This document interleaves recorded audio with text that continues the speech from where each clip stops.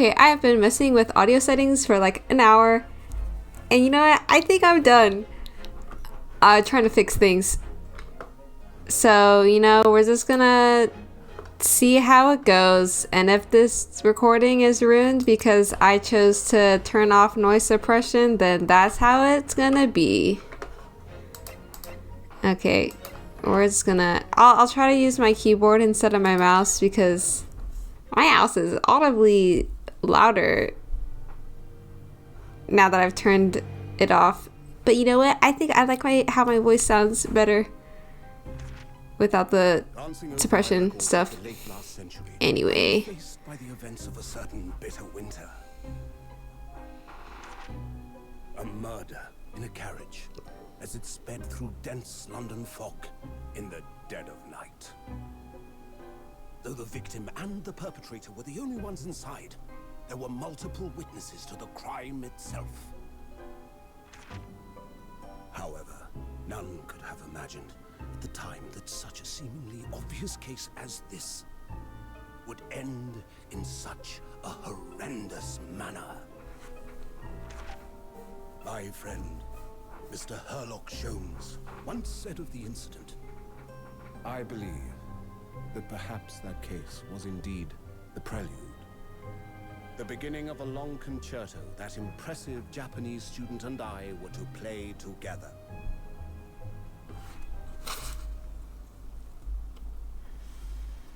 More anime, my favorite. Amazing. Is this really just a railway station? Railway station or not, I've never seen such an enormous building before. And look at all the steam locomotives. This country is incredible.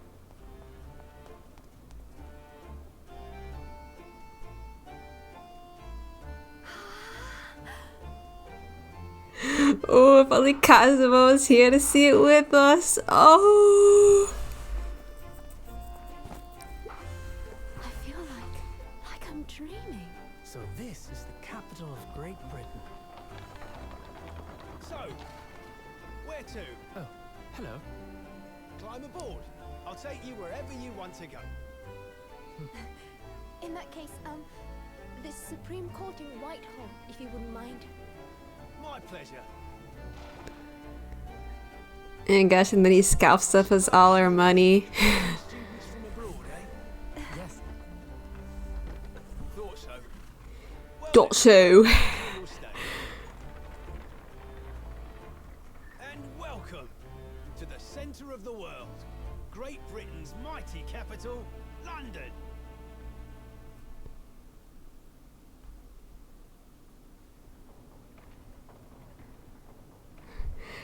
Dang, whose courtroom is this?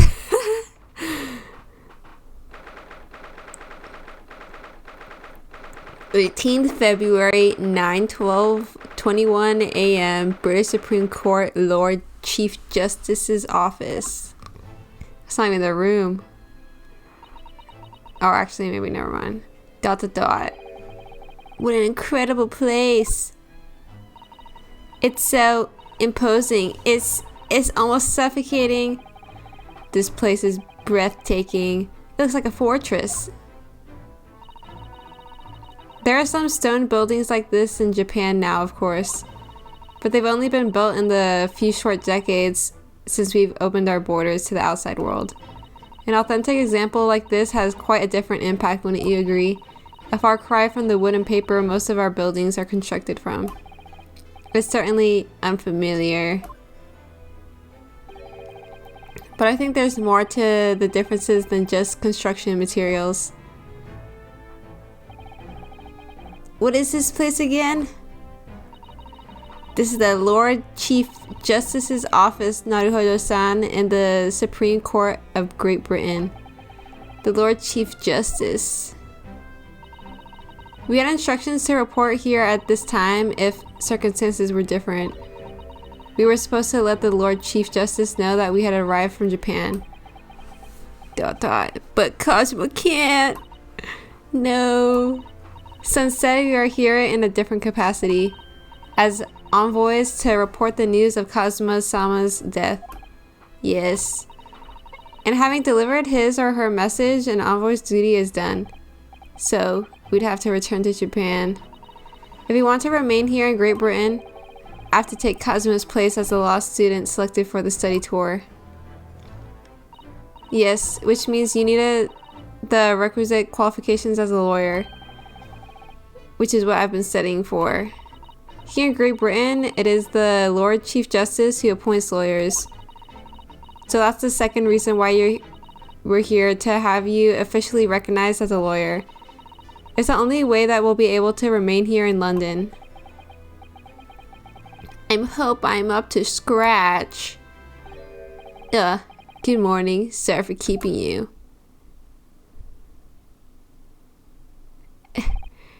Why does he look like the police chief from the... Oh my god, what's the case called again? DL6? Except, I guess he's less orange. Oh. I trust you aren't too exhausted after your long voyage from Japan. It seems I'm 1 hour, 12 minutes, and 47 seconds late. My apologies. Oh, no, don't mention it. We've never been happier than when we were standing around with nothing much to do. How fortunate. So, introductions. I am Mile Strongheart. Male Strongheart? Lord Chief Justice of the British Empire. Ugh, and I feel like a little mouse under an elephant's foot. Come on, Mr. Naruhodo, don't be a mouse. Ew, it's an honor to meet you, Lord Chief Justice Strongheart. I'm Ryunosuke Naruhodo from the Empire of Japan. Well, Mr. Naruhodo, welcome to London, the capital of our glorious British Empire. Oh yes, thank you. Oh, let's take a little sneak peek around. This must be the Lord Chief Justice's desk. I believe it's made out of marble. It looks more like an over-the-top tombstone that's toppled over to me. I think that's your fanciful imagination at work again, Mr. Naruhodo. Feels like everything that's normally made out of wood and paper at home is made of bricks and stone here. I know, that's why this place feels so overbearing, I'm sure.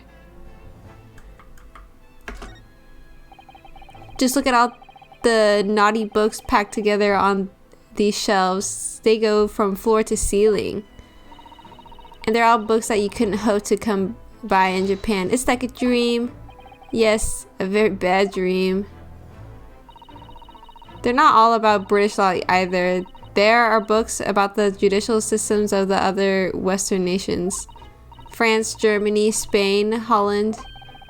What about Russia? What do you ask? I was wondering about asking the Lord Chief Justice how you say wardrobe in Russian. What do you think? I think perhaps it's a thought best abandoned. Oh. Look at these menacing metal giants facing each other across the room. I believe they're suits of armor. Oh, right. I thought maybe they were like the lion dogs we have in Japan guarding the shrine gates. No, not at all. In fact, in Europe, suits of armor like these are always possessed by evil spirits, you know?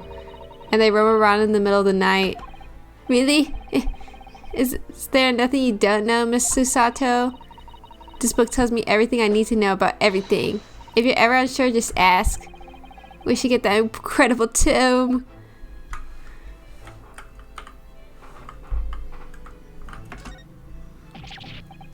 Is this some kind of clock? Actually, I think we might be inside some sort of giant clock. But those gears are larger than anything you'd find on a steam locomotive even. It's eerie. Do you think clocks are some sort of hobby of his? The Lord Chief Justice, I mean. Well, boys do enjoy fiddling around with machines, don't they? I'm not sure you could fiddle with cogs that size, and I'm certain you couldn't call him a boy. Still, it's amazing how little noise the cogs make considering how large they are. There's actually something quite soothing about their precise rhythm. Okay, let me scoot around more. Yeah, my mic wires in the way! And then move it behind my keyboard. Ooh, yo yo. Uh-oh, everything's sliding around. Oh. Oh god, everything's falling apart. Okay, let me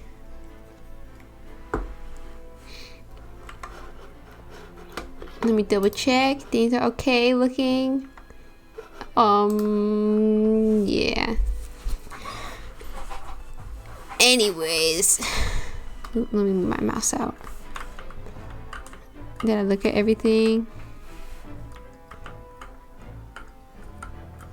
What the heck? What's B? Okay, I think that's it. Okay, I guess I'll talk to him now. London. So, what are your impressions of our capital so far? How do you like London? Oh, help! I've been so nervous ever since I got here that I can't remember a single thing about the city. It's simply splendid, isn't it, Mr. Naruhodo? Oh? We had a wonderful view of some of London's streets from the carriage on the way here from the station. Everything is so impressive and grand. I must say I'm almost lost for words. I'm glad to hear you like it. The city boasts tramways, piped water and gas, even cables supplying electricity. We spearhead every revolutionary new technology in the world. Every visitor to London is astounded. Oh yes, astounded is the word. Thanks for saving me there, Susato-san. And everyone seems so jolly and full of vigor. Yes. There's much excitement about the upcoming great exhibition we will be hosting here in London. Great exhibition? Cultural and technological achievements from around the globe are to be exhibited here in our great city. It will be the greatest spectacle of its kind in history, and will make Paris's World's Fair look like a toy shop. Gosh, I can hardly imagine how magnificent it's going to be. Great Britain's capital city is nothing but magnificent. London is the center of the modern world. Even if you do say so yourself. The sun will never set on our great empire. Perhaps it is fate that in these progressive times we welcome visitors from the land of the rising sun.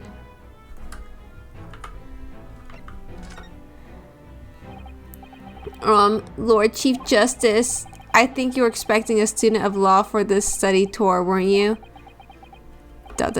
Absolutely.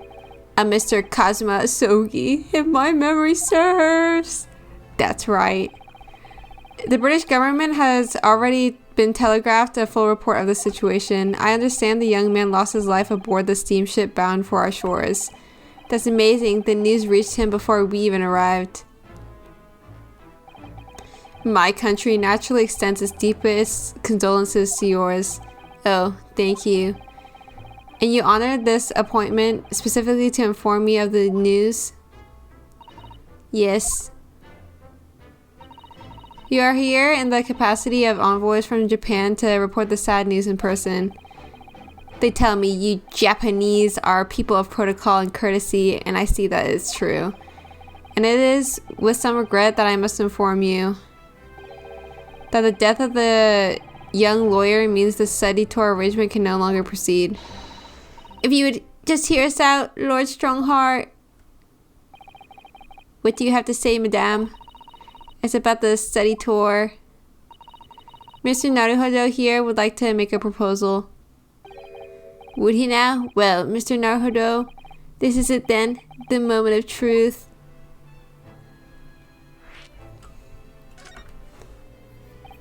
The thing is, Lord Justice and Lord Strongheart, I was wondering if perhaps you would consider allowing the study tour to go ahead.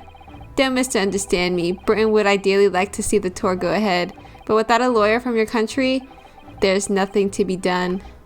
Well, in that case, what if there was someone else, another lawyer from Japan, I mean?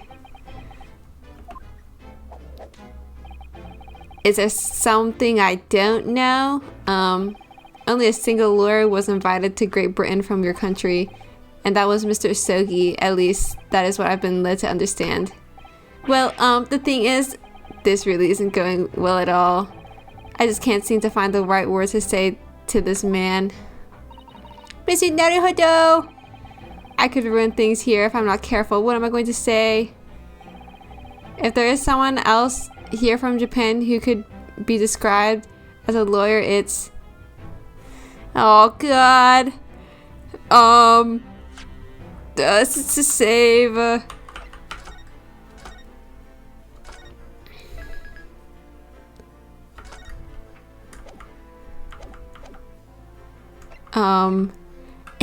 It's me. It's me. I can do it. Is that so? I mean, I don't actually have any qualifications as such, but no qualifications, you say? And you still claim to be a lawyer? I've acted as a lawyer in court before. Only once, as it happens. And I had Kazuma to help me, and I was the accused, but glossing over the details. I've been spending every spare moment on the journey here to Great Britain studying. I've learned all about British law and court proceedings while I was on board the SS Buria. The voyage from Japan is some 50 days, I believe, not what you might call a full education. To become a qualified lawyer here in Britain, not only do you need a university degree in law, you must also complete several years of training. I realize it's far too short a period of time, but I can't just go back to Japan. Kazuma, Mr. Sogi's journey had only just begun.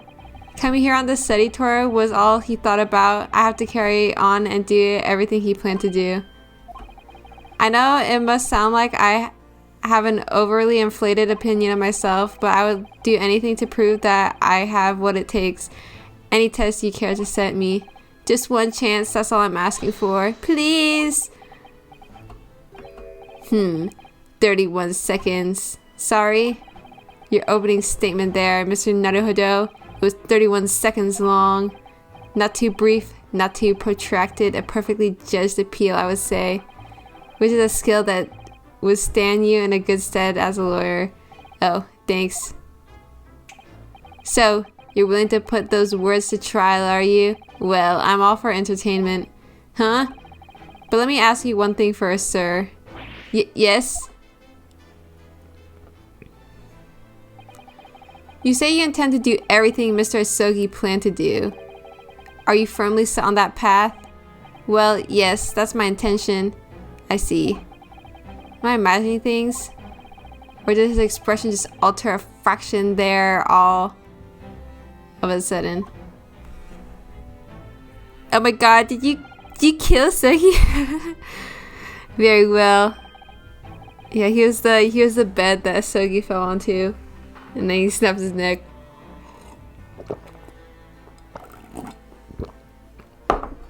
You have your wish. I'll give you a chance. A test to become a specially certified lawyer. Whether you pass or fail is entirely down to you. Really? Test. So, what form will the test take exactly? Tell me, Mr. Naruhodo, what do you consider the role of a lawyer to be? Well, defending people, of course. Well said. So, let's have you defend someone. Huh? Your timing is perfect. In fact, there's an app trial about to begin later today. No advocate has been appointed for the defense as yet, so this will be welcome news. Today? Straight away? If you manage to secure a verdict of not guilty, you'll have passed my test. What could be simpler? How do I get myself into these situations? Well, could I ask what sort of trial it is, Lord Strongheart? Yes, good question. I remember. It's a murder trial. Teehee. A murder? An extremely simple case, I understand. You really can't lose. That's easy to say. But I should mention, just in case, if the defendant is found guilty, he will, of course, be sentenced to capital punishment. Capital punishment? He'll be put to death? Here in Great Britain, murderers are sent to the gallows without exception. Presumably, you read that much in your short C-based introduction to British law. We can't possibly agree to such a test. We would be toying with the man's life. I'm the Lord Chief Justice, and I've decided it's acceptable. But you can't do that, can you? There's no need to overcomplicate this. All you have to do is ensure that you don't lose. The defendant may live or die depending on how well I perform in court. If I lose, he'll be hanged. Mr. Naruhodo, you've come to me claiming to be a lawyer. If you want me to take you seriously, you need to prove you're willing to do a lawyer's job. And you say you intend to see through the will of your compatriot, Mr. Asogi. I would like to understand just how far you're willing to go in order to make that happen. He's testing my resolve. What's the matter? You've fallen silent. I'm sorry, but time is pressing. The trial begins shortly. I need an answer from you now. What is it going to be? What do I say? Do I agree to this absurd test? Oh, of course I'll do it. For Mr. Asogi. Oh shoot, I didn't mean to click it twice. Back. I'll do it. Alright then, if I have to give you a decision now, my answer is I can't do it, I can't get the words out. 15 seconds. Your decision making needs work if you want to be a lawyer. That was too slow. So it's as I suspected, is it? Sorry? You have noble intentions, but lack the resolve to see them through. The test is cancelled. Thank you for stopping by. Go and acquire your ticket for passage back to East tomorrow. This conversation is over. Yes, Lord Strongheart. Thank you for offering me a chance. Mr. Naruhodo. I'm sorry, Mr. Sato. This is a bad ending. Oh, but what can I do? It's alright, understand. You do? It's not an easy decision to choose whether to defend a man in these circumstances, but resolve has absolutely nothing to do with it. What are you trying to say, madame? I think what Ms. Susato means is that no matter how badly I like to be recognized as a lawyer and stay here in Great Britain, to risk another man's life by treating his one and only chance at a trial so trivially would be utterly unforgivable, and I feel the same way. I'm sure the defendant won't see this trial as a test, as some kind of experiment. A lawyer may fight for his clients in court day after day, but for each one of those clients, the particular day they stand in the dock may be the only chance they have to fight to prove their innocence. No, I was wrong. I'm not qualified to do that job yet. I'm sorry for wasting your precious time, Lord Chief Justice. Wait, Mr. Naruhodo! Oh, was there something else? It's approximately 20 minutes by carriage to Old Bailey from here. If you leave immediately, you should still be there in time. But I just said that. I was quite serious in what I told you. The defendant in this case has literally no one to advocate for him. What? At this point, he can't hope to find someone to represent him. The trial will begin without defense, and if that happens, there's only one possible outcome. He will receive the most severe sentence the judge can pass down. But that's awful. But that is the truth. Why does it have to be like this? Oh, please don't expect an answer to every question. The cold hard truth of the matter is that there is only one person now with a chance to save this man from a very miserable end. And that is you. I'm really his only hope. So, what do you say now, madame? Me? What do you mean, Lord Strongheart? You said it wasn't an easy decision to choose whether to defend a man in these circumstances, and I agree. But in my estimation, it is purely and simply a matter of resolve. Oh. Our time is up here. I have a meeting to attend. I must leave in 2 minutes and 16 seconds.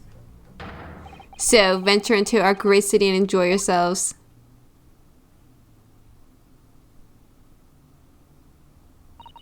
He's gone. The Old Bailey. If we're going to do this, Mr. Naruhodo, we must leave at once. Oh, she's gonna just tell me what to do. Mr. Sato, can I just ask you something? Careful! From this position, I can perform a Sato takedown in an instant. I know. Mr. Naruhodo, you heard this Lord Strongheart. The trial starts immediately. If I need to throw you, I will. You know, you could just say, I think we should hurry to the courtroom. If you need to ask me anything, it had better wait until we're at the Old Bailey. Okay. Okay, Susato, I'll go. Wait, let me look at the thing. Ooh. Oh, no! Ooh. Wait, I'm gonna look at it. No! Oh, no! Oh. Oopsies. I didn't mean to do that. I clicked the wrong button. I'm going to examine. These are the scales of justice. They're a symbol of the defense, aren't they? Yes, that's right. The scales are a symbol of fairness to show that all are treated equally in the eyes of the law. And they're a warning to those who enter the courtroom with an impartial mind. But if they're a mark of the defense, it would be more auspicious if they were weighing more heavily on the not guilty side, I think. Very impartial, I'm sure.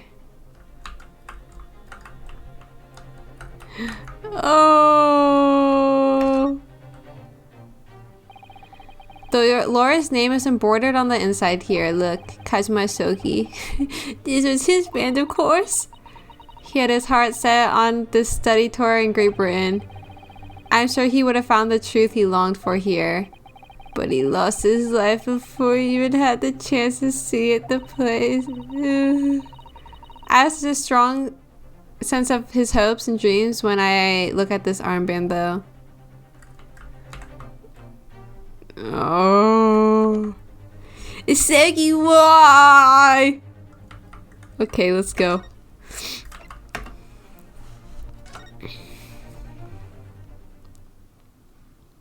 God, they got the funny little British hats.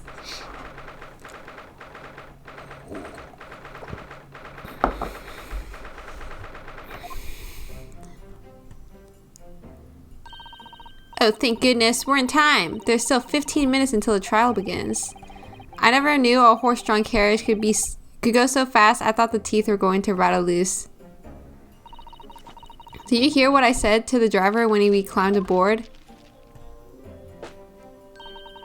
Get us to our destination in 5 minutes, driver, and there's a guinea in it for you. It's one of my favorite lines from the Sherlock Holmes stories, and it worked quite perfectly. I'm not sure why you're so pleased. I thought we were going to die, and we had to pay gold for the privilege. Well, at least we arrived here before the trial started. Yes, I suppose there's that. Anyway, I don't understand it. The court clerk said the defendant should be here, but there's no sign of him at all.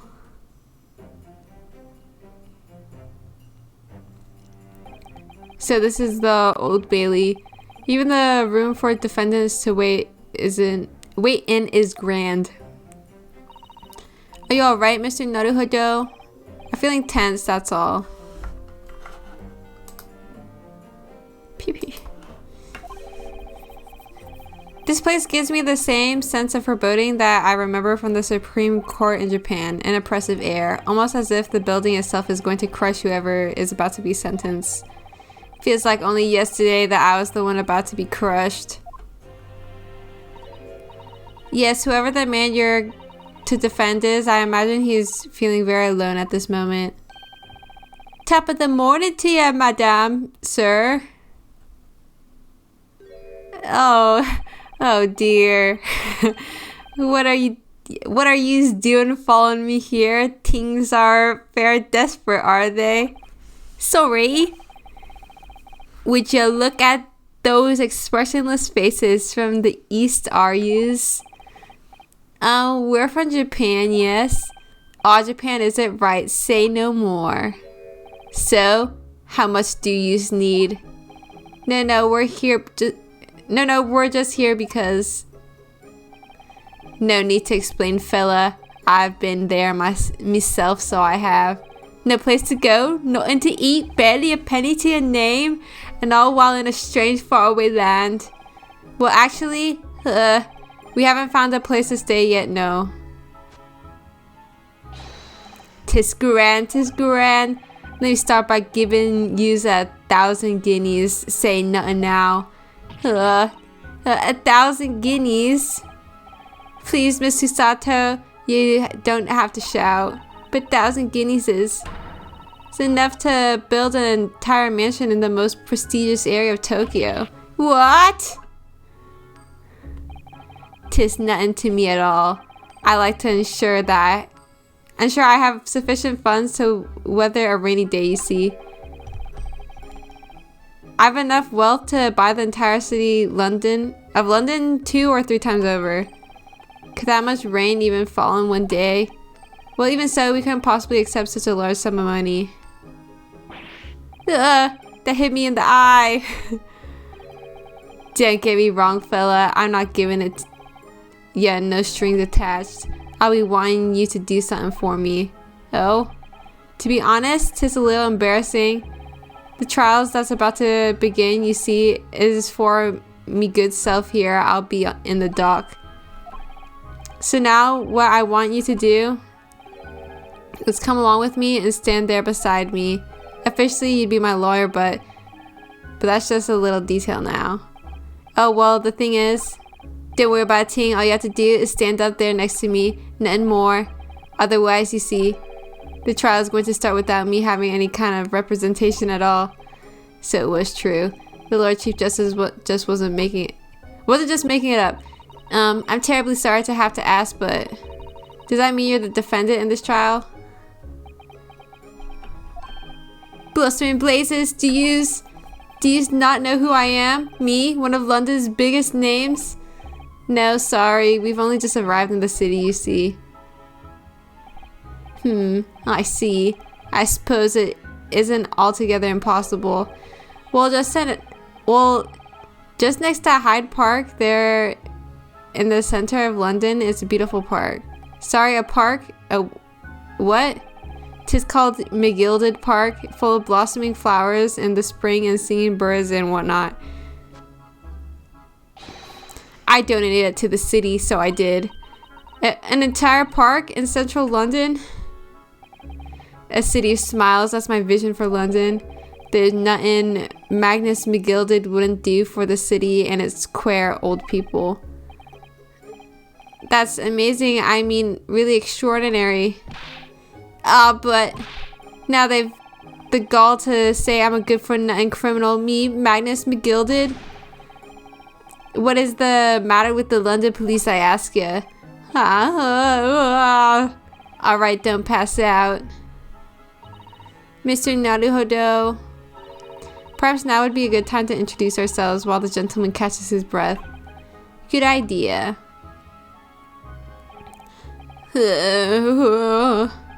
Mr. McGilded, the thing is, we're actually here in London to study British law. We're law students on a study tour from Japan, you see. So, if you don't have a lawyer for the trial yet, and you'd be happy to put yourself in our hands, we'd do our best. What was I, after saying, you daft idiot? I've given you 1,000 guineas to stand up there next to me, haven't I?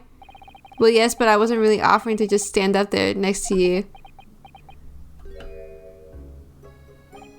Oh, I think I see what's going on here. Sorry. I know we were thinking. This Chancellor of a fella claims to have more money than the Queen. But if that's true, why the blazes can't he hire the finest lawyer in all of England? Because he did it. That's the only explanation. Well. Well.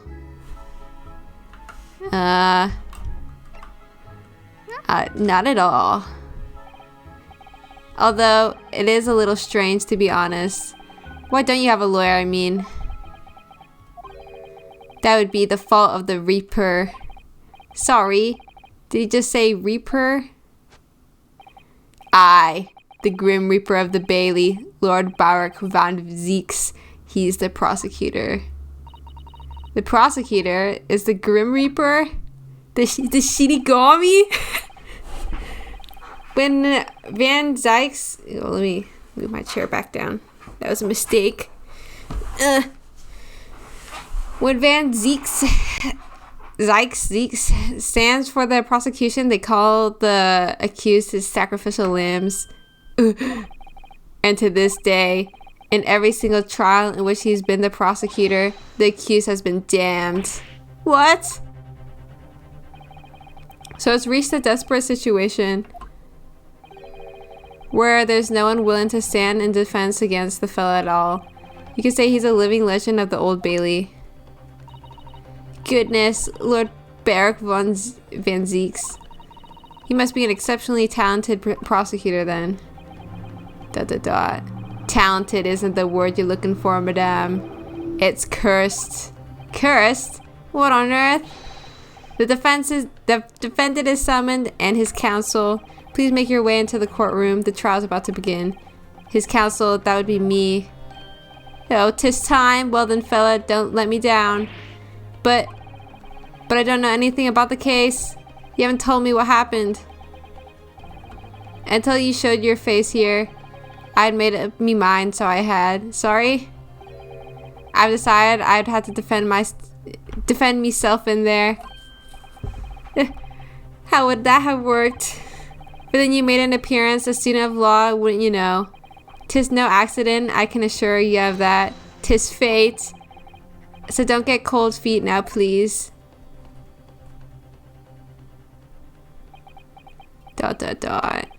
I literally know nothing about the case or about this man who stands accused.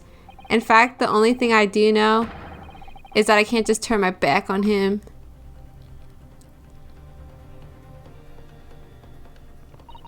Mr. Naruhojo, the man has no one. He'll have to stand alone in that courtroom armed with nothing to defend himself. Yes, something that Kazuma would have never allowed to happen. Counsel for the defense, what are you doing? If you're late for the start of the trial, you will lose your right to stand. I'll be right there. It's happening then. My first trial in a British court. I hope you're watching over me, Kazuma. Ah! Stop baiting me, man. This is not fair. Because I have no idea how I'm going to manage this.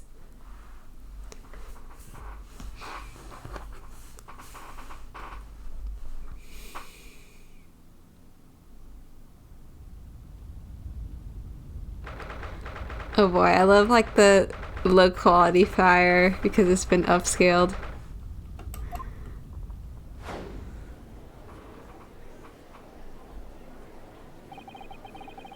So this is the highest court in Great Britain, the Old Bailey. The centuries of history in this place is palpable, isn't it? It's so different to the Supreme Court in Japan. It feels both imposing and serene at the same time. The atmosphere almost makes words redundant. Whatever the country, determining a person's guilt or innocence is always a solemn affair. May I say something, Mr. Naruhodo? Oh, yes, what? Your eyes look ready to pop out of your head again. I know, but I just can't help it. My God. Santa!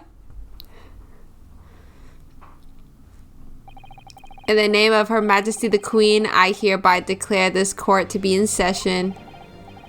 We are here today to determine the guilt or innocence of Mr. Magnus Begilded.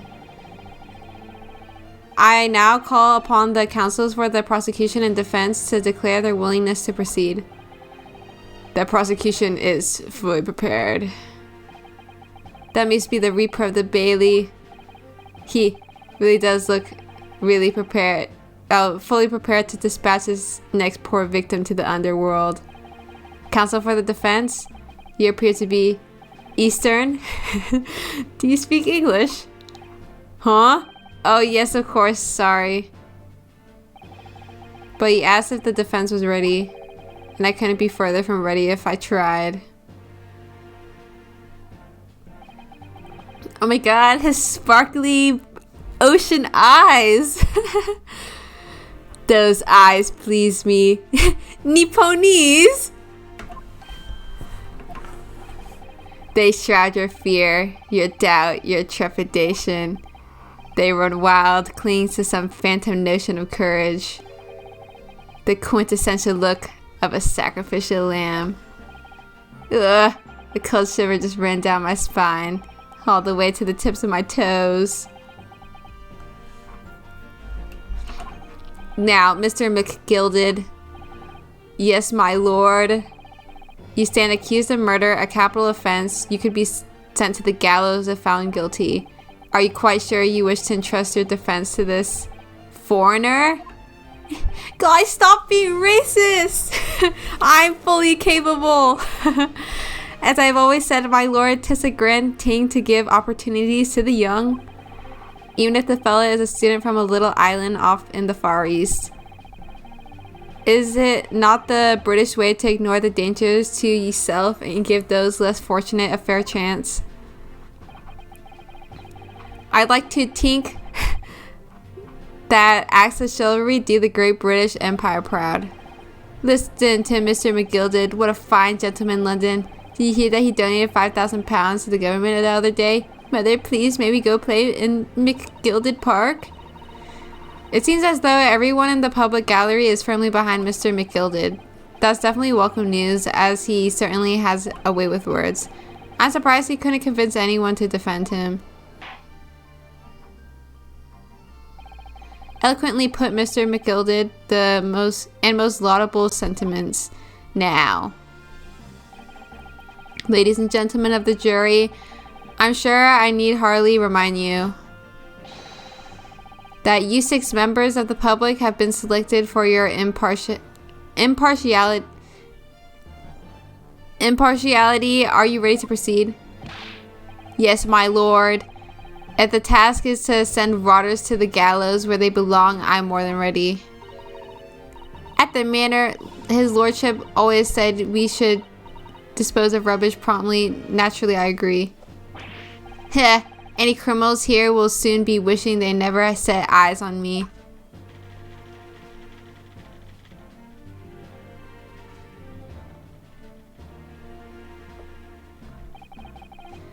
I feel a chill. He looks like he's from Leighton. Oh, don't mind me, my dears. I'll just be getting on with my knitting. Must finish these mitts for my grandson. Ah, Mr. Naruhodo, those people are the jury. Yes, that's something we don't have in Japan yet. That's right. I've only ever read about it. But here in Great Britain, the court's final verdict depends on the opinions of these 6 jurors. The judge passes sentence according to the law, but the jurors determine guilt based on common sense. So the defendant is ultimately judged from 2 completely different points of view. But how exactly do the jurors give their verdict? That I don't know, but I'm sure it will become clear as the trial progresses. Yes. Prosecutor Van ZIEKS, my lord. It's been a number of years since we've seen you here in the courtroom. I thought you'd renounced your fame. I'm known as the Reaper of the Bailey, my lord. Infamy rather than fame, I would say. But yes, 5 years have passed since I last spread my wings in this capacity. So what brings you back? Is there some change of circumstance of which the court should be aware? ...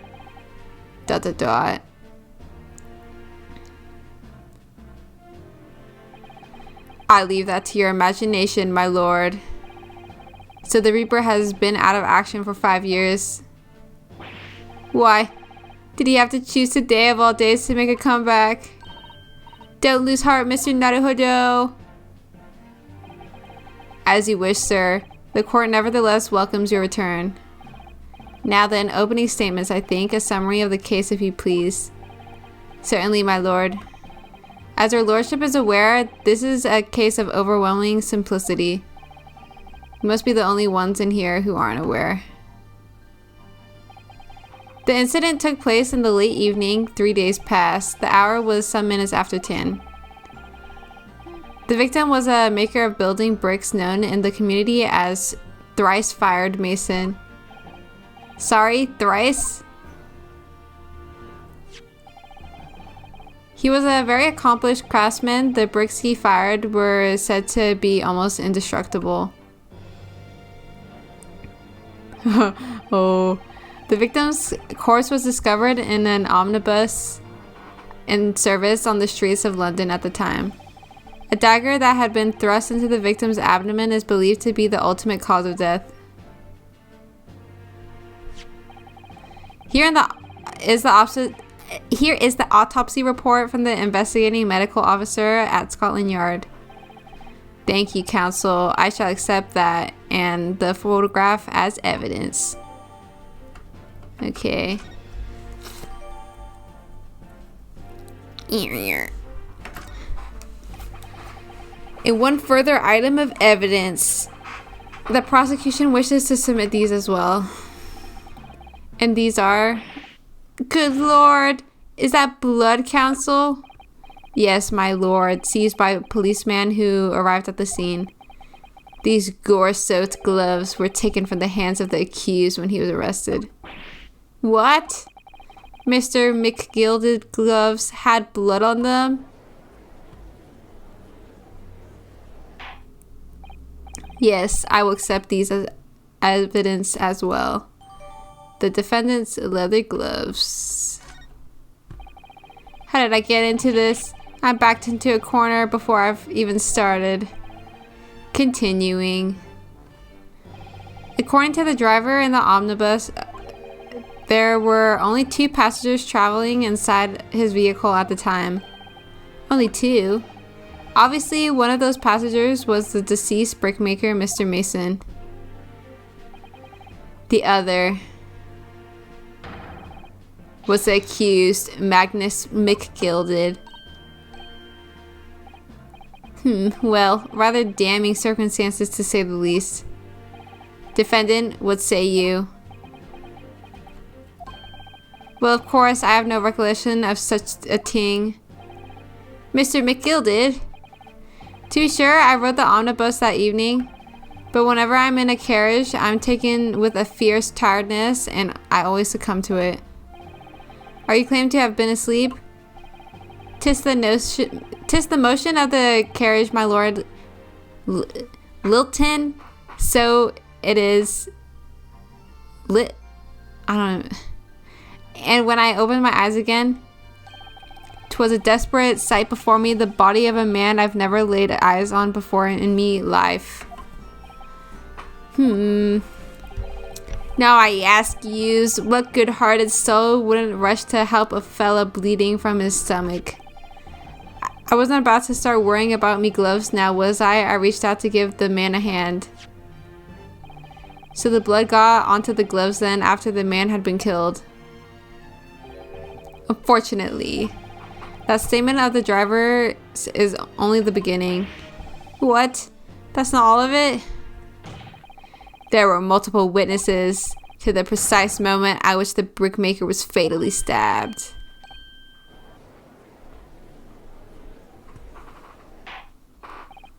Order, order, order! When the killing took place, only the victim and the accused were inside the carriage, and there were witnesses to the crime. This is not just a case of compelling evidence. It's the nail in the coffin for the accused. Thank you, counsel. The circumstances of the crime have been made quite clear. I think we'll hear testimony from these witnesses first of all. Your wish is my command. Bailiff, bring the witnesses in at once.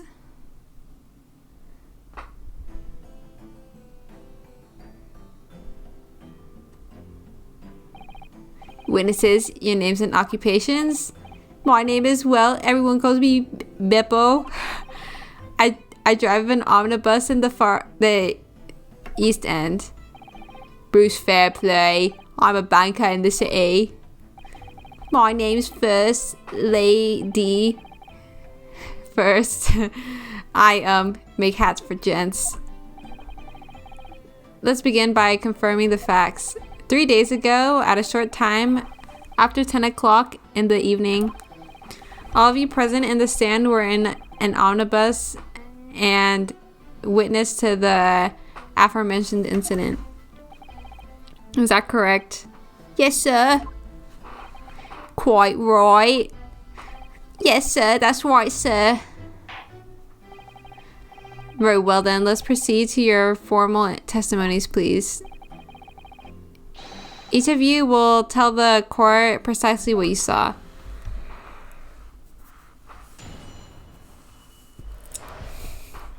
What the witnesses saw. It was the last bus of the evening, so I had few customers. I remember it well. The victim and the man accused of killing him were sat next to each other inside the bus.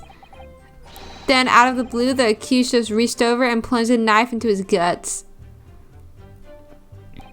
That's right! He stabbed him! I screamed, I did, couldn't help it.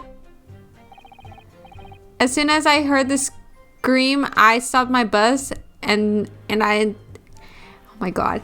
And then I saw it too. Ambiguous testimony, I must say.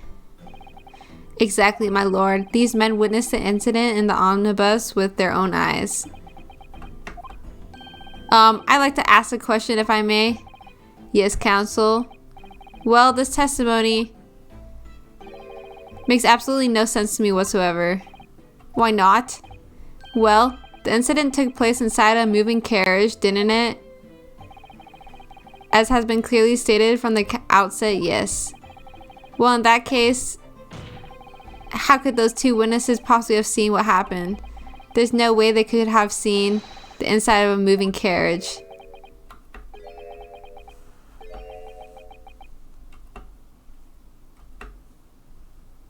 Oh, how quaint.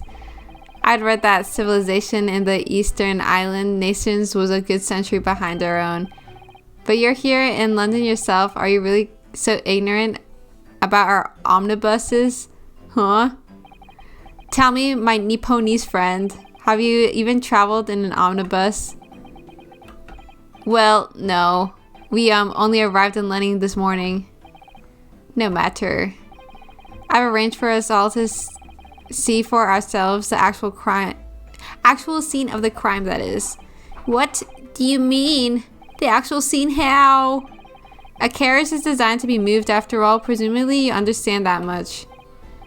Yes. The omnibus in which this bloody crime took place is here today in this very building. Here? What? The entire carriage? Bailiff, bring forth the stricken omnibus. Oh boy.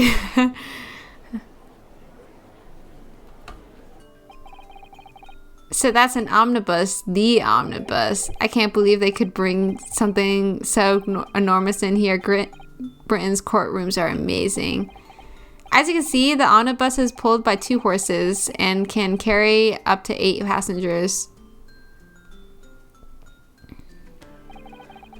4 passengers seated inside in the enclosed cabin and another 4 on the rooftop deck above. Every Londoner knows that the best views of the city's architectures and sights are to be had from the top of the omnibus. And I should point out to our foreign guests that there is a skylight in the roof allowing a view of the interior from the seats above. Ah, a skylight. Oh. The penny drops at last, I see. These 2 gentlemen were occupying the rooftop seats on this omnibus when the murder took place.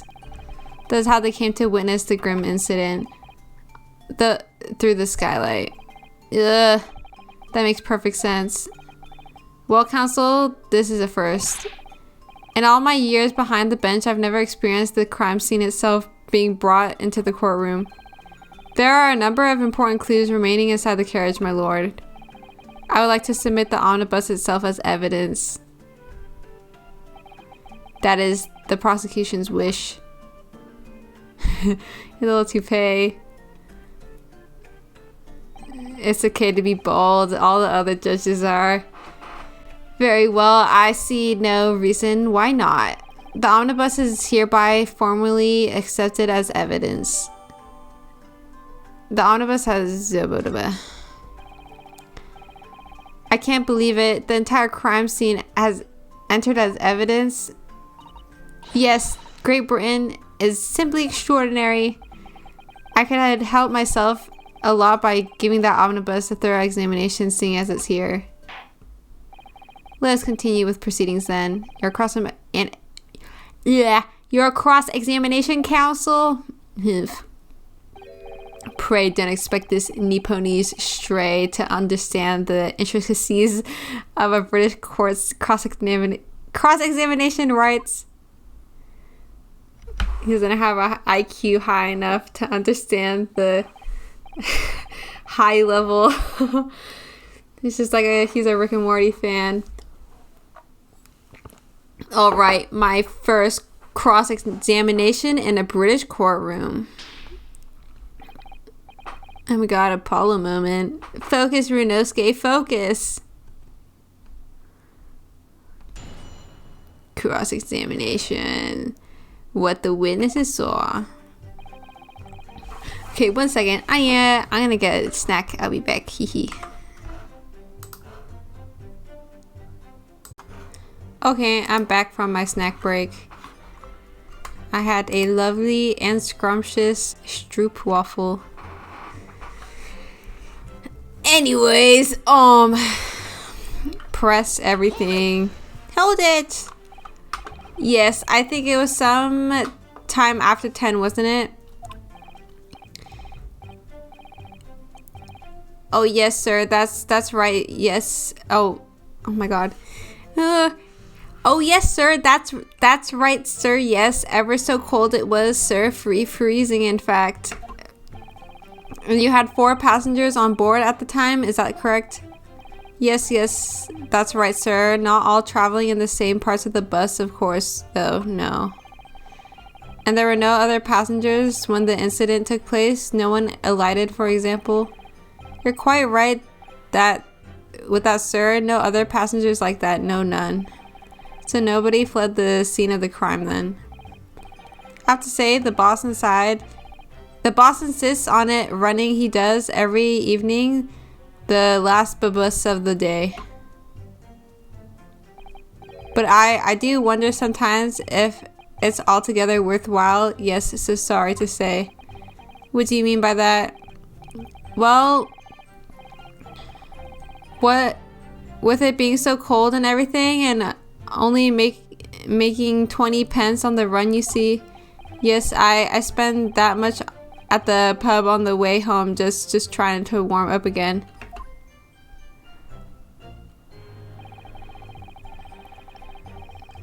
Okay, press. Hold it. And you saw them through the skylight and the roof of the carriage? That's right. When you sit up on the top deck, the window's right there at your feet.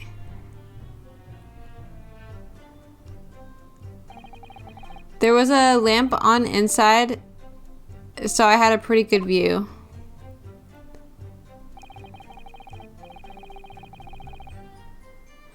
The two of them were wearing hats and I couldn't exactly make out their faces. But there's not a shred of doubt in my mind that it was Mr. McGilded.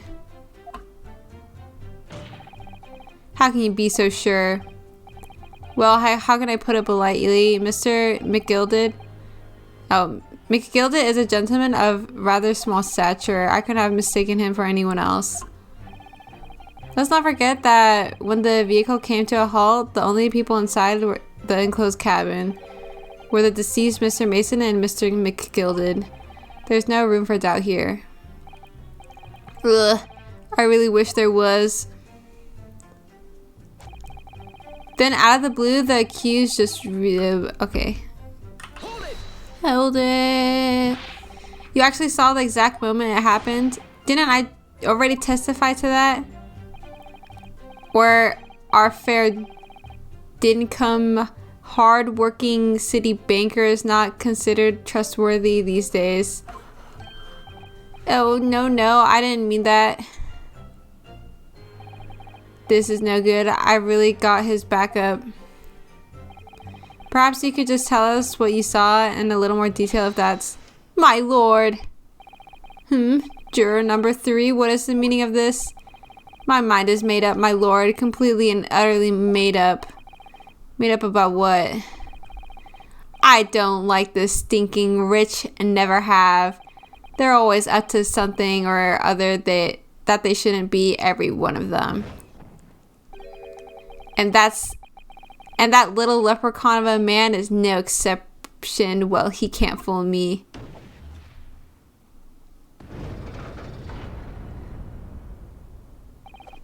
There's no point wasting time listening to any more of this. That's my opinion on the matter anyway. Hold it. This is precisely what I was about to say. As the foreman of the jury, it's my duty to set a good example to my fellow jurors. Guys, stop! I'm not even done yet! What's happening here? Let me see. Yes, it seems that's how the members of the jury give their verdicts. With fire? Apparently, yes. White for innocent and black for guilty. As the 6 members of the jury make up their minds about the case, one by one, they each cast a ball of fire into the great scales of justice as we saw a moment ago. So if those enormous scales fall completely to the black side, does that mean? Let's do our very best to make sure that doesn't happen. Ugh. Now I'm even more worried than I was before. Very well, the court acknowledges the change in the jury's stance. Counsel for the defense, please continue with your cross-examination. This is a nightmare. That's right. You stabbed him. You stabbed him, you say, and you're sitting up on the roof deck, were you? Yes, that's right, sir. I was up on the roof seats. I remember seeing the little gent sitting next to the fellow that was stabbed.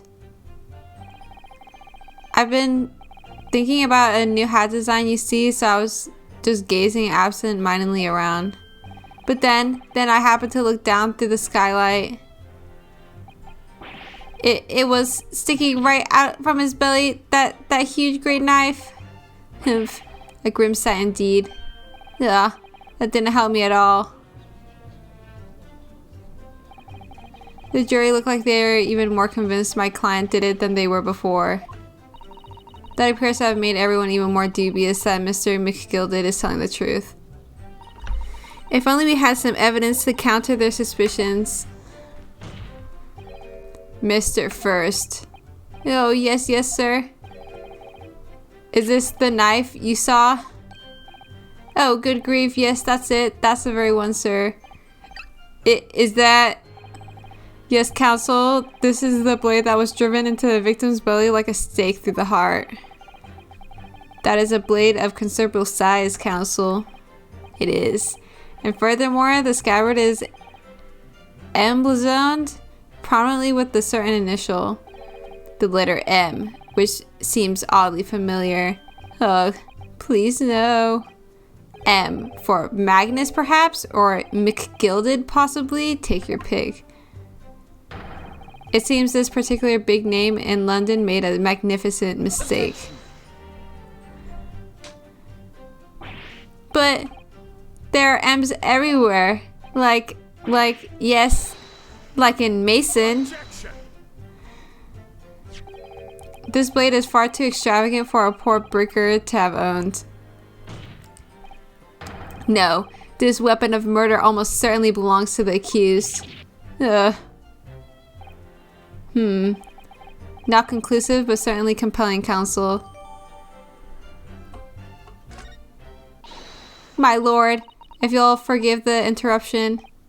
Juror number 2, go on. Mr. McGilded is a pillar of society and gentleman, and a gentleman's word should be sacrosanct. However, those of us in service know we must accept hard truths. Wait, what are you about to do? Dispose of the rubbish. Oh my god, he's fucking dead. There's no helping him. No, just leave while you can. I don't wish to cause offense, but I do like to eradicate all traces of filth and grime.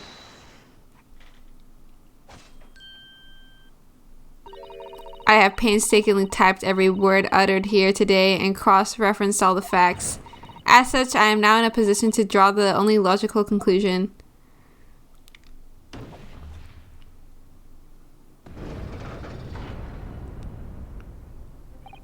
Not again. That's 4 out of 6 jury members who proposed a guilty verdict. There are only 2 left. We've had it. Every time I press these witnesses for more information, I just make the situation worse. Nevertheless, what we need more than anything at the moment is more information. We're still very much in the dark. I suppose I'll just have to keep pressing the witnesses, knowing that more sparks may well fly. We mustn't give up hope that we'll uncover something that will give us a way to fight back. But alright, I'll keep trying. I can't give up. I just need to keep calm and listen to the witnesses' statements again.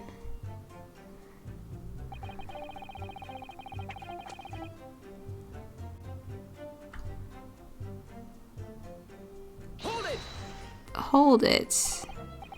What exactly did you see? Oh, well, sir, that would be the passenger, sir. Yes, collapsed on the floor he was. And by the passenger, obviously you're referring to the victim, Mr. Mason, the brickmaster maker. And then the other passenger had that knife in his hand like this. By the other passenger, obviously you're referring to the accused, Mr. Magnus McGilded.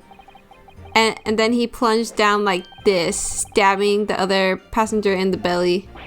What? My lord, I wish to speak. Yes, juror number 5, do I take it that you too? As the master of the London Guild of Coachmen, the idea of a murder being committed in one of the city's carriages is utterly abhorrent to me. It wouldn't be right to make a decision before hearing all the facts, though, I said to myself. But I've heard enough now. The horse has bolted, as they say. No, please, just keep an open eye until... Gee up. Now, Silver Blaze, the finish is in sight. Oh my gosh, Granny, you're our only hope now. Beppo is a long-standing member of the guild, and I trust what the man says. Oh, thank you, sir. You're too kind, sir. This is too unkind, sir. Which now means that 5 jurors agreed to condemn this man.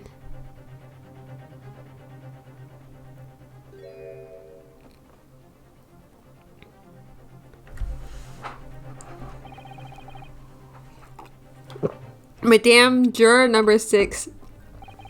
Yes, dear? What can I do for you? You have heard the testimonies of the witnesses in the stand. Oh yes, I certainly have. Still got my hearing, you know.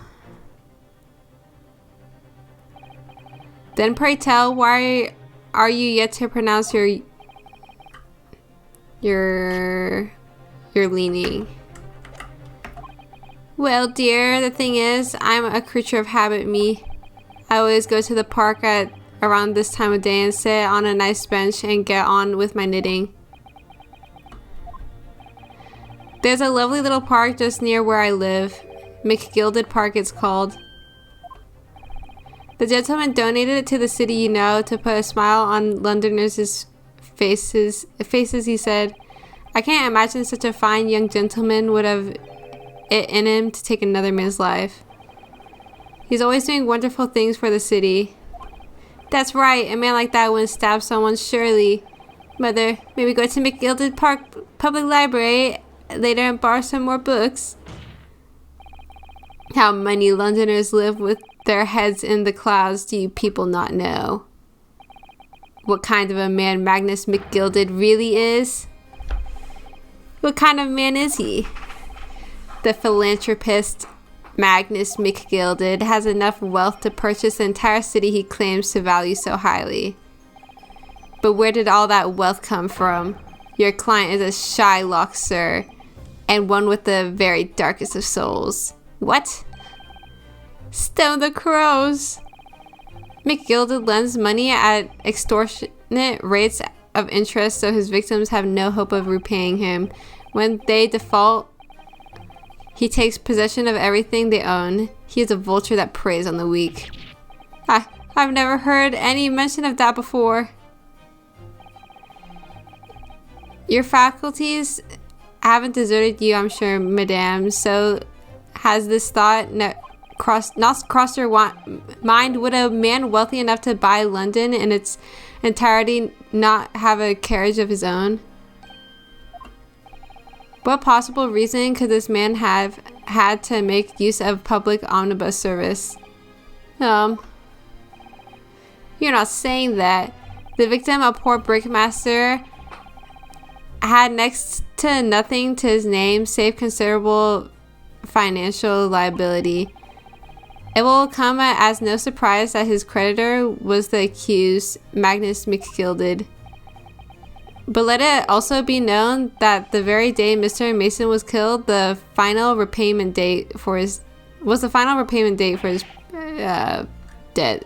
Good gracious! The brickmaker was destitute. He had lost his house. He had not a shilling with which to repay his debts. And in the end, this pitiful soul had the very last thing he owned taken from him, his life. By the merciless philanthropist pretender Magnus McGilded. I don't believe it. If I might add something briefly, Miss Usato, you claim that the victim had been lent money by Mr. McGilded, but where is the evidence to support your claim?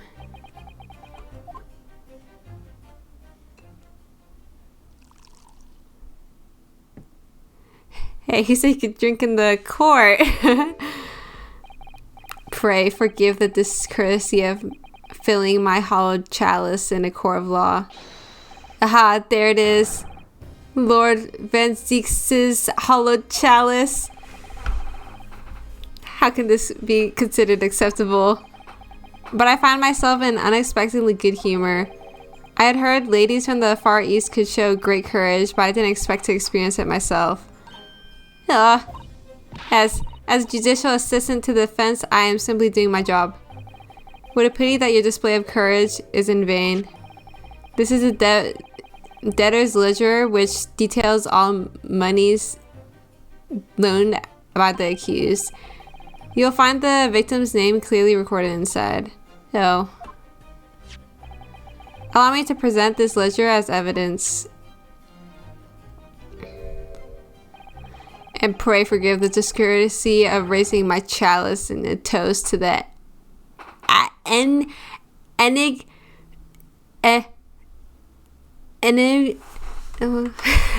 oh, it's time to go on the hunt again.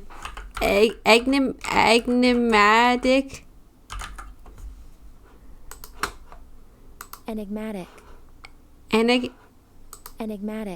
Enigmatic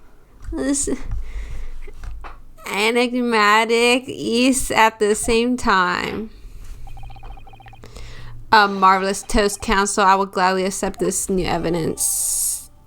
Okay. Ah, yes, 20 guineas. The victim owed a considerable sum, and the accused made quite certain he had ample recompensance.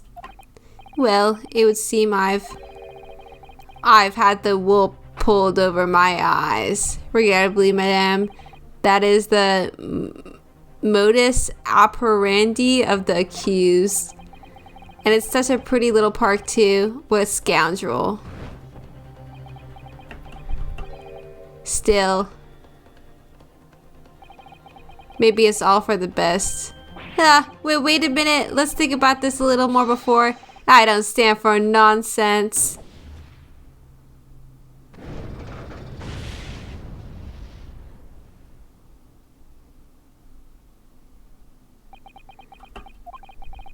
That was it. The last juror's decision.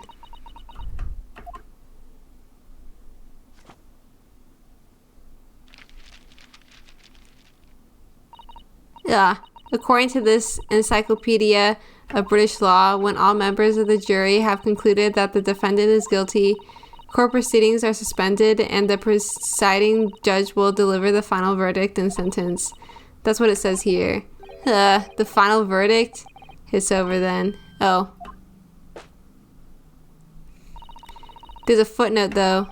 A footnote? However, the defense... All 6 members of the jury are now in agreement in the case.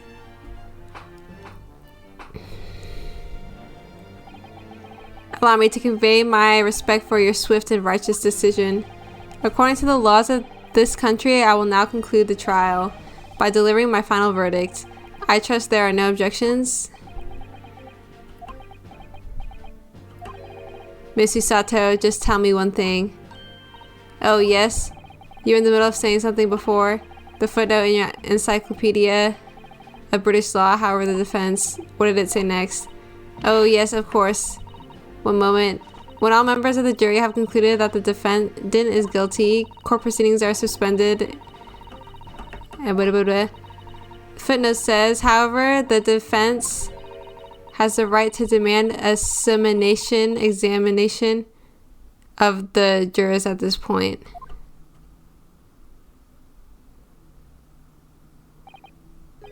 A summation examination. A summation examination? From which century has that tome you have there been resurrected? Judging from the binding, I'd say that book is at least 50 years old. Any modern text on British law wouldn't even give such an antiquated procedure a mention. It's a relic long forgotten and certainly no longer practiced. So you're out of luck. Oh. What even is it, Miss Susato? This so-called summation examination. Oh, one moment and I'll read about it. You would demand the right to a procedure before you even understand what it entails? Typical Nipponese.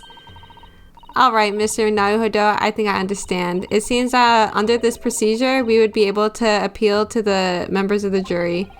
To do what exactly? Appeal to them to change their leaning and reverse their decisions, and it says here that if successful, the proceedings of the trial must be resumed. Make them reverse their decisions? Yes, in times gone by, the barristers would use a summation examination to attempt to influence the jury's decision. But that procedure became something of a formality with no practical benefit really, so it rather fell out of use. I wonder why. Because it was devoid of purpose. Changing one member of the jury's mind would be hard enough, let alone several. No self-respecting defense barrister would even assert his right to try in this day and age. Still, I don't see any mention of the procedure actually being formally revoked. What are you suggesting? I'm suggesting that although it may be antiquated and largely forgotten, it isn't yet extinct. What do you think, Mr. Naruhodo?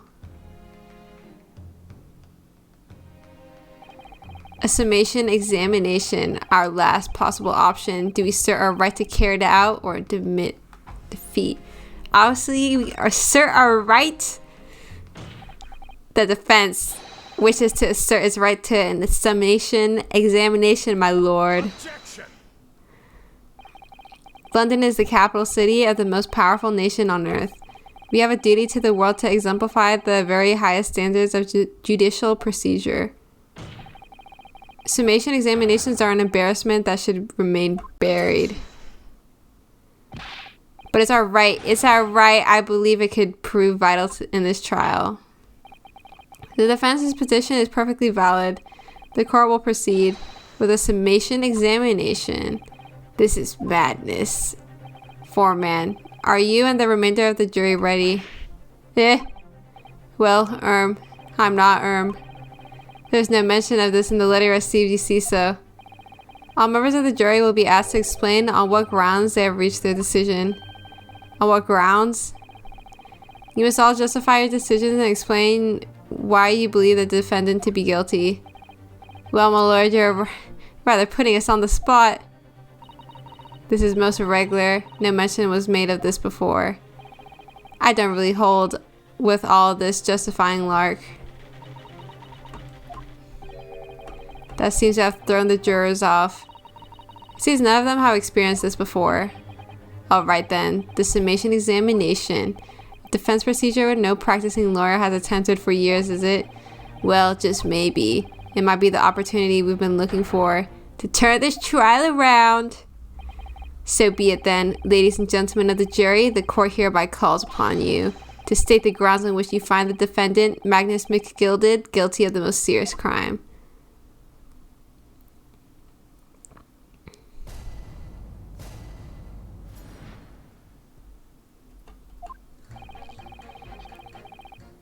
There was no one else inside the carriage at the time, so it has to have been him.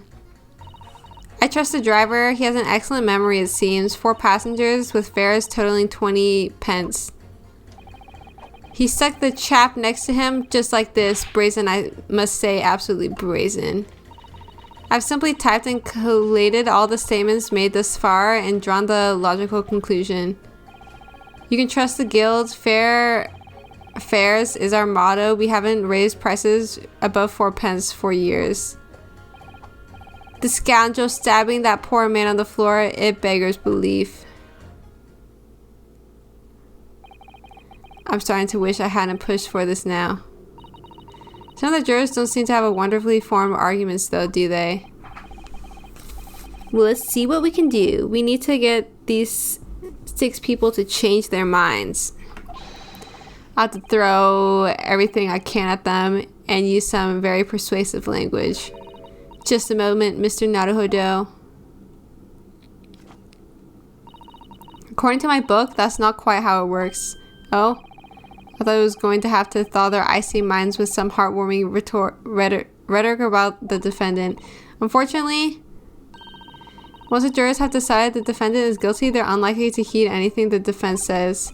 But then, they've reached their conclusions by their own reasoning, you see. Your pleas will sound like excuses. In fact, it could recoil on you. The more you try to persuade them, the more entrenched they may become. And what on earth am I supposed to do? Oh dear, I'm just citing what I've read about British law, Mr. Naruhodo. Right, I'm sorry. Do you have any idea how to make this work then? Well, from what I understand, the key to this procedure is using the jurors' own words to make your own arguments. What do you mean? Well, the 6 members of the jury are randomly selected members of the public. They may appear to present a unified front, but the truth is, they are complete strangers who just happen to find themselves here in the courtroom together. And that's the way to break them down, you mean? Yes, exactly. We must listen very carefully to what each member of the jury says and see if we can identify any contradictory statements. If we can, we then contrast the statements and pit the corresponding jurors against each other. I see, so it's contradictions to what 2 or more jurors say is what we're looking for. In a way then, this is similar to a regular cross-examination. Oh, yes, I suppose you're right. Find contradictions in their statements and pit the jurors against one another to break them down. Alright, I might be able to pull this off. No, that's not right. I have to pull this off. Can we start proceedings, counsel? I would ask you to take the stand for this. I'm expecting a clear and concise rebuttal. Yes, my lord. We were standing.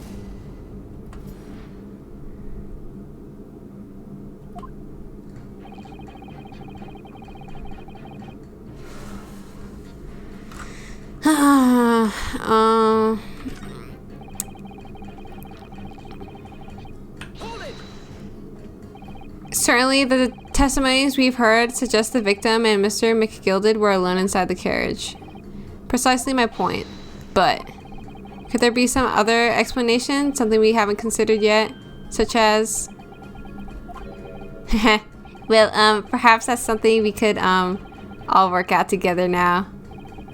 Now listen here, maybe you don't know how things work around here because you're from foreign climes. But we're here to form our opinions as individuals, all I have. And I have. Oh dear, he doesn't appear to be in the mood to consider the alternative point of view, does he? No, I'm going to have to pit the jurors against one another, just like Susato-san said. Finding contradictions in these 6 people's assertion is the only way I'm going to succeed.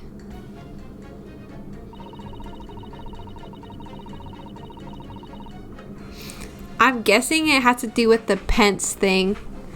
The monies. 4 passengers. Do I have to press them though? Because I think they just say it outright.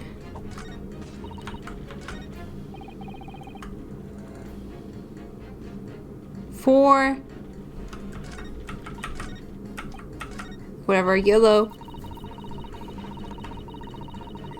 R. With objection. Those 2 statements clearly contradict each other. They do? Explain yourself, counsel. Me? Oh dear, what have I said? I swear on silver blazes.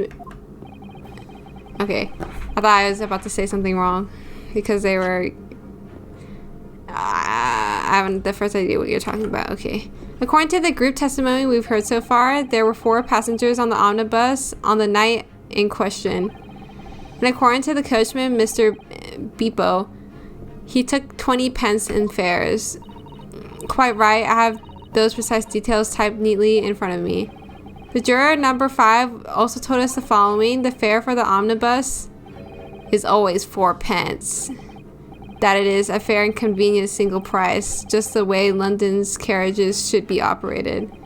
But that doesn't add up at all. In fact, it leaves a glaring discrepancy in the facts. Why, man, why? 4 passengers paying 4 pence each? If you do the multiplication, it would be 16 pence. Exactly. As I said, it doesn't add up. The figures are different. By 4 pence, in fact. Or precisely 1 person's fare. 1 person's fare? Yes, in other words, on the omnibus that night, it's distinctly possible there was another passenger we've heard nothing about. Good gracious. This can't be right. The coachmen of the guild are good honest men once and for all. Once and all, trustworthiness is our watchword. The figures your coachman claims most certainly do not add up. Your watchword, good sir, is a fallacy. I beg your pardon?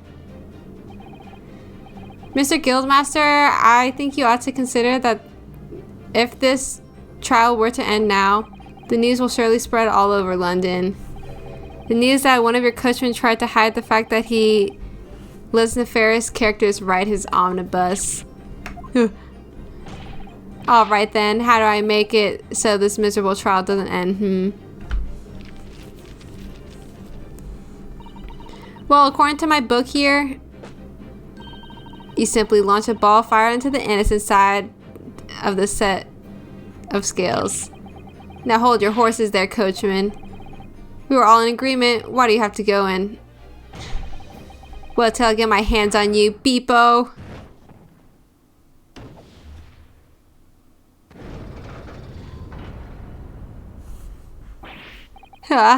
This is all very irritating. Begging your pardon, sir. I'm going to do the same.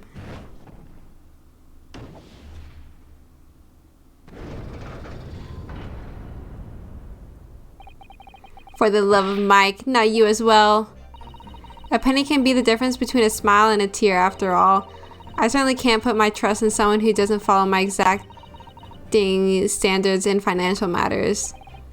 Oh, really? I, for one, think it's only proper that we hear from the witnesses again. Oh, well done, Mr. Naruhodo, you did it.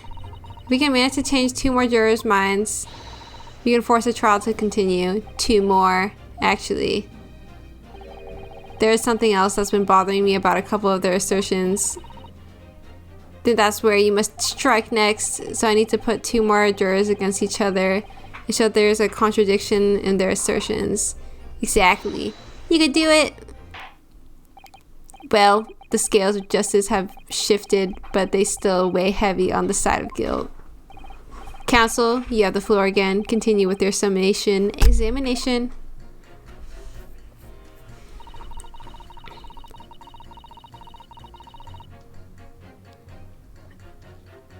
I'm changing my leaning to innocent, and I should like to hear what the slipshod bookkeeper has to say for himself. Bookkeeper. Gerbeepo.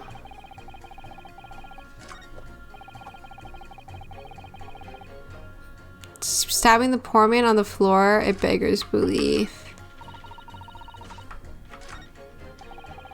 To chap next to him like this. Oh, I guess it's these 2 then.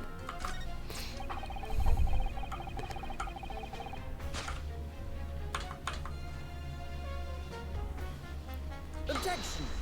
Pit the old lady with the young dude. Those 2 statements are completely contradictory. What? Explain, counsel post haste.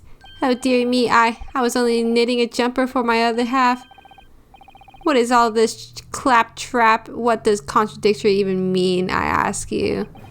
We've heard from more than one witness that they allegedly saw the actual moment when the defendant stabbed the victim. Now, out of curiosity, juror number 3. What? Can't you see I'm busy here? How would you say the defendant stabbed the victim? What sort of motion was it? Ha! Want to test me, do you? It was like this. Stuck the fellow next to him without even getting up. Just like the prim banker said. Yes, that was Mr. Fairplay's testimony, quite true. Now then, juror number 6. Oh, is that me, is it? What can I do for you, young man? How would you say the defendant stabbed the victim, madame? Oh, well, dear, as far as I understand it, it was like this. He stabbed the poor man after he'd collapsed on the floor. The coachman said so. Now don't move. Take a look at these 2 jurors. He stuck the fellow next to him without even getting up. And he stabbed the poor man after he'd collapsed on the floor. Well, I never there. They're stabbing in totally different directions. What? Bless my stitches, what a muddle. What this tells us is that there's a strong possibility one of the witnesses isn't telling the truth. Oh, but why? Why the dickens would they lie? I don't know that yet, but what I do know is that if the trial ends at this point, we may never find out. We may never know the real truth. Ladies and gentlemen of the jury, can you really let that happen all in good conscience? Lies you say, oh dearie me. I can't abide people telling lies.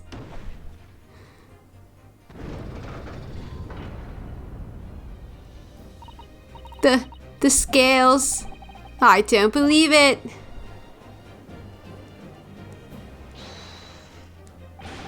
Wait. Now hear this, my fellow jurors. I warn you, you cannot listen to this man. Look at him in his black suit. He's clearly some devious Eastern sorcerer using his magic on us all. If I could use magic, do you really think I'd be putting myself through all this? Answer me, Dark Jinx. Huh? Me? What exactly is the problem? What of it if the two witnesses have slightly different recollections of events? What of it? Let's say the Shylock did stab the victim as he was sat next to him on the omnibus, and this young dandy saw him do it. And now let's say the victim collapsed on the floor and the Shylock stabbed him again, and this old lady saw him do it. Well, what's to say it didn't happen like that, Who are you calling dandy, sir? Why, I should take this knife to you. Who are you calling old? Why, I should take this needle to you. They're ready to kill each other now. But could the foreman of the jury be right? Did the two witnesses see two different moments of the same crime? Let's see that autopsy report. It's a single stab wound, so no, it's out of the question.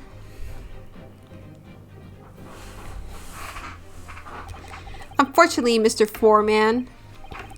What is it, you Dark Jinx? Come on out with it. What you're suggesting is impossible. It is out of the question. What? What are you talking about, man? How can you possibly say that? You do realize that I'm only doing my job as foreman of the jury. I have a responsibility to steer everyone in the right direction. So where's your evidence, man? That's what we want to see. I say the two witnesses saw two different moments of the same crime. If you say that's out of the question, show me some proof. Looks like the only way I'm going to convince him is to present him with something he can't dismiss. Some irrefutable hard evidence, as you wish. What? I'll give you the proof. Is out of the question as proven by... Ooh.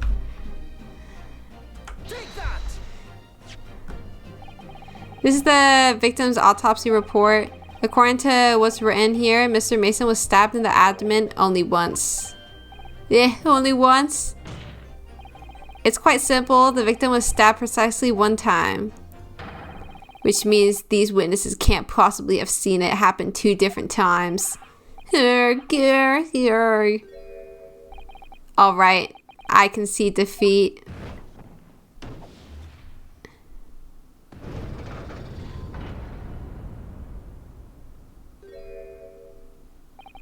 Wait, that means 4 jurors are now leaning to not guilty. We've done it, Mr. Naruhodo. We've won. What are you playing at, you dandy fool? Shut your trap, sir. No one deceives me. But we had a consensus. I said shut your trap. I know a liar when I see one. And if that chap ever dares to cross the threshold of my shop, I'll take this razor sharp blade and shave every last hair off his head. Please tell me he's a barber.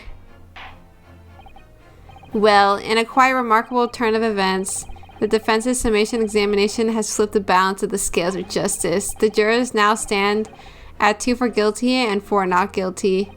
Accordingly, there is no longer a large enough majority among the jury for me to adjudicate, and the trial must continue. Got him. I hereby ask the defense, prosecution, and witnesses to return to their places, and I call upon all of you to continue to pursue the truth. So, Lord Van ZIEKS, continue to substantiate the case for the prosecution, if you please.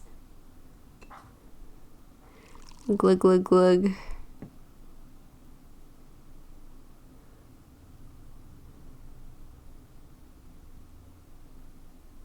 Sniff. Why is it so awkward? Just, hey, you're getting glass everywhere. Having savored the rich aroma of the Carmen contents of this hollowed chalice, it may seem crass to crush it to death. Pray forgive the discourtesy. But Lord Van ZIEKS, brr, is it cold in here or is it just me?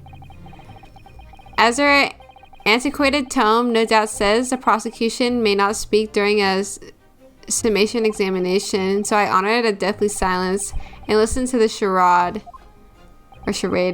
It seems I overestimate the intelligence of the jury. Well, no matter. There is nothing so hard to prove as a self-evident truth, it would seem. No. And why else would we grace the courtroom with our presence after all?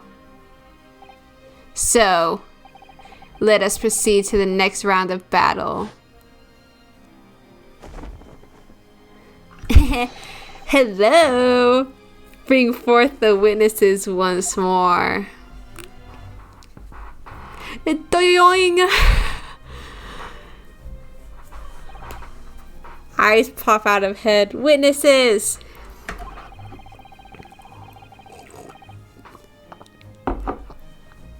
I trust you heard the summation examination we have just had to endure.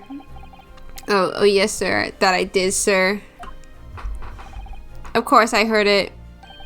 Oh yes, sir. I heard it. You, sir, on the end, the coachman. I believe it's Beepo. Yeah, yes, sir. My lord, sir. If it transpires that in your previous testimony you are attempting to veil the presence of a fifth passenger on your omnibus, you will be found guilty of perjury. You are advised to bear that in mind, sir. Oh mio Dio. Now then, witnesses, I hereby call on you to testify before the court again. You will explain the various misgivings brought to our attention by the defense's summation examination.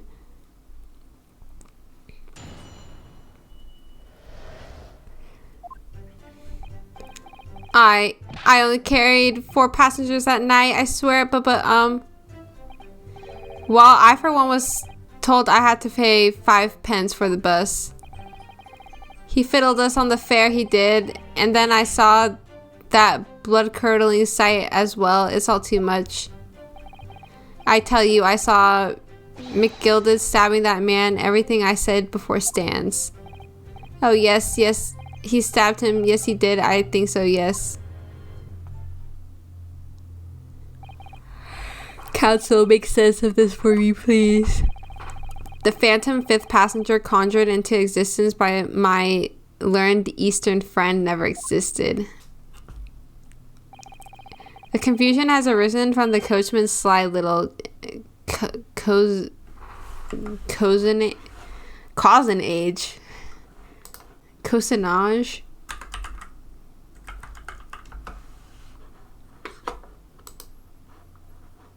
Cousinage. Cousinage. Cousin. Beppo, explain yourself. I'm terribly sorry, Guildmaster. The guild's fare is 4 pence across the board. You know that. Am I to understand that you've been overcharging our passengers by a penny a fare? It's so cold and the last run of the day is always half empty. You have been dishonest, coachman. I'm sorry. You're a disgrace, Beppo, a disgrace. And your selfish actions have brought dishonor on the entire guild. If I may, sir, I had to pay 10 pence on the bus just last week. What? 4 passengers at 5 pence each is, yes, 20 pence. I've done the arithmetic 10 times already, but I can't just make the result come out differently. No, that figures. Well, it would appear that one of the aforementioned misgivings has already been explained. So, counsel for the defense, your cross-examination, if you please. We've already had the pleasure of a protracted summation examination today. I see you intend to continue the parlor games. Absolutely.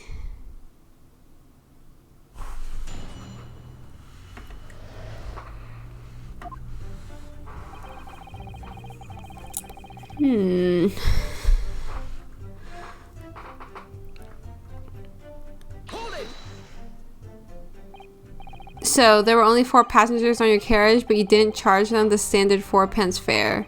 Is that right?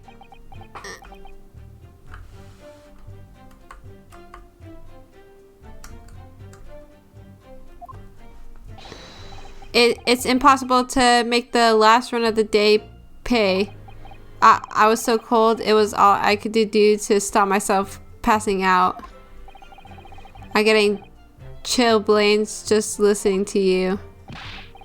It was terrible, so I wanted to give myself a pat on the back for keeping the bus running.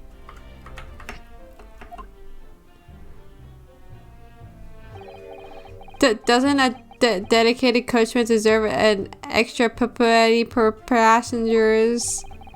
You're digging a deeper hole for yourself here. If only there had been a 5th passenger on the omnibus that night, then we would have another suspect.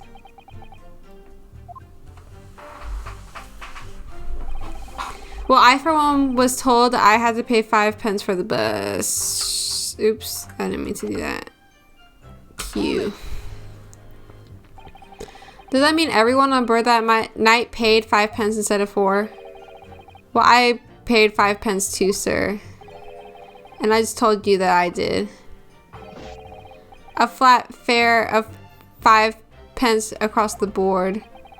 It's not something to be proud of. The so-called discrepancy my learned friend identified was nothing of the sort. Much like the phantom killer you so desperately needed, it's gone, dead, and buried. I'd have been happy if it had ever existed in the first place.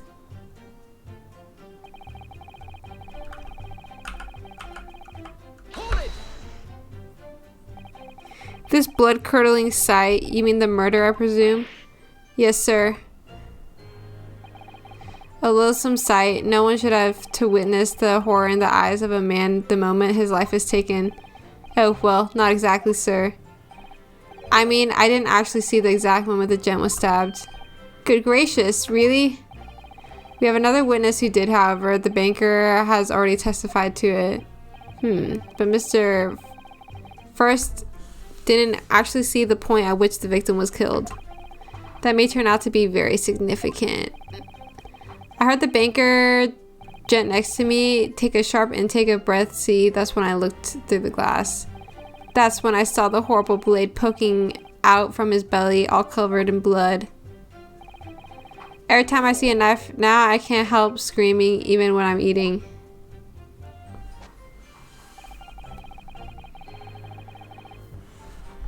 Okay. So you saw the defendant, Mr. McGildas, stabbing the victim, Mr. Mason, who was sitting next to him? That's what I said, isn't it? It was bothering me before. This was. For just a brief moment, he hesitated before answering the question. Anyway, there was only the 2 of them inside the carriage, wasn't there? There's been much talk of a 5th passenger, but yet 0 evidence. Then what are we wasting all this time for? It is black and white. This man's guilty. Something about Mr. Fairplay's testimony just jars with me. I could work out what it was.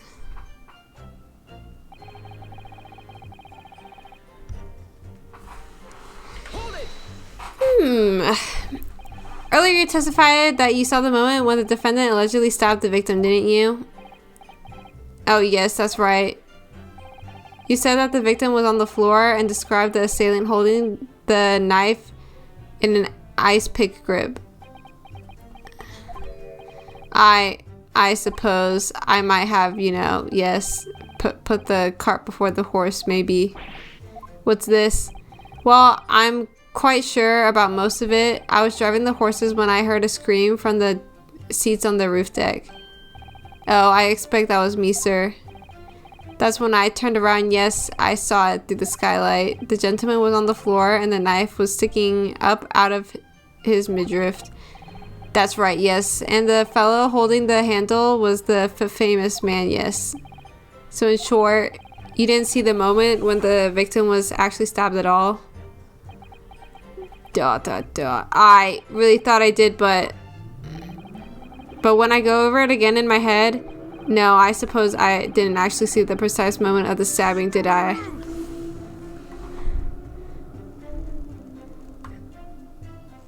Is he done, or can I just like pop over? Excuse me. Excuse me. Do you have something to say about that, Mr. Fairplay? Now you listen to me. I know what you're thinking. You didn't really see the exact moment the fellow was stabbed. What are the chances of that, eh? Are you asking me or telling me? He's getting flustered. I might be able to extract some new information from him if I answer him cleverly. Could he have just happened to see the exact moment the crime was committed?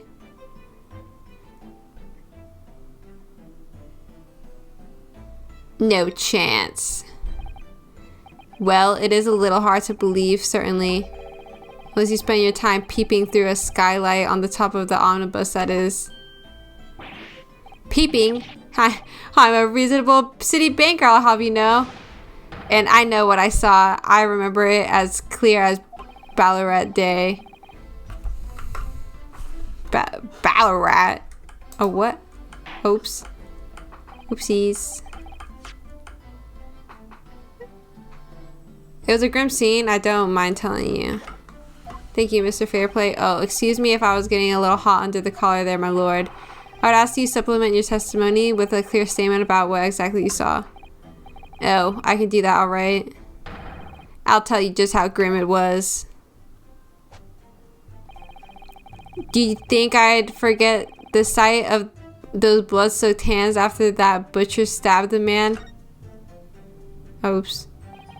Oh. Not long ago, this travel very neatly came to an end. Somehow we managed to keep our chances alive here. I can't waste this oh. Oopsies. If you're not careful with how you press the witnesses, the danger is that the jury will end up believing something unhelpful as they did before. Maybe we can't let the fear of what's happening.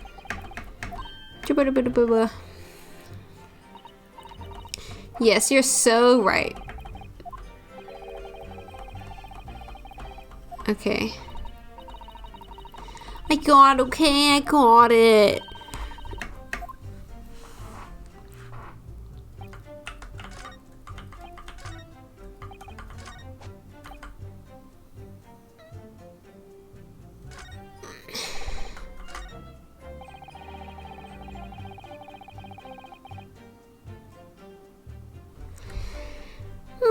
Let us look at the evidence.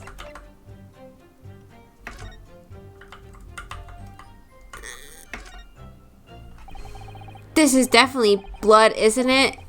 Not the most pleasant sight to be confronted with on our first day in London. Well, nothing will come of grumbling now. No, by the way, is Mr. McGilded right-handed? Yes, I believe so. He was toying with a coin in his right hand earlier. Ah, pity. If only he had been left-handed. I think blood on either glove would be fairly incriminating, really.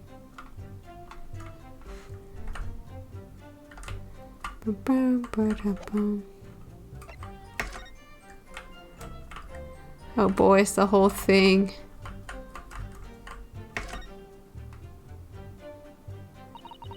So this is the roof deck of the omnibus. Oh, you must have a wonderful view of London streets from up here. So people sit all the way up here on the bitter winter nights with the cold air rushing past them. They have to pay money to do so. Brr, I can't imagine how cold it must feel. That just made me think of something horrible. Can you imagine being dragged around the city in the freezing cold as punishment? Perhaps that is the real price you pay to stay out late.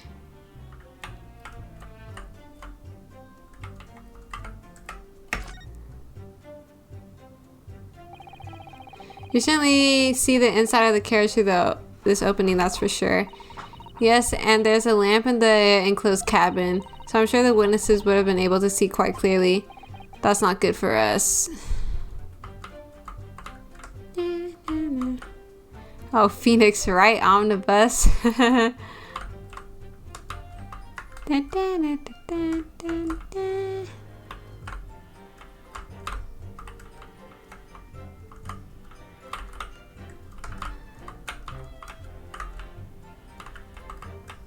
Okay, well, I don't think I have any.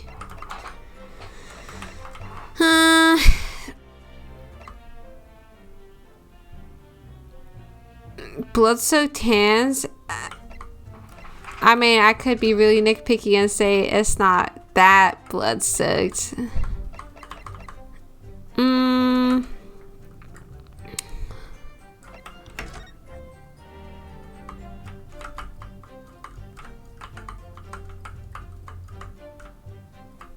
Yeah,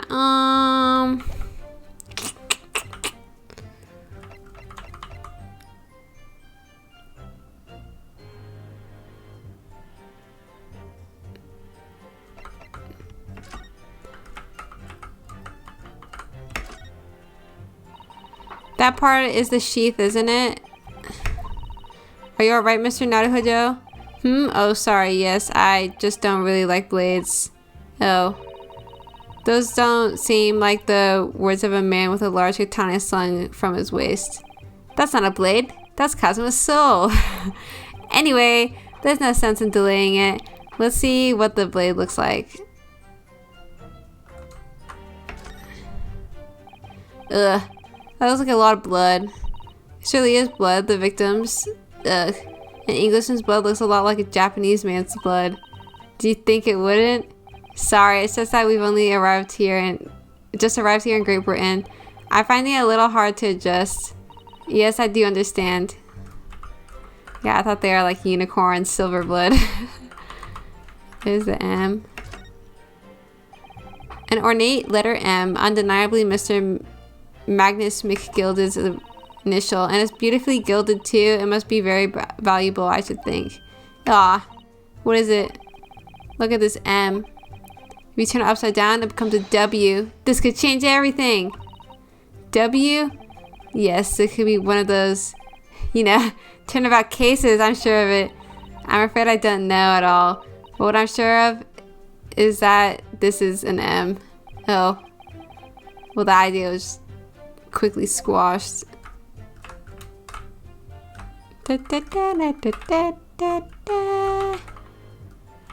Okay, I don't think there's anything else on here. This portfolio must contain all sorts of secrets of London's gentry. I don't know.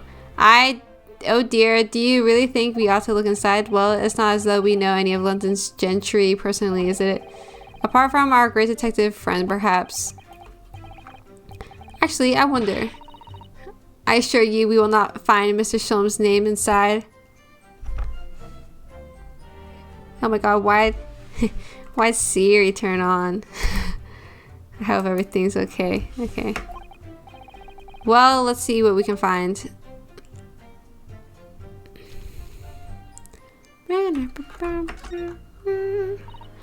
Gosh, it's crammed full of gentlemen's names, isn't it?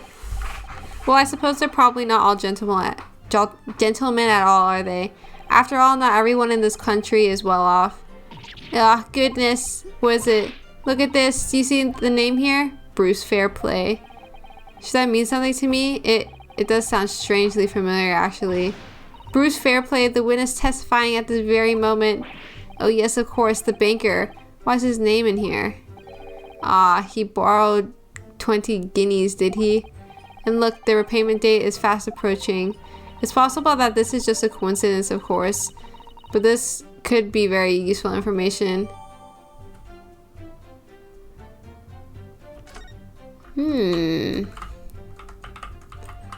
I see.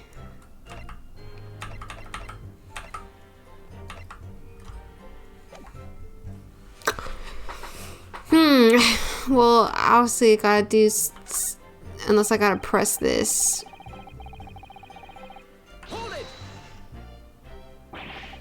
Blood soaked. And well, perhaps soaked is laying it on a little thick, but anyway, there's definitely blood all over them. Both of them were covered in it. You saw that from the roof through the skylight? Well, the skylight's reasonably large, so I had a pretty good view. And there's a lamp on the inside of the carriage as well, so I'm quite sure of what I saw. This banker's latest statement. I feel there's something not quite right about it.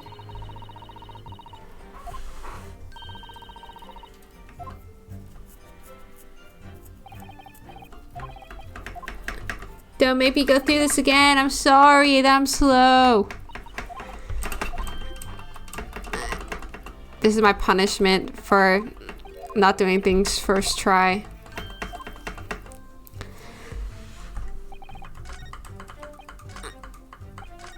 Okay, clearly last statement. I don't know, I'm scared.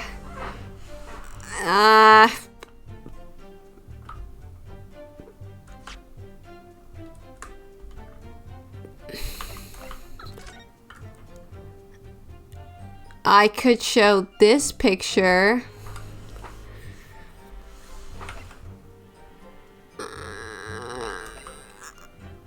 I could show the gloves. Whatever. I'll go with gloves. Blood-soaked hands. Well, I admit soak might be laying on a little thick, but anyway, there's definitely blood all over them. Both of them were covered in it. Well, I'm very sorry to disagree, Mr. Fairplay, but that's more than a little peculiar. What? These are the gloves worn by the defendant, Mr. McGilded, on the night in question. Oh yes, right. And there certainly does appear to be a sizable dark-colored stain there. But, as I'm sure you can clearly see, it's only the right-hand glove. Arg. In short, Mr. Fairplay, your testimony is inconsistent. Yarg. But no, that can't be right. So you're the liar here then? Yeah. That's right, you're quite clear about it. You said it was both hands. Yeah. Mr. Fairplay, if your last statement was a lie, it calls your entire testimony into question. You say you saw the moment the victim was stabbed, but is that really the truth? I. Objection. It was a simple mistake. You can't justify accusing this man of lying. Yes, it wasn't both hands. It was only one, but the fact remains. The victim's blood was on the accused. No, Mr. Fairplay categorically stated that he saw blood all over both hands, which means there's a strong possibility that this witness was deliberately trying to mislead the court. Why? I'm a city banker, for pity's sake. My word should be the gold standard. I'm a gentleman, not some gutter snipe. Upstanding members of society don't prevaricate. He's claiming to have no reason to lie. But is that really the case? Mr. Naruhodo, if we had some evidence to explain why Mr. Fairplay might be lying, we could turn the tide in this trial completely. Something to show this man. There, I have evidence.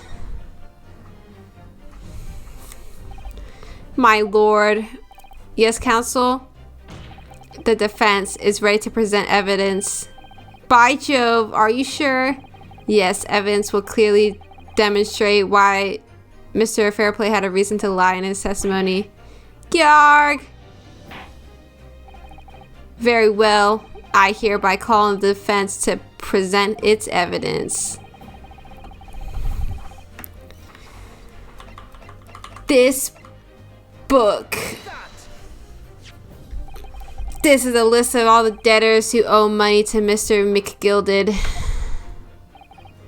Yes, a list of innocent victims crippled by the accused extortion. The point is, among the names of these debtors in your name, Mr. Bruce Fairplay. Ugh. What? Mr. Fairplay, are you currently indebted financially to the accused? No, well, it's barely worth of being called a debt. According to this ledger, you owe 20 guineas. Not an inconsiderable sum of money, wouldn't you say? Well, what of it? Let's suppose Mr. McGilded were to be found guilty of murder. What will become of your debt in that case? These documents state that the loan agreement is forged between two individual parties. Therefore, were the creditor, the defendant here, to be sentenced to a capital punishment, all outstanding debts which were owed to him would be annulled. They would cease to exist. Cease to exist? Mr. Fairplay, is it not the case that you claimed in your testimony to have seen something you never in fact saw? A devious attempt to annul your debt of 20 guineas to the defendant? Ah!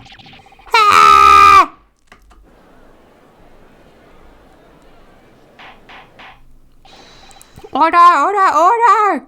Miss Bruce Fairplay. Yes, my lord. Let me ask you again, and be aware that your answer may have most serious implications upon your future, sir. Did you, or did you not, see the precise moment in time at which the defendant is alleged to have thrust a knife into the victim? Your silence speaks volumes. You did not tell the truth in your testimony.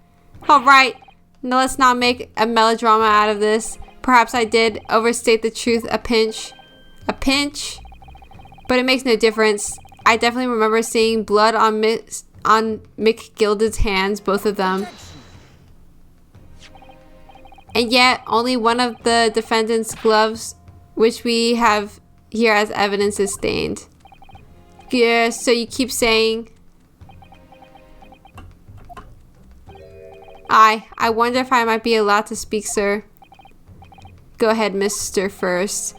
Well, the thing is, I think I remember seeing it myself as it happens. Seeing what? The blood, sir, on the assailant's hands. I think, yes. I'm almost sure that it was both hands, not just one. What? What?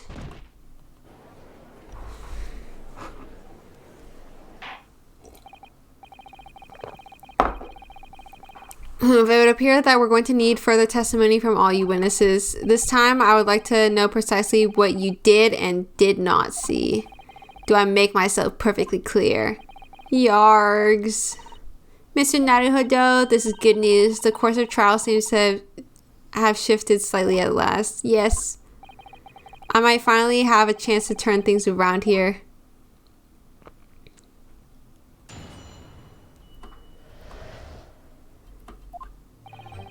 There's blood on both hands of the assailant. I sincerely and distinctly remember that. However, I suppose you might say that I didn't see the exact moment the stabbing transpired, if that matters. I remember seeing the knife, and I remember seeing both of the attacker's hands with blood on them. I didn't actually see anything myself, no, not until I heard that scream. Anyway, the fact remains there can't have been anyone else inside that carriage, or we all would have seen.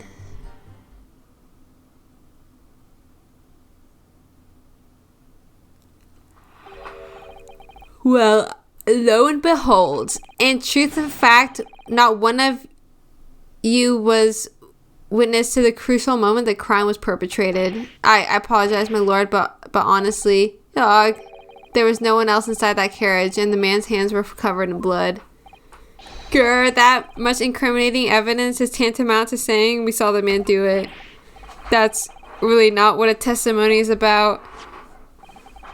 Let us examine the interior of the omnibus once more. Aw, someone perioded on the bus seat. The victim's fresh blood is clearly visible on the seat, corroborating the witnesses' accounts.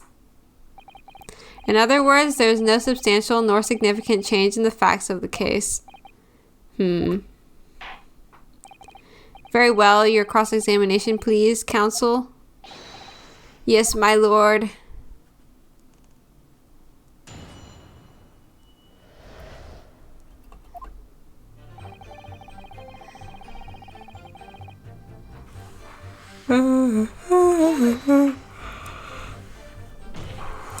No, the evidence tells us otherwise. We have the gloves that the defendant was wearing on the night in question in the court record. I'm well aware of that, sir, but nevertheless, I know what I saw and I stand by it. The man had blood on both of his hands. He's defiant, even in the face of hard evidence. He steadfastly refusing to admit that he might be mistaken about what he saw, but why? Your reasoning is dire. One hand or two, the salient point remains unchanged. Minutes after the grim's crime, the victim's blood dripped guiltily from the accused's fingers. Maybe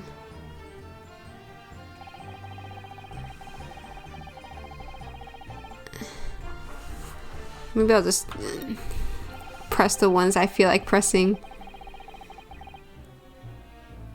And I remember seeing both of the detectives and...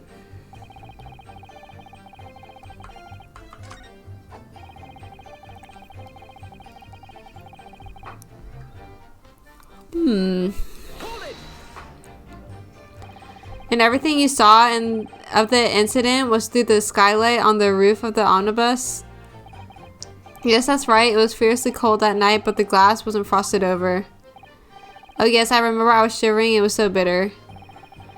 Which rather begs the question of why the pair of you were sitting on the roof deck in the first place. Well, I don't know about this young fellow, but I couldn't enter the cabin. Oh, why not? It was locked from the inside. I tried knocking, but no one opened the door. It was locked? That's right. And it's a public bus service, for pity's sake. That's not what I call fair play. Yes, I had exactly the same experience. I tried knocking, but the gent inside just gestured at me to clear off. So I had no choice but to climb the roof deck and look longingly into the warm cabin below. Well, I can assure you I wasn't just looking down, I was glaring long and hard. That's precisely why I can tell you with absolute confidence that if there was anyone else at all in that cabin, I would have noticed. Unequivocal, I would say. I'm not sure about these two witnesses. Could they really have seen everything inside the cabin through the skylight?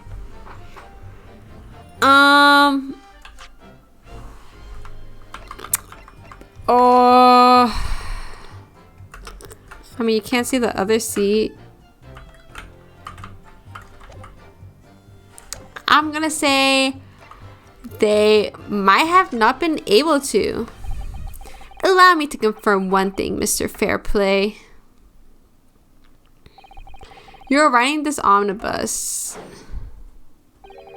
and witnessed the events in the cabin through the skylight and the floor of the upper deck, is that right? That's right, yes. In that case,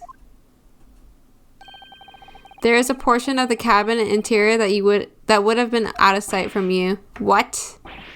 By golly, really? Obviously, at this stage, we can't say for sure. But the possibility cannot be denied that at the time of the incident, there could have been another passenger in the enclosed cabin of the omnibus. Oops. a hypothetical meandering, my Nipponese friend. The prosecution demands that you substantiate your claims. After all, the scene of the crime is here in the flesh. Very well, I will hold the prosecution's demand. You identify the area of the cross-sectional plan of the omnibus. Where exactly in the omnibus are you suggesting that the potential extra passenger could have been situated? Right here. Oops.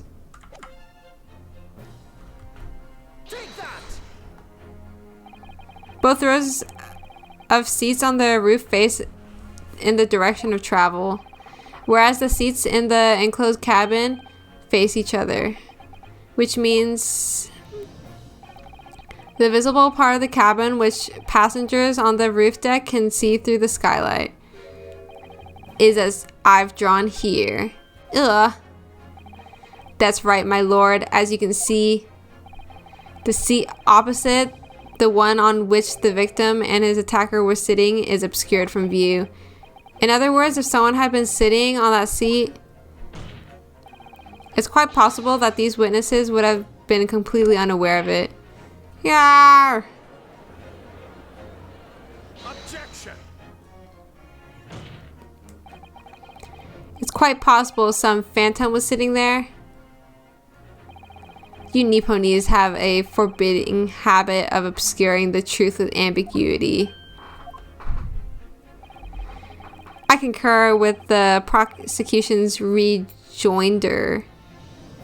In a British court of law, evidence is paramount. I cannot entertain this conjecture, counsel. That is, unless you're able to put a name to this mysterious passenger to whom you allude. Can you, Mr. Naruhodo? I honestly don't know who could have been. Who could have been in the other seat, which was out of sight from the witnesses on the roof deck. I'm gonna lie and say I have an inkling. I understand, my lord. The defense would like to put forward a name. You are a fool. That response was a desperate attempt by a man who has no notion of his own limitations. A toast to hard lessons not yet learnt. Let us not delay counsel. The defense is still to name the passenger in the other seat.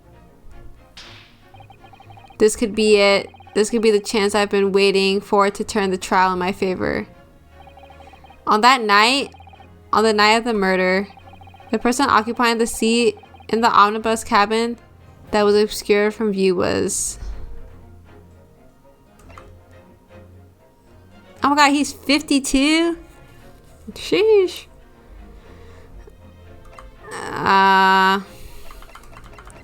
When I purposely spread misinformation. I don't know who it is, man.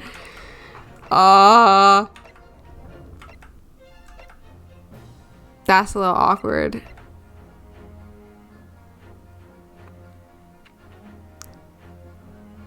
Oh wait, it's Magnus?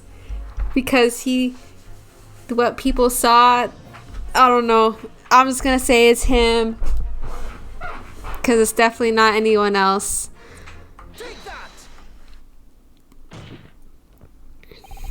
The passenger in the enclosed cabin that the witnesses on the roof deck failed to see has to have been Mr. Magnus McGilded.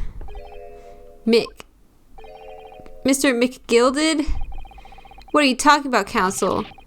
That's the name of the defendant. Objection. Oh. If I desecrate this chamber by smashing my hollow chalice, do forgive the discourtesy. Lord Van ZIEKS. People talk of those tiny island nations in the Far East as having a learning and culture of their own. But I see they use the terms ill-advisedly. What are you trying to say? Let me explain in terms that even a student of an artless backwater such as yourself might understand. When the bloody scene unfolded, the victim and his assailant were sitting side by side. Multiple witnesses have attested to that fact. It's the very premise on which this case is built. But that premise may be wrong. What? If the victim really was sitting beside Mr. McGilded, it creates an inconsistency that can't be reconciled in any way. What inconsistency, counsel? The defendant's gloves, my lord. Both witnesses made the same testimony. They claimed there was blood on both hands of the person sitting next to the victim. Yet we know the truth to be otherwise. Only one glove bears the gory remains. The point is, even if in the face of this irrefutable evidence, both witnesses have maintained their stance. Yes, their testimony remains unchanged. Exactly. They both adamantly swear they clearly remember seeing blood on both hands of the assailant. In short, their memory of events is correct and their testimony reveals the truth. It was somebody else sitting beside the victim that night, a third party we have yet to identify. And the victim's blood was on the passenger's hands, both of them. And who was this third party? I don't know. Obviously the true culprit. Extraordinary. Order, order, order. What exactly are you postulating? The defense's postulation is just that, nothing more than conjecture. The witnesses have clearly stated that they saw the accused.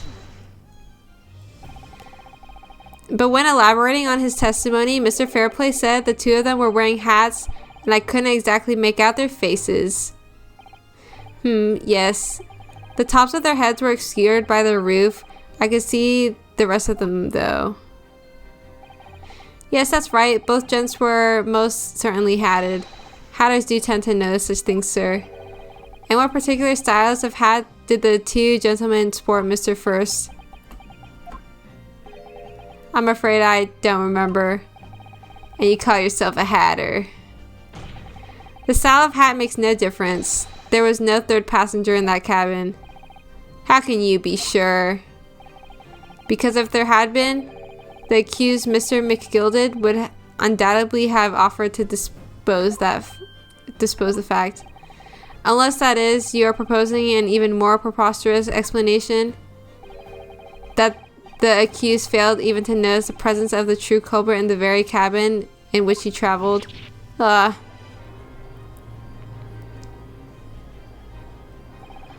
He's right.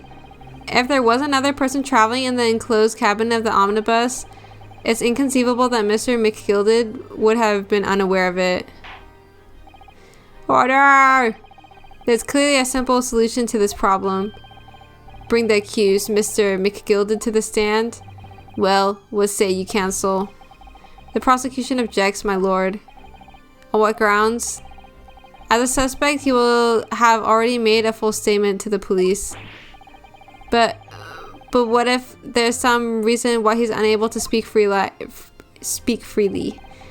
Magnus McGilded is no uneducated ruffian.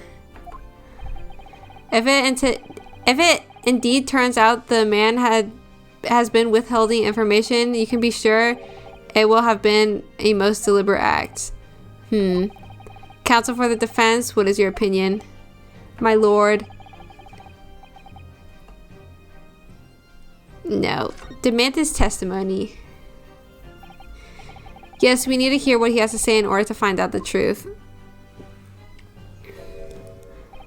The defense would like to call Mr. McGilded to the stand. In that case, I would like to hear the opinion of the jury. Yes, I need a little time to consider this. If you ask me, I think we should hear what Mr. McGilded has to say. Get the man out here, I say. It would be utterly illogical not to hear his testimony. When something needs doing, get it done. That's how I run things at the guild. hearing what the patron of my favorite little park has to say? Oh yes, that would be lovely. Yes, the jury says the man must be heard. Very well, the court will hear the defendant's testimony. Bailiff, show the defendant to the stand at once.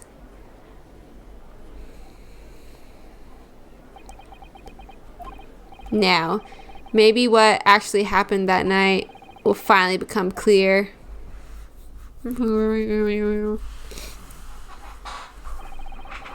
Let proceedings be resumed.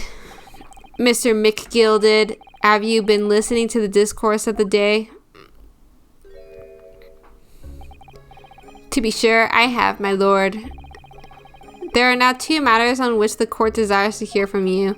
The first is whether or not there was a third party with you in the omnibus cabin as proposed by the defense. The second is that if such a person was indeed present, why did you conceal the fact from the police? Begod, no, 'tis not in my nature to hide anything at all. Just answer the questions, please. The truth of the matter is, I've been desperate about this all along. Do I tell yous all, or keep me mouth shut? Tell us what, Mr. McGilded. The fine fella representing me is absolutely right. In the carriage on the night with meself and the other man, there was another passenger. It's true. Aye. And 'twas me who helped the little urchin get away after it all happened. You... What?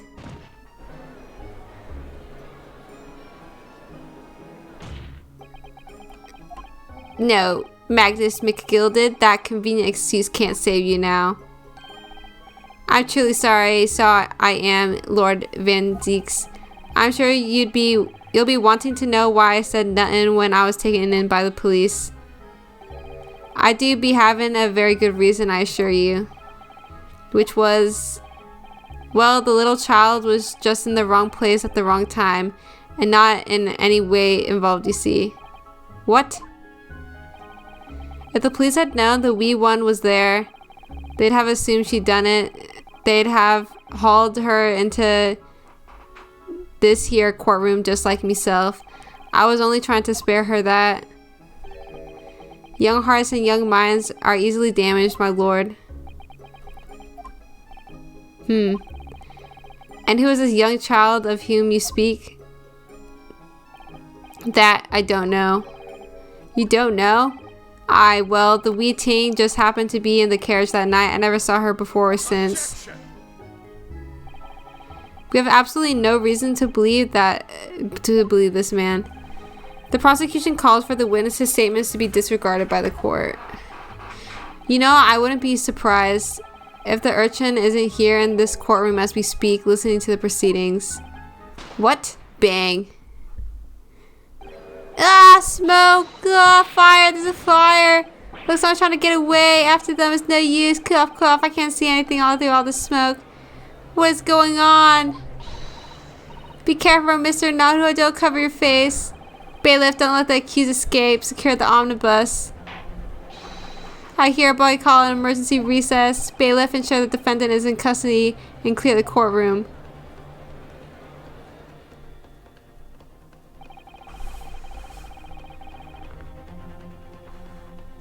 What the? Why is it in the corner? Let me fix something really fast. Teehee. Yeah, that's what I thought. Go back on streaming mode. VTube Studio. Oh god. Okay, everything's fine. We were hurriedly removed from the smoke-filled courtroom by the bailiff. Amidst scenes of chaos as people stumbled over one another in their desperation to flee the chamber, we had no idea what was happening.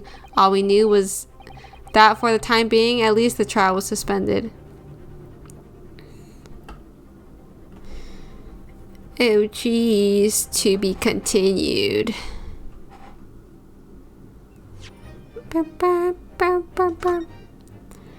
My guess is that it is 12 And it is in fact 12:38. I'll probably go until like the next to be continued, because I have work tomorrow. What on earth just happened in there? Mr. Naruhodo, I've managed to find out what happened. Miss Usato, I was told it was an advanced form of smoke grenade, a type of exploding device that releases smoke. A smoke grenade?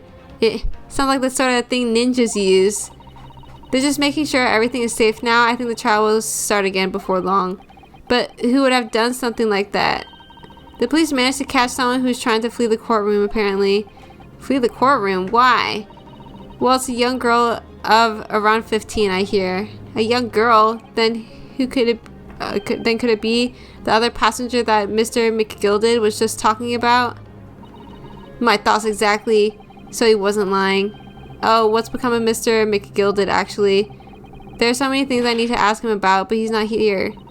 I think he was summoned to the prosecutor's antechamber to answer questions, along with the young girl. Who is she, I wonder? And what was she even doing here at the trial? She was taking a huge risk, and for what possible benefit to herself? There's another matter that's troubling me. What's that? The 20 pence. According to the coachman, Mr. Beppo, he took 4 passengers that night at a fare of 5 pence each. That comes to a total of 20 pence exactly. But now it seems like there were 5 passengers, which means the figures don't seem to add up again. She's right. That is strange. Counsel for the defense, kindly proceed into the courtroom. The trial will recommence in 5 minutes. Oh, thank you, officer. We'll go in straight away. Well, whoever she is, I imagine this young girl will be asked to take the stand and testify now. I really can't imagine what she's going to say, but it could alter the whole direction of the trial. We'll know soon enough, Miss Usato. Yes.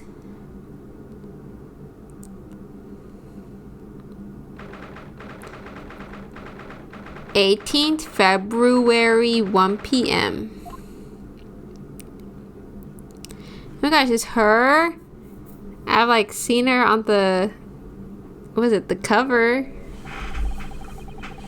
There's a young girl next to Mr. McGilded. Look, she must have been the one who caused the disturbance before.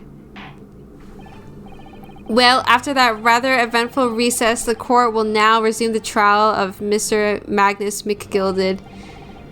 Now then, Lord Van ZIEKS, my lord, I believe you have established the cause of the smoke which veiled proceedings earlier. It seems to have been an advanced form of smoke grenade of the sort typically employed by the army. Good gracious, the army? What in the devil's name? It was an elaborate attempt by a young girl to cloak her escape from the public gallery, but she was caught.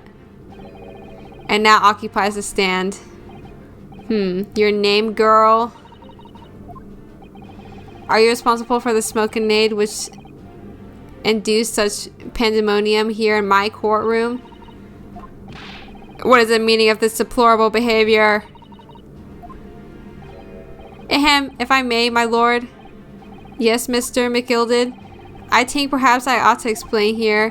Why is it that this wee lass was here in the first place, and why she tried to bolt like that? 'Tis all tied up with the events of that night, so it is.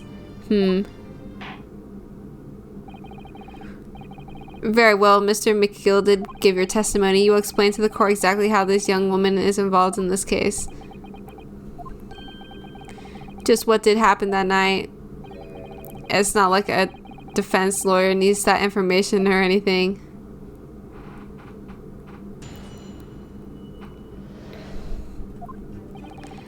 On the night in question, I took the back seat in the omnibus and promptly nodded off. Then, begorra, a loud thud and a wee scream woke me up with a fair start.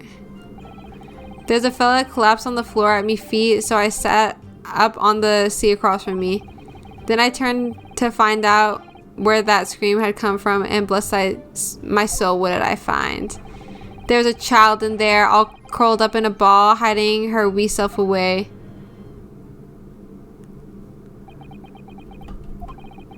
I remain somewhat baffled, I confess, but from what I gather on the night in question, this young girl was indeed riding in the omnibus. Is that correct? 'Tis exactly as the defense counsel said. This last was the 5th passenger, my lord.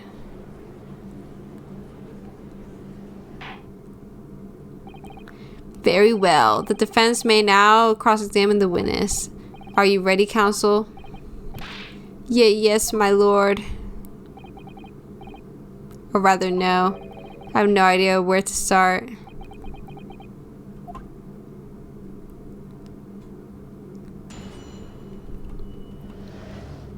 The young girl.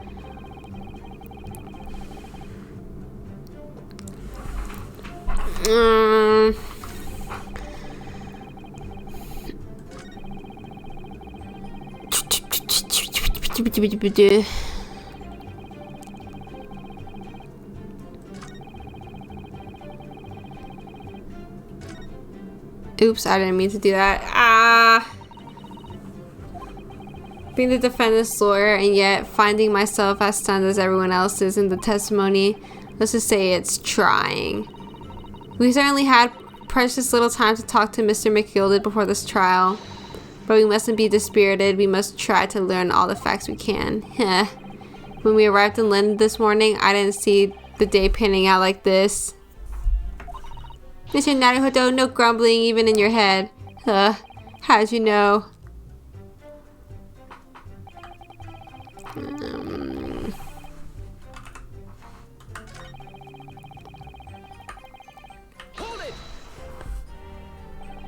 A loud thud, you say, and a scream? Aye, that's right. How can I explain it? 'Twas like the sound of someone falling to the ground, that sort of noise. So you think it was the sound of Mr. Mason falling to the floor having been stabbed? Well now, you remember I was asleep at the time, so I wouldn't like to say. And when the sound woke me and I opened my eyes, there wasn't a soul to be seen in the carriage but the fellow on the floor. You didn't see anyone? But at the same moment, you did hear a scream? From the seats above you on the roof deck, I presume? Not above me, no, my lord.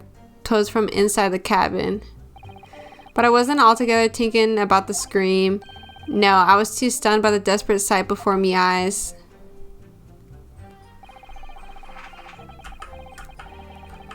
Hold it! You sat him up, the victim, you mean? That I did on the seat across from me. As I said, I could plainly see the poor devil was already gone. And you wouldn't leave a dead man just lying on the floor now, would you? 'Tis common courtesy, so it is. I find that a little hard to believe. Lord Van ZIEKS, now why would that be? You wake up to find a man lying dead at your feet in a carriage. Any normal person would hail the cabman. Any upstanding member of London society, that is. Well now, as you know, I'm in something of a special line of business. The business of lending money at exorbitant rates of interest. Unfortunately, my lord, not everyone is thankful for the help I offer them, and some would even see me dead. So I do try, where at all possible, to avoid getting myself in a tangle with trouble. Are you suggesting you were just going to leave the man there? Heavens alive, no. I was always intending to report it, so I was. Only I had a mind to find out the whys and wherefores first. The whys and wherefores? Right you are. There were some details I wanted to understand before anyone else got to meddle in. The wee scream I heard, for example. When your good self do just the same. Yes, the scream he says he heard at the same time as the thud of the victims collapsing.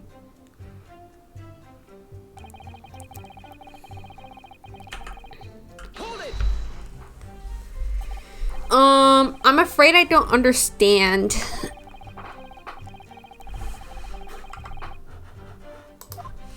Oops. So I did, sir. So I did. As far as I could see, that is. What do you mean by that? Well, now 'tis a queer ting. The wee scream I heard as I woke up. it came from, if you'll excuse the vulgar expression, under me backside. Good gracious! Under your backside! And when I lifted the seat on which I'd been sitting, I found there was a wee cubby hole there for storage. Mr. Naruhodo, we can examine the omnibus ourselves, remember? Yes, of course. The whole bus was submitted as evidence. This would be a very good time to have a thorough look around inside. That's when I found her. Okay, let's take a little peek in the bus. Let me in. Well, let's open the door and go inside, shall we? The scene of the murder is horrible.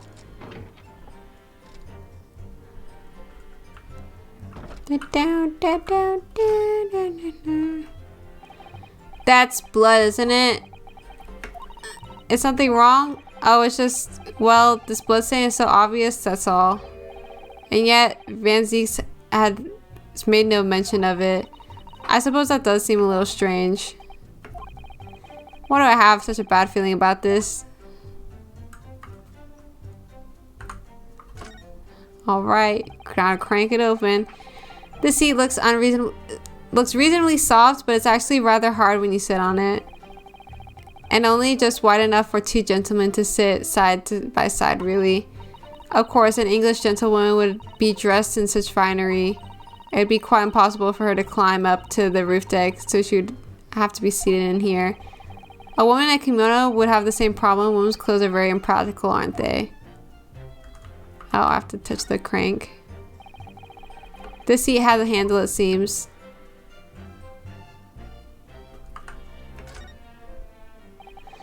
This is a storage compartment, but there's nothing in here. It's totally empty. Something doesn't seem right here, but I can't put my finger on what it is.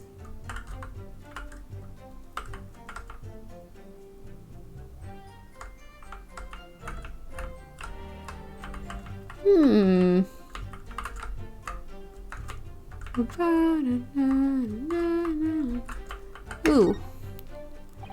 Ah, that's a poster for the great exhibition that's due to start 6 months from now.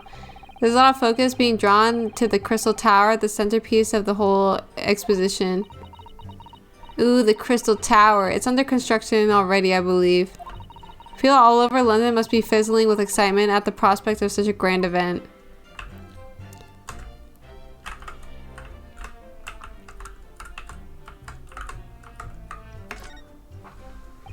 Ah, that's a poster for the... Oh.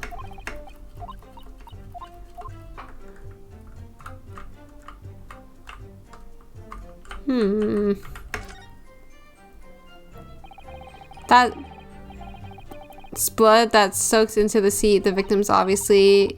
Yes, and that seat would be clearly visible from the roof deck. Would you really stab somebody in full view of the other passengers like that, I wonder? Well, it was after dark. And there was a lamp on in here, so perhaps the culprit couldn't see anything outside through the skylight. Whichever way you look at it, it doesn't seem like it was a planned attack.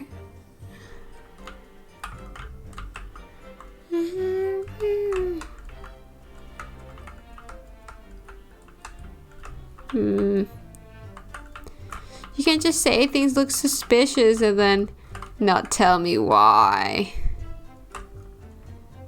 Oh, look at the sky. It's quite a large skylight, isn't it? Yes, quite large enough to afford a good view into the cabin from the roof deck. And there doesn't appear to be a handle or latch of any description. So I suppose it can't be opened from the inside of the cabin at least.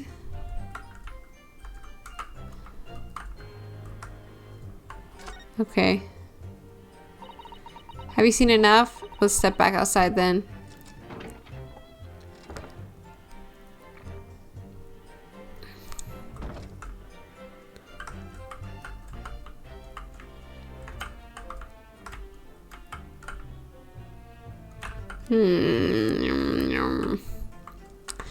I like how there's like a pooty mark where he's been sitting.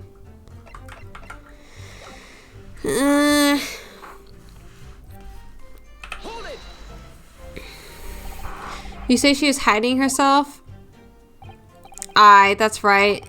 It was hard to see in the dim lampshade or lamplight, but she was all curled up in a wee ball when our eyes met. Well, me heart nearly stopped beating in me chest.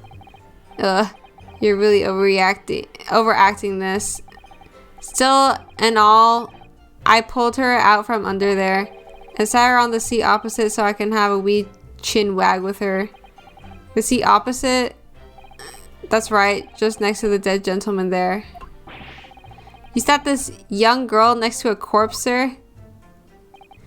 Well, as I'm sure I mentioned, a gentleman in my position can all too often find himself in mortal danger. So, I needed to find out just who this urchin was, you see. And while I was in the middle of talking with her, I heard another scream, a fellow's voice this time. Presumably, the scream was Mr. First, who was sitting on the roof deck seats. Right you are again, I would say, sir. Looking down through the skylight, he must have seen this young girl and the gentleman with the knife in his belly. In other words, the previous witnesses did not in fact see you at all, Mr. McGilded. What they believed to be yourself and the victim was in fact this girl and the late Mr. Mason. My lord. I was, as I think everyone understands now, sat at the back of the carriage out of sight.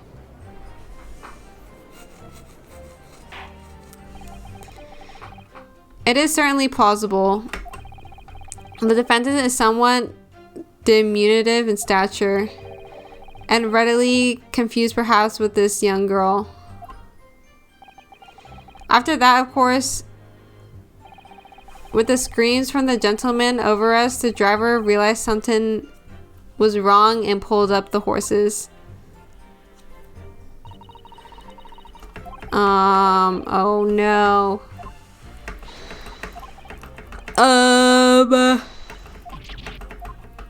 Is it looking too hot?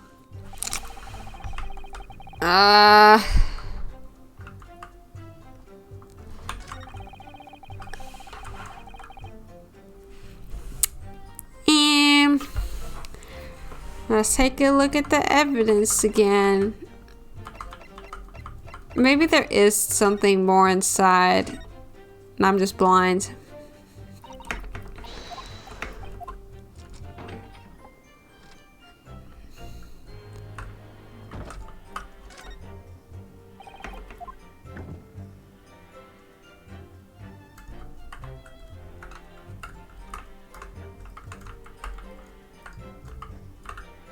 Is there really nothing in here? You can't just tell me to inspect it and then there's not going to be anything in here. Unless we're talking about the pool of blood, but it's not even like... It's totally empty. Something doesn't seem right here, but I can't put my finger on what it is.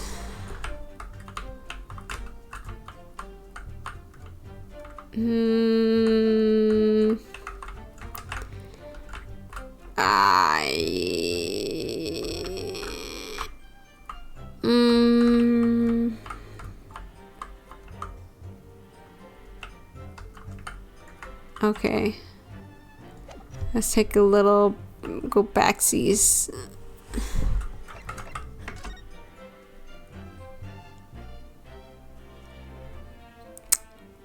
Oh dear.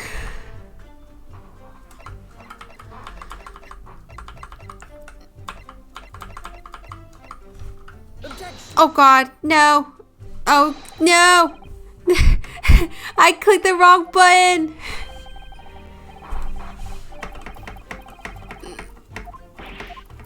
I'm sorry. That was an accident.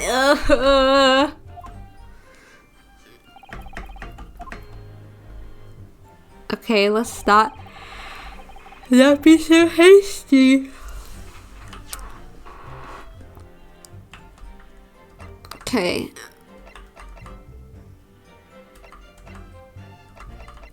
Are they not gonna let me see the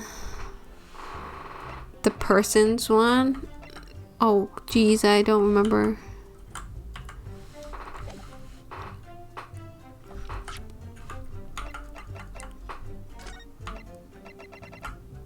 Oh, it's E?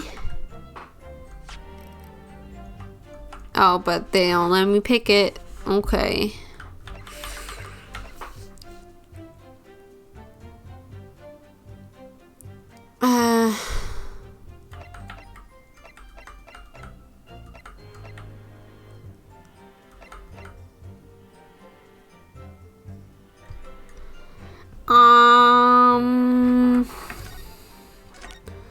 Now we can look at this again.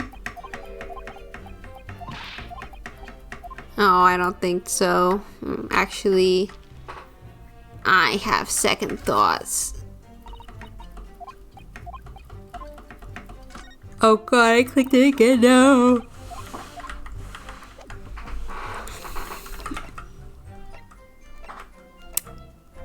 I am definitely in a pickle.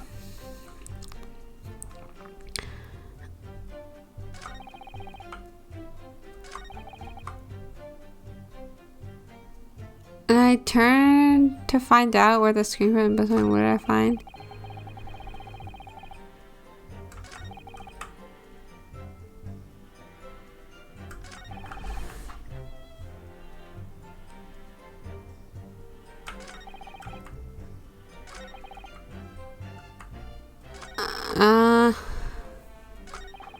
There was a fella collapsed on the floor at me feet.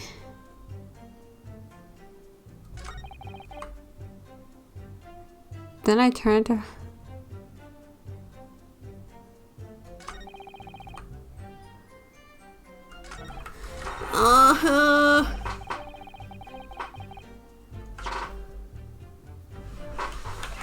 I mean, I could be like... So you just let him have the knife in there, or... What's going on with that? I'll just press again. I don't know what's happening.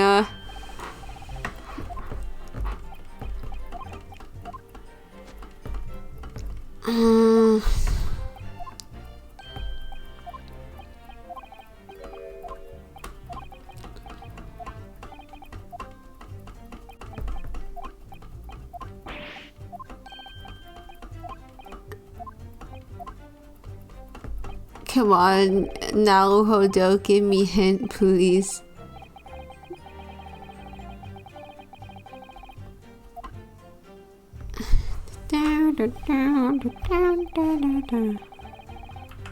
Hold it!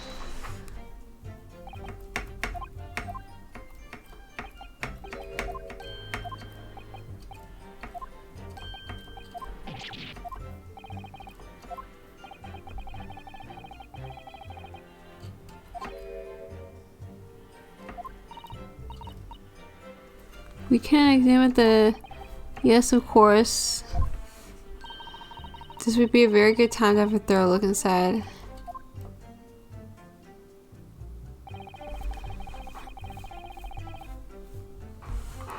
Ugh. I swear there's something in this car, but I haven't found anything yet. Oh. Clearly, it's something inside. Unless they're talking about the blood stain, but I don't know what it means. Oh shoot.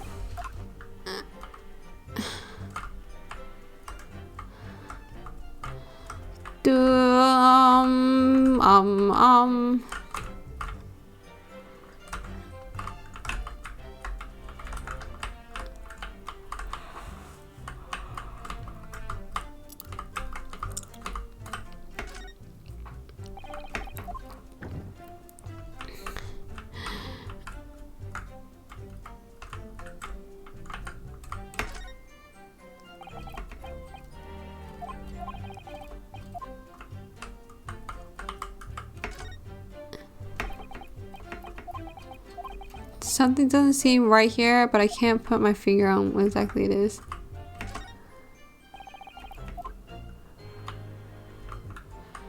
Oh.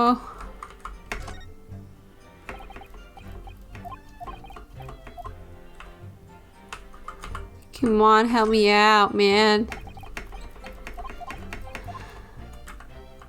If I close it back again.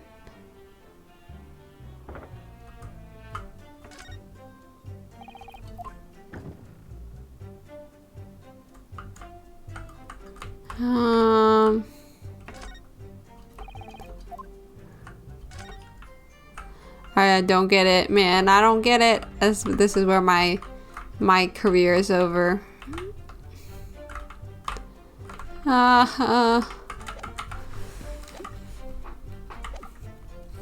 What, do I just present the thing?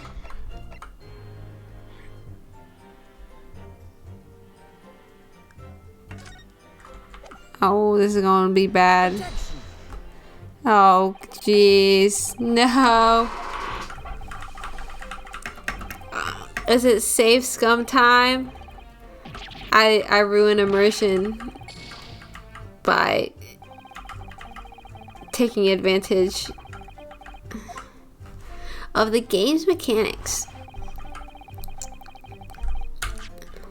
Let me just save.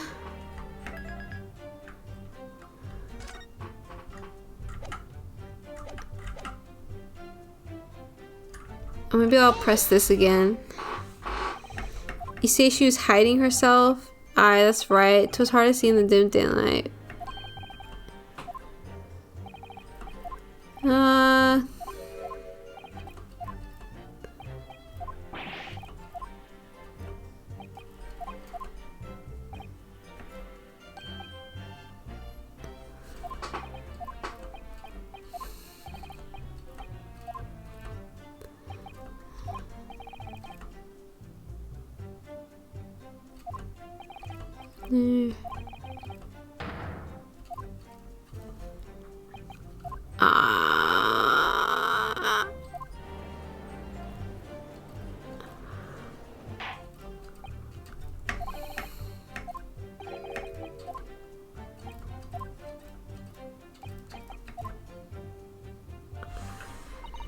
Shusasa, please.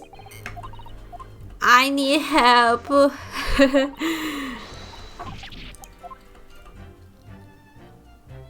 I like... Did I not press everything? And when you first got onto the omnibus, were there any other passengers already on board? There were not. The cabin was empty. There was no one on the roof deck either. You're the first passenger, as it were, I see. Aye, and that's why I took the backside as I did. 'Tis the most comfortable, so it is. Could you explain exactly what you mean by the back seat? By all means, 'tis how you already described it earlier. I'm talking about the seat opposite, the one in which the poor gentleman was stabbed was sitting. Like I said, 'tis the most comfortable and where I feel most at ease. And of course, I enjoy gazing through the skylight from time to time as well. Thank you, I've heard enough. Oh my god, it's because I didn't press everything! Whatever, I'm not stupid after all. However, at least one conundrum remains. Who is this girl? Her name is Gina Lestrade. Lestrade? I don't know. Lestrade. She's a chancer, earns her crust among large crowds, relieving people of their purses. What's commonly called a pickpocket. What? This girl here, a petty thief? Order, order! Is this true, Miss Lestrade? Lestrade? Miss Lestrade. You will answer the question. Ah! How dare you? What is the meaning of this? Ah! The girl, she's gone. Open your eyes. I'm over here. Good gracious, how? What was the point of that little sidestep? I know what you are thinking. Grown-ups are all the same. This dirty little dipper, you'll say, slipped up and got caught on the job. She got herself backed into a corner, so she knifed the gent. Go on, that's what's in your heads, innit? No, not at all. This is a court of law. We're here to determine the truth, not caste.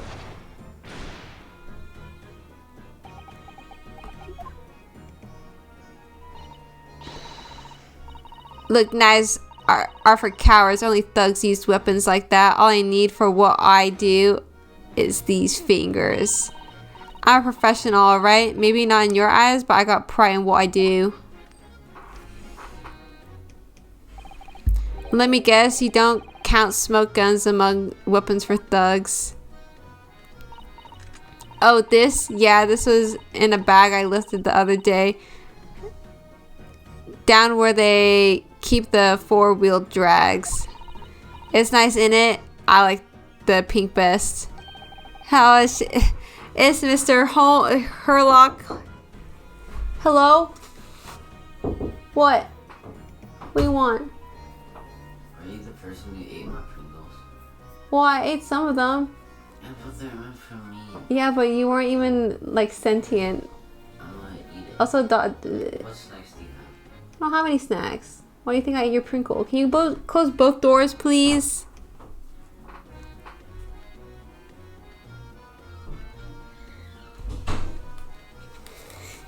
Oh my god. Yeah. Do not wave that thing in my direction again. So, you meant that you were riding the omnibus on the night in question? ...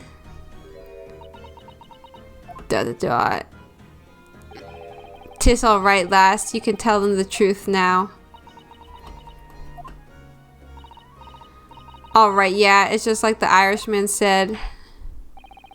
The court accepts this girl, Miss Gina Lestrade, as a valid and significant witness to this case. Accordingly, young lady, we will now hear your testimony, if you please. You will tell the court exactly what happened in the omnibus on the night in question. Alright, if I have to.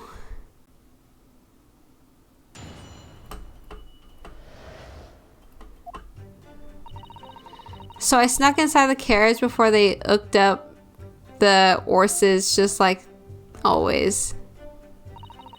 But it was a right old waste of time. I got nothing to show for me troubles that night. I'll tell you, you can't see a blind thing in that hiding place is pitch in there. Then after a while, I hear this loud bang, nearly jumped out of me skin I did, and the scream just came out. It's because of that the swell found me.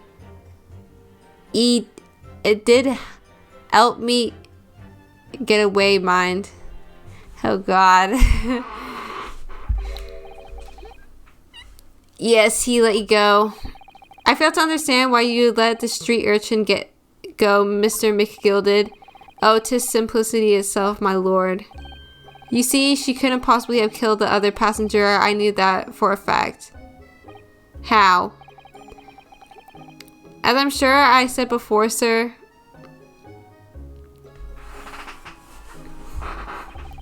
I was sitting right on top of the place where she was hiding herself. I think a demonstration is called for. This is where I was sat that night, and the cubbyhole of which you have spoken is underneath the seat, I presume.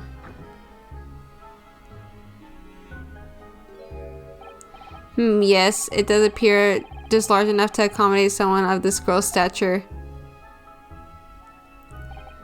Aye, but of course, the wee lass was stuck in there, because I'd parked myself on the seat for the duration. Ah. So you see, that's why I let the last bolt. I knew that if the police found her there, they'd automatically assume she'd done it. But I couldn't live with myself if a young life was ruined when all the time I knew she was innocent. Even though you must have realized her action would result in your own innocence being called into question. Not at all, my lord, not at all. I knew in my own heart that I was innocent. So I thought it was worth taking a punt on my own good name for the sake of the this less fortunate lass. My goodness, what a perfect gentleman. My lord, this fine example of a man cannot possibly be guilty of a heinous crime like this. I'm ashamed of myself for ever doubting you, sir.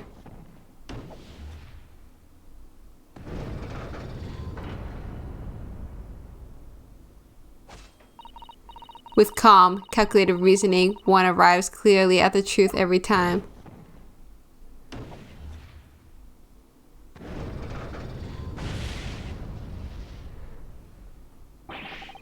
Saints alive! All 6 members of the jury consensual and they're leaning to a verdict of not guilty. Mr. Naruhodo, it must mean what? We're victorious. We've won? Are you sure? Oh. Doing. What was he doing?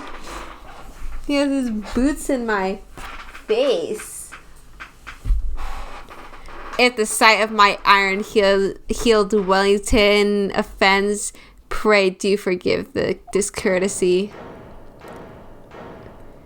Did your mama tell you not to put your foot on the table? This really is a consummate example of the one monumental flaw in British judicial practices. Where evidence and reasoning should be paramount, emotion rules the day. Emotion? The witness's latest statement gives us a clear insight into his true nature. What do you mean, his true nature? Do you really think Scotland Yard would have made such a glaring omission? After the incident, the omnibus was comprehensively searched by officers of the police. Obviously, the interior of this cubbyhole, as the witness put it, was included in their investigation. The compartment under the posterior seat was full of the coachman's belongings. It's noted in black and white here in the police report. Good lord. The evidence has been tampered with. In order to corroborate Mr. McGilded's story, someone has unlawfully removed everything from under the seat. What?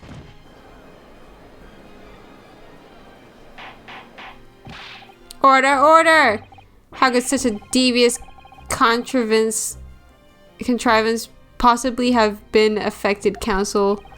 Naturally, we must acknowledge the deficiencies of the constabulary in allowing this to have happened. However, I assure you, when the omnibus was wheeled into the courtroom this morning, the compartment under the seat was not empty. Well, my Nipponese friend. Huh? Me? When the carriage was submitted as evidence, doubtless you examined it and find detail as would any self-respecting practitioner of the law. Pray, what did you find the condition of the underseat compartment to be? Oh, to be sure, the young gentleman will be able to clear this up in a jiffy. Sorry? Go ahead, you tell the court now, fella. How this is all an elaborate excuse by the desperate Lord Van ZIEKS. Well, counsel, do you have something to say on this matter? Oh, how am I supposed to answer? What can I say about the state of the little compartment under the seat in the omnibus?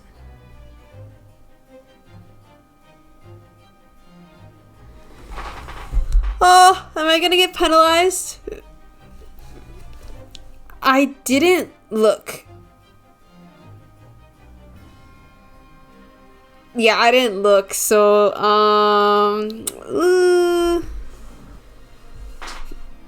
don't even think I was able to look.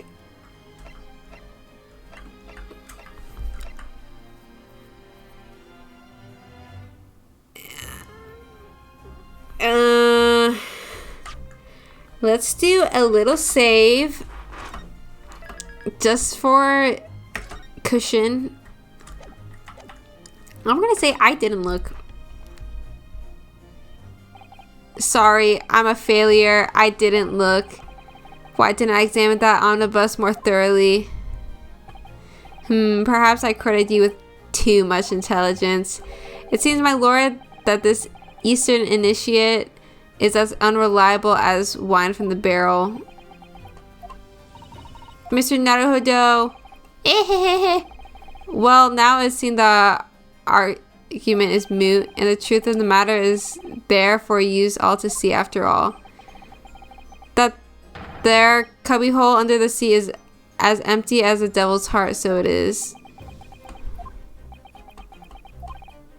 Why? Why do I feel like something's not right here? I should like the jury to weigh in on this matter, I think. That compartment is designed to house equipment used to maintain the smooth running of the carriage. The guild's rules state that omnibuses should be properly and fully equipped at all times. So it certainly wouldn't have been empty on the night in question. Perhaps So it certainly wouldn't have been empty on the night in question. Beppo isn't that irresponsible. That money-lending fleecer and the pickpocketer are lying.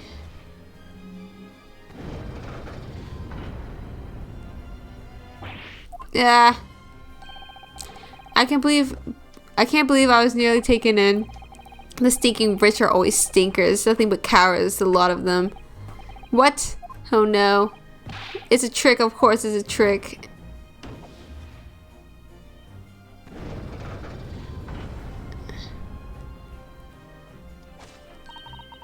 Quite so, I must concur here.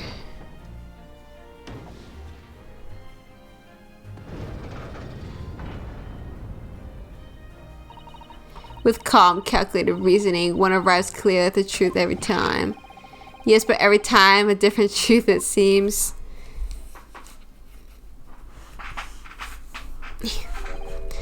My lord, I humbly exhibit the scales of justice. Clearly, a verdict of not guilty at this time would be wholly inappropriate. Thank you, counsel. But before we proceed any further, there is the matter of the outstanding cross-examination. Counsel for the defense, begin your questioning of the witness, please. Yes, my lord. Which has happened. The whole balance of the trial just shifted almost beyond recognition. The Reaper of the Bailey is at work, it would seem.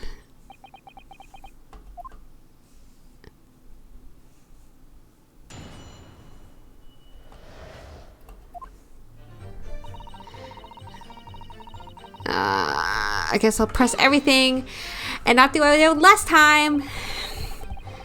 So we were already in the omnibus before it was even set off on its run. Well, yeah, I mean, what's the point of spending a Joey to make a few bob, eh? That's a room idea in it.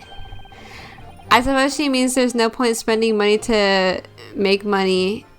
It actually makes sense. Counsel, may I remind you that this girl is a petty thief? Kindly refrain from entertaining her tenants. Well, that does clear up the little mystery of the fares and all. 4 paying passengers at 5 pence apiece, making the 20 to which the cabman testified, and 1 little scapegrace riding for free. The red conch of a driver always goes for some grub before his last run, see? And so when I slip into the carriage and get myself hidden under the seat, nice and easy, alright. But your hiding place is a storage compartment, full of equipment for the coach, you know? Dot dot dot. Yeah, there's brushes and buckets and whatnot in there, sure. But I always chuck all that out and cram it in the corner somewhere. No one ever seems to bother much. And yeah, according to the report filed by the police officer who arrived at the scene, the compartment was full of such paraphernalia. Well, I don't know nothing about that. Like I said, I moved all that stuff out so I can hide under the seat. That's all I can tell you. It seems we reached the end of that line of inquiry. Continue.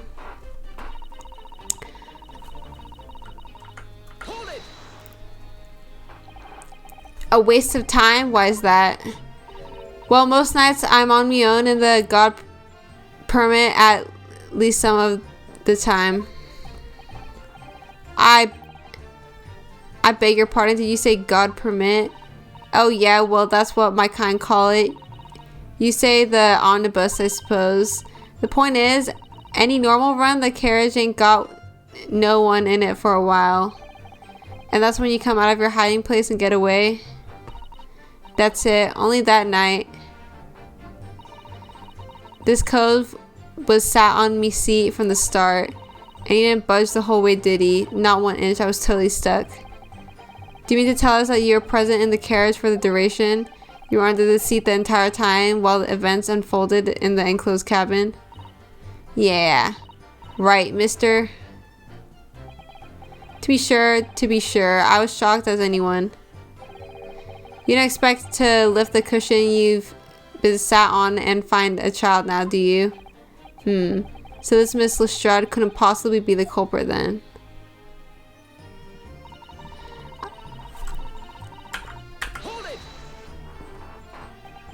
So you can't see out into the cabin at all? Not a jot. Most days I push the cushion up with me head and look out the crack. Then I can Ava Butcher's at who I'm gonna fiddle. I thought you were a pickpocket, not a butcher. I mean, I can have a look. The seat I got under ain't as plush as the other one you see. So most of the time, the passengers plant themselves the opposite. But for some reason that night, this ZIEKS Irishman spent the whole journey right over my head. And for that reason, you weren't able to push the cushion up to peek out, I see. Truth is, I ain't too happy in a small dark places. Feels too much like being thrown in the clink. But it's the only place to hide in the carriages, so it's Obson's choice. Why don't you just stick to picking people's pockets in the open then? I say there's some reason why she's not letting on, judging from her demeanor. So anyways, I was a bit scared, but I had just stuck it out under there, nothing else for it. Then after a while, I heard this loud bang, nearly jumped out me skin. I did, and the scream just came out. Oops. Gotta press everything.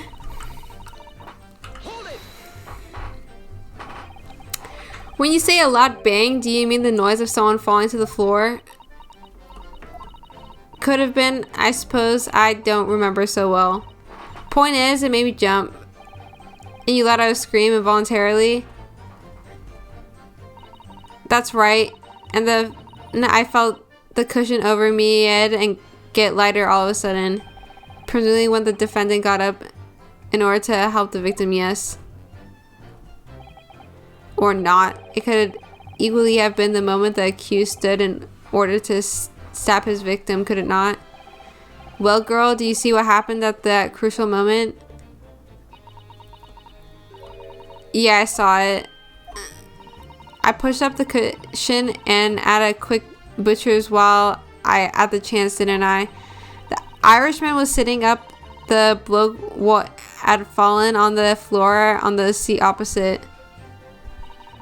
That matches Mr. McGilda's account, of course. But then the fella suddenly turns around and looks at me. I sunk back down again, but it was too late by then. I should have never risked looking. It's because of... And when Mr. McGilda discovered you, he pulled you out from your hiding place. I was scared stiff. He dragged me out and sat me down, seat and all. Next to the victim, Mr. Mason. Yeah, the bloke had a knife in his guts. He was still bleeding. Then the carriage lurched a bit and he ended up falling onto me. Ugh, how awful. Both me and my hands got covered in blood and made me feel sick as a dog. Both her hands covered in blood. That must be what the rooftop passengers saw. After that, I believe you talked with Mr. McGilded for a while. Is that correct? He asked me some stuff. Want to know me name and what I was up to and all that. Then I heard something from above. Someone screamed. Yes, Mr. First on the roof deck, one would presume.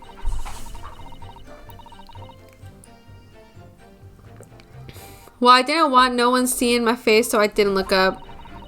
Then the horses were drawn up smartish. And this year, Irishman says to me, get back under the seat. I'll see that you can get away later. All 6 members of the jury had decided the defendant was innocent. For one brief shining moment, yes. It's clear that they are still very unsure. If we could just find some conclusive piece of evidence among this new testimony, I'm sure we would clinch the verdict we want. Yes, I think you're right. And I have this niggling feeling something's bothering me, but I just can't quite put my finger on it.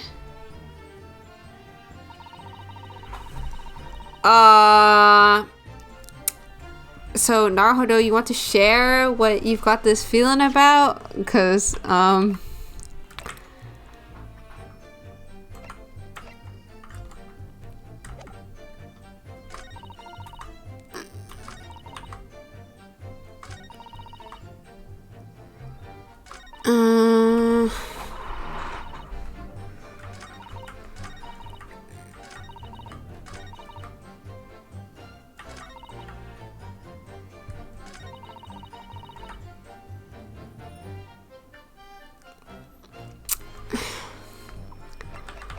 mean, I can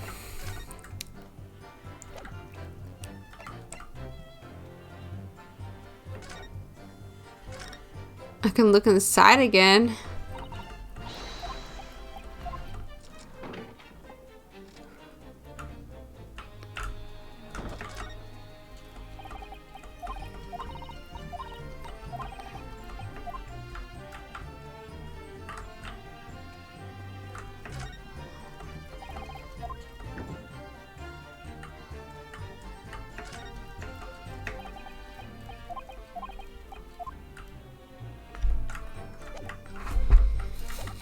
God, I don't want to be stuck again, man.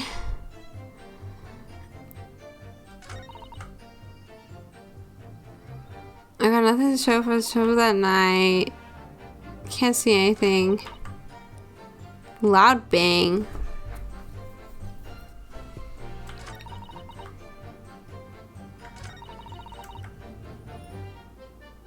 Bang. Why there banging noise? Hemorrhaging.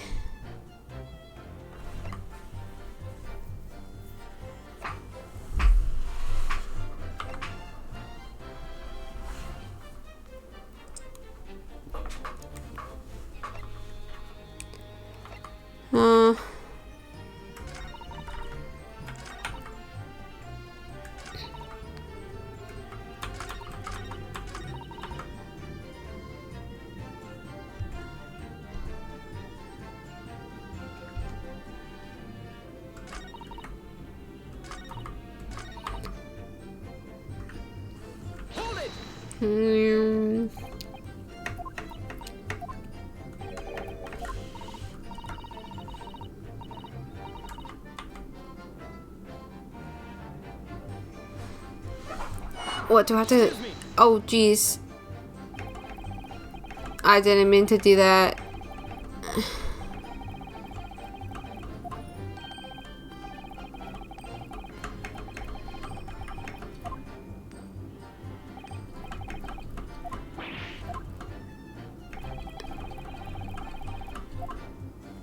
Okay, maybe.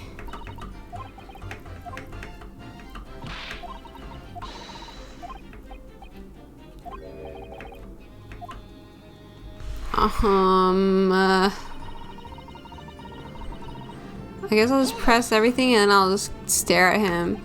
But I'm pretty sure they show that, like, he's, like, unsure.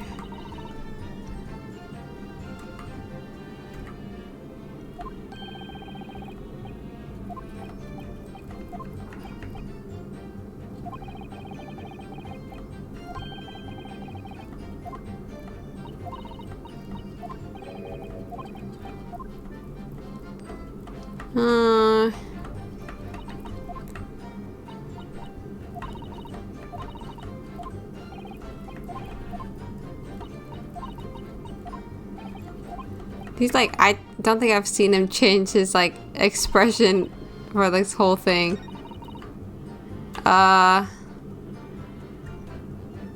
Maybe I press this one and then.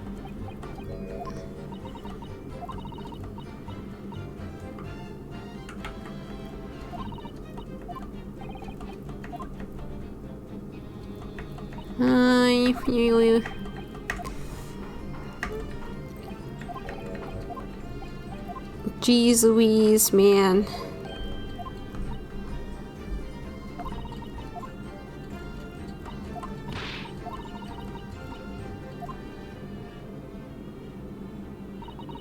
Oh. Hold it!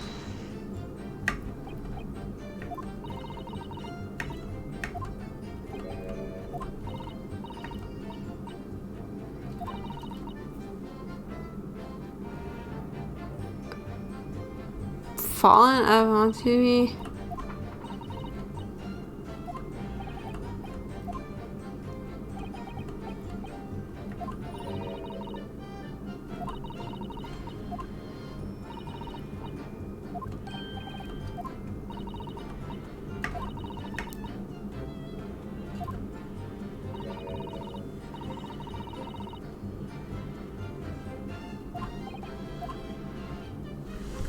Ah! I'm stumped. Hold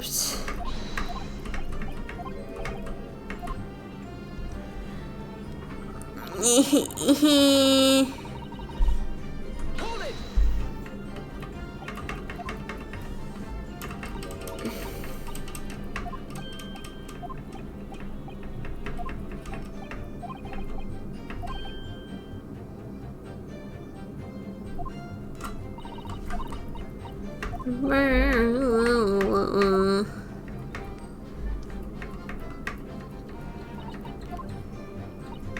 Okay, I'll press everything again just to make sure that I did in fact press it all.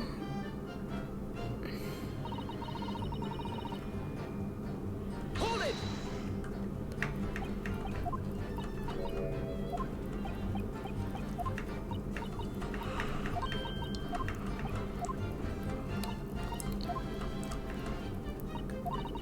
Dang, it's like gonna be me silent for like the whole time because I'm like using all my brain power to try to think of what to do.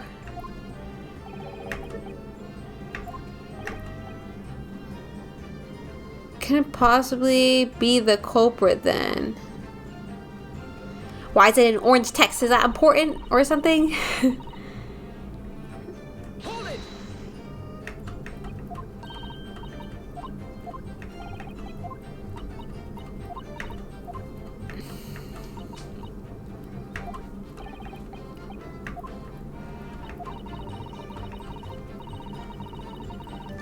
Well, no. Okay, so now you wanna... I do not remember you doing this. Unless you have to like do it twice. Excuse me. Anyways, excuse me. Is something wrong, Mr. McGilded? Oh, I do apologize. Was there something the matter, Counsel? I'm just wondering if Miss Lestrade's last comment made something occur to you, perhaps? You seem to be thinking something to yourself. Oh, no, 'twas nothing important. I was feeling bad for the poor lass is all. I remember feeling desperate myself as a young lad, shut up in the dark. 'Twas terrifying, so it was. I see, yes, I'm sure we can all sympathize. I'm still scared of the dark now. Aye, and I don't know about yourself, but I find that the darkness seems to make everything you hear seem much louder as well. Yeah, I suppose it does, maybe. Miss Lestrade, Did you hear something that night? Anything? Any unusual noise, perhaps? Nah, not really. All I could hear was the Irishman snoring. But jabbers, there's no need to tell the whole world of me foibles, you little scamp. What a pity. If only Miss Lestrade had heard something, it might have given us a new vital new clue. What should we make of that last statement of hers? It's profoundly important. Because I don't have any other leads. My lord. I believe the statement just made by the witness is profoundly important. Profoundly important, but all she said was that she heard nothing. Yes, which is the profoundly important point. I'm almost sure of it. I'm almost sure that I didn't understand the inner workings of your Eastern Mind Council. Nevertheless, Miss Gina Lestrade, you will supplement your formal testimony by repeating that last statement, please. What? Supplement? What are you on about? Don't give me all your fancy talk. I know what you're trying to do. Well, it won't work on me. That's right, insult the judge. Always a good move.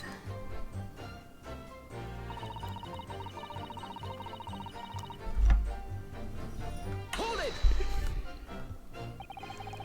So you were straining to hear what was happening the entire time since the moment you hid yourself? Not exactly, no. Sorry? Well, there was no one in the cabin to start with. I could just push the cushion up and have a butcher's to see what was what. But then when I saw this swell getting on, I got me Ed down so you didn't notice me.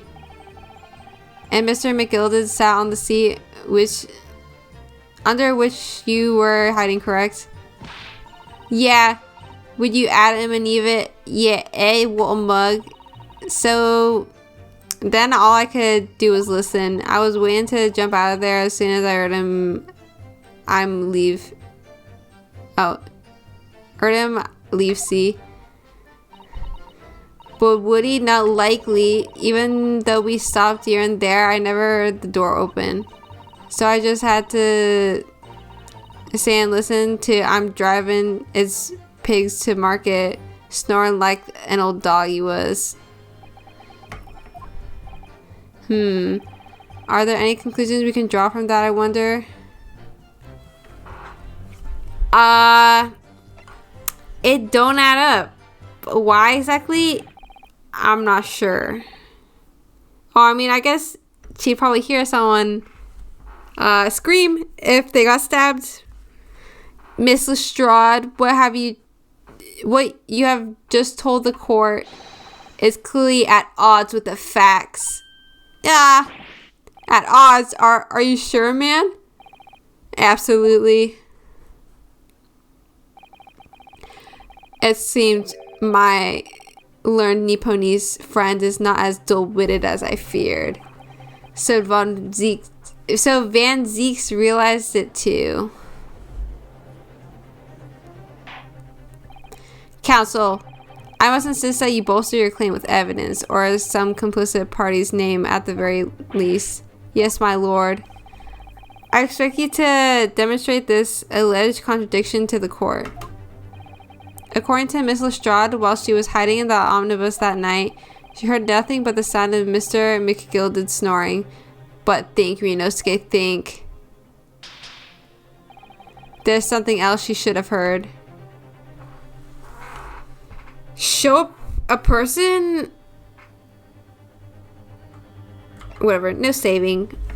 I think I know what I'm doing. Very well, my lord. Allow me to elaborate. On a particular sound that Miss Lestrade could not have failed to hear on the night in question. This sound very clearly explained by the presence of the following person. Wait, is he not on here? I was kidding, he's right there. Yeah, I want to stare at the portraits. Wow, he's so youthful. 17? That's not a 15-year-old. He's older than Susato. Okay, well. Take that! Thrice fried Mason? Or fired. Yes, my lord. The sound that Miss Lestrade cannot have failed to hear. It is that of the victim, Mr. Mason, boarding the omnibus. Oh, I mean, I guess that is also true. Order, order. Explain your reasoning, counsel. Miss Lestrade, allow me to confirm something. You claimed earlier that you were the first person on board the omnibus. Is that correct? Yeah, of course I was. I got on while the driver was in the pub, didn't I? And the next person to board the omnibus was Mr. McGilded. That it was. Not a soul in the cabin when I climbed aboard, at least not in plain sight. So you were, to all intents and purposes, alone in the enclosed cabin of the omnibus at that time. Did I not just say as much? I wasn't traveling with anyone else, if that's what you mean. Yeah, I saw him get on, remember? Through the crack under the seat cushion. He was on its own, for sure. And from what we've heard, the carriage made a number of stops after that on its onward journey. During which time did you not hear the door open or closing at all? Nah, I never heard it. That's exactly what I was listening for, weren't it? Waiting for this swell to leave. In which case, when and how did the victim end up in the carriage? We know that the victim collapsed inside the enclosed cabin on the omnibus. Therefore, Miss Lestrade's statement about what she did or did not hear is at odds with the facts. Yes, this petty thief's statement was clearly flawed. Lord Van ZIEKS, yes, he knew all too well that there was an inconsistency in Miss Lestrade's statement.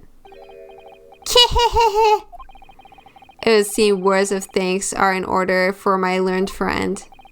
What are you talking about?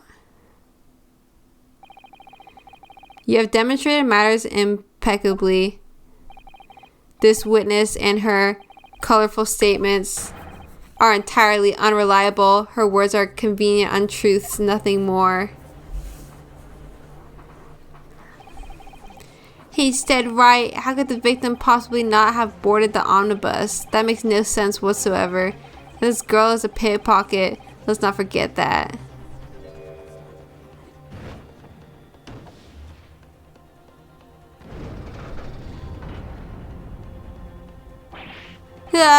She didn't even say anything. I didn't want to judge the dear little mite just because she has some rather naughty ways, but I must say, I can't abide liars. And neither can I. Mr. Foreman, I didn't want to judge the girl just because she has some less salubrious ways, but I must say, I cannot abide liars.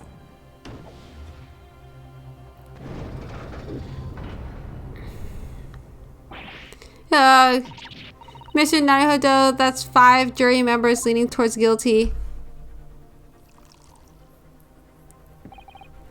Well, your consideration for others is refreshing, Nipponi's friend. The considerable troubles you have spared me.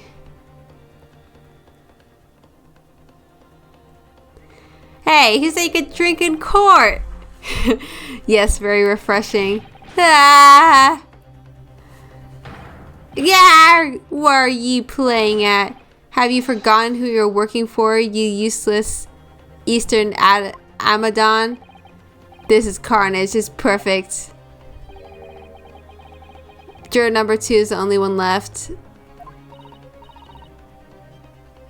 Mr. Naruhodo, the way this is going, I know if we can't find some new way to convince everyone of Mr. McGild's innocence, the judge will rule and we'll have lost. I very much wanted to believe the words of one London's most respected gentleman, but those of us in service know we must accept hard truths. Hold it! Hold it. Yes, the witness's last statement seems to have revealed a critical inconsistency in her story. However, We must consider the possibility that her statement is in fact the truth. It may shed an entirely new light on this whole case. What are you saying? Counsel! I'm sorry, sir. Whatever do you mean? Counsel, I will not tolerate you attempting to prorogue my adjudication.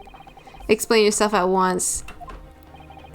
When the accused boarded the omnibus on the night in question, the victim was nowhere to be seen. Subsequently, the carriage door was not heard opening a single time, as testified by the witness in the stand. And yet the victim's body was found inside the carriage. If this petty thief's words are to be believed, how do you explain the victim's miraculous appearance inside the cabin of the omnibus?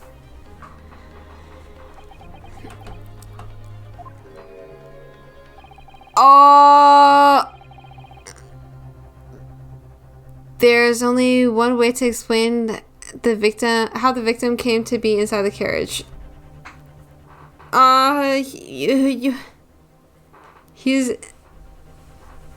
There's another entrance?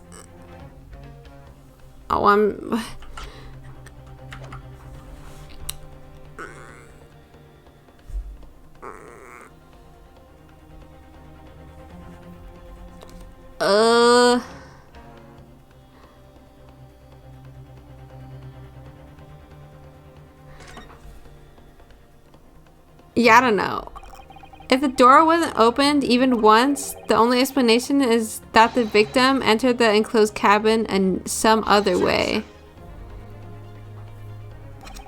I wondered what new fantasy you would come up with in your blind panic. But behold, the omnibus is here for all to see. Only one side of the enclosed cabin is furnished with a door. The other only has windows, fixed windows which cannot possibly open. In short, there's no entrance to the cabin other than the door. But there could be. There's one possibility you haven't considered. Oh, really? Yes, one other way inside that isn't the door. Another opening in use, the use of which allowed the victim to appear inside the enclosed cabin. Alright, counsel.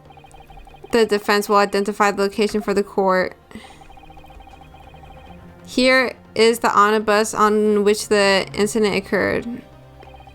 Where on earth is this entrance you propose? This. Oh boy, I can't believe I was right. Hehe. It can have only been the skylight. I say the skylight. Objection. Your ludicrous proposal almost had me lost for words, however. The skylight may well be large enough for someone to pass through. So you claim. But do you have a shred of evidence to support your addled brain theory? Both Mr. McGilded and Miss Lestrade said the same thing in their testimonies.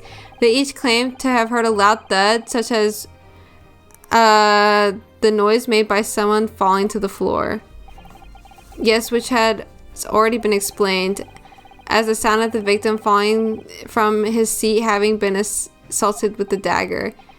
Yes, it has, but would a man slipping from the seat onto the floor really have made such a loud noise as the witnesses describe? A noise loud enough to cause Miss Lestrade to let out an involuntary cry, in fact. Good gracious. Perhaps, in fact, that was the moment the victim made his entrance into the cabin. No, let me rephrase that. The victim didn't enter the cabin as such. He fell into it. You're now suggesting that the victim fell from the skylight into the cabin? That's simply impossible. How can you be so sure? Because if the victim had fallen inside through the skylight, as you say, the passengers on the roof deck would have seen it happen. And yet, not one person made mention of such events in their testimony. Well, yes, that's true, but...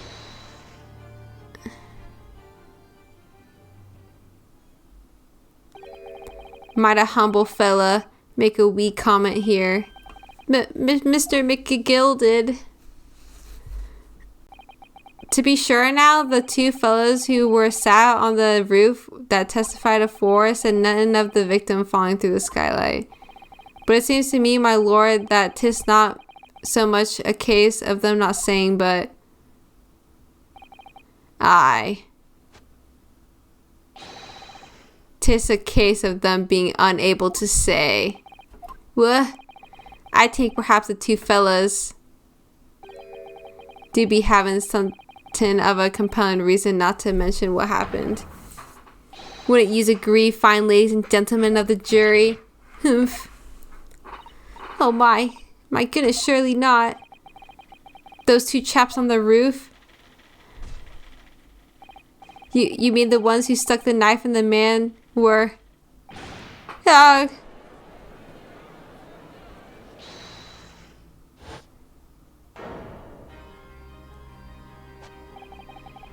Just what exactly are you insinuating here, you blitherer? You rotter, he said, you rotter, what are you insinuating? This is a flaming outrage. I have a good mind to give you a blinker in a minute. He'll give you a shiner in a minute, he says, and so will I. Mr. Fairplay, you're effectively accusing me, a city gentleman and well-respected banker, and me, a very angry hatter, suggesting that someone like me could have stabbed that man in the guts. It's a disgrace. It's scandalous. I protest in the strongest possible terms. That's right, I protest too, about you, you rotten scoundrel. Order, order, order! This is not the time, witnesses. I will not permit this wanton invasion of the stand. Return to the anteroom at once. But this is beyond reason, my lord. It's outrageous. It's very hurtful, you know. My lord, if I may comment. Go ahead, Lord Van ZIEKS. It was the defense that incited this outburst from the witnesses. My learned friend has seen fit to abandon all protocol and excuse the witnesses without proof. Accuse? I never didn't intend to. It seems, young Nipponese, that your command of the English tongue is wanting. You propose to this court that the victim fell through the skylight from the roof deck of the omnibus. That hypothesis cannot possibly stand without the rooftop passengers being aware of the events. You have branded these gentlemen liars. You have intimated their criminal guilt. In our British courts of law, that is what is termed a baseless accusation. I know I was rash to put this idea forward without any actual evidence, but you can't just dismiss it without a second thought. What are you wasting time for? Get them to testify! I thought there was something fishy about that hat from the moment I laid eyes on that fellow. We have to see this matter through now, one way or another. If there's filth and rubbish in our midst, we must dispose of it at once. Testify. What's happening, Mr. Naruhodo? The specters in the public gallery they're in a complete frenzy. Mr. Fairplay and Mr. First, my lord, you will take the stand again and make another formal testimony in reference to the indictment brought by the defense. Yes, my lord. I didn't come here for this. There's no time to think this through. All I can do is keep pushing forward.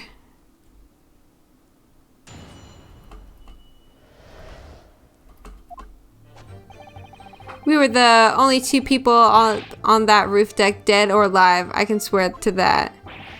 If anything had happened where we were sitting, don't you think one or the other of us would have noticed? In any case, neither of us know the first thing about the victim? We had no reason to kill the man. The sky was shut the entire time. I tell you, we couldn't have possibly have opened it. If you're so sure the victim fell through the skylight, where's your proof? I must say that on listening to this testimony, it is somewhat hard to imagine how either witness could have performed any malevolent act on this open rooftop deck without the other noticing forthwith. That's right, you see. We're innocent, I tell you. Although logically, of course, the argument falls down if the two of you were in collusion with one another. What? According to investigations by Scotland Yard, the two witnesses shared no common dealings. Ha! Why don't I trust coppers any more than I trust the stinking rich? Something doesn't feel right here. The trial is going in our favor, really, so why I feel so uneasy. Counsel for the defense, over to you. Your cross-examination, please. Oh, yes, my lord.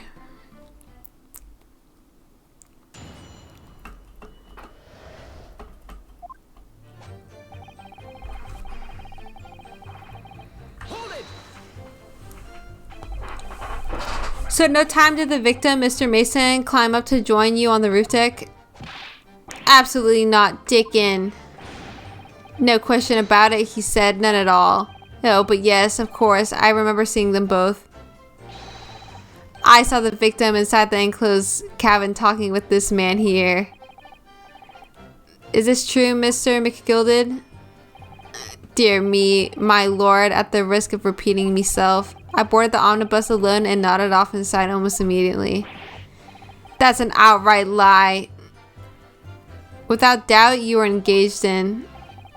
Let me stop you right there, fella, and ask, do you have any evidence at all? Yeah. 'Tis all about evidence in the courts these days, so it is. You'd do well to remember that. Yeah, I saw you with my own eyes. This is going so well.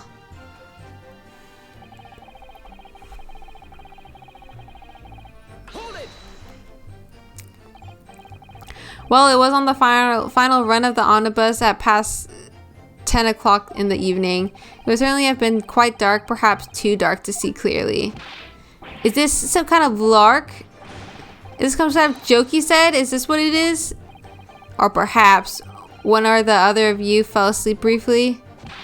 Are you fair dinkum, sir? Are you serious, sir? That's what he said. It's impossible, I tell you. I'd give you the keys to the vault if you could fall asleep in that bitter cold. And if you didn't manage it, your eyelids would freeze shut and you'd never be able to open them again. That's extreme. It was extreme, I tell you, and we had to put up with it because this man had locked the door.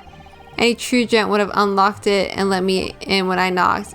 I'm dreadfully sorry about that young fella, but you see, I was away with the fairies and I didn't hear you at all. That's a lie. I saw you through the glass. You were talking to someone.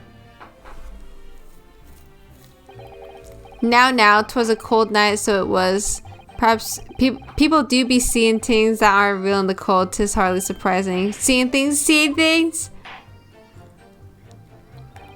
I believe we have reached an impasse here on this particular point. Ugh, you. Don't take it personally now, lad. If I'm a suspect in this case, then 'tis only fair that you and the other fiend are too.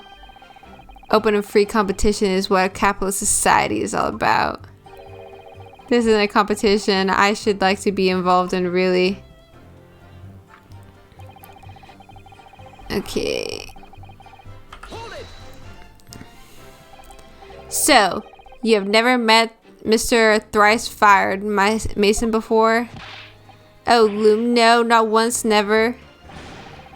He'd never met the man before, he said never. And you, Mr. First, had no prior dealings with the victim either? That's right, sir. Hatters don't have much to do with brickmakers, to be perfectly honest, sir. No, I imagine not. You see, how many different ways can I put this? Neither of us have the... Well,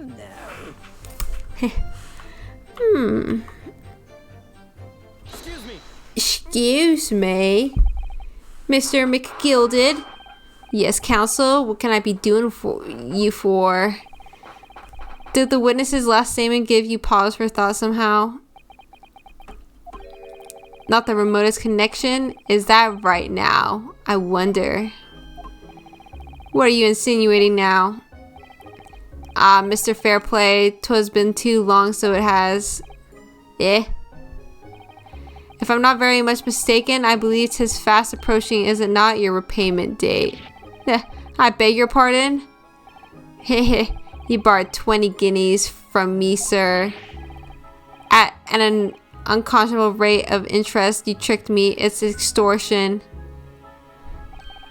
Well now, is that a touch of begrudgery? Is it the sort of begrudgery that might motivate a fella to pass his crimes off on another? Yeah. And young Mr. First. Me, sir? What do you want with me, sir? You do be making hats for a living, do you not?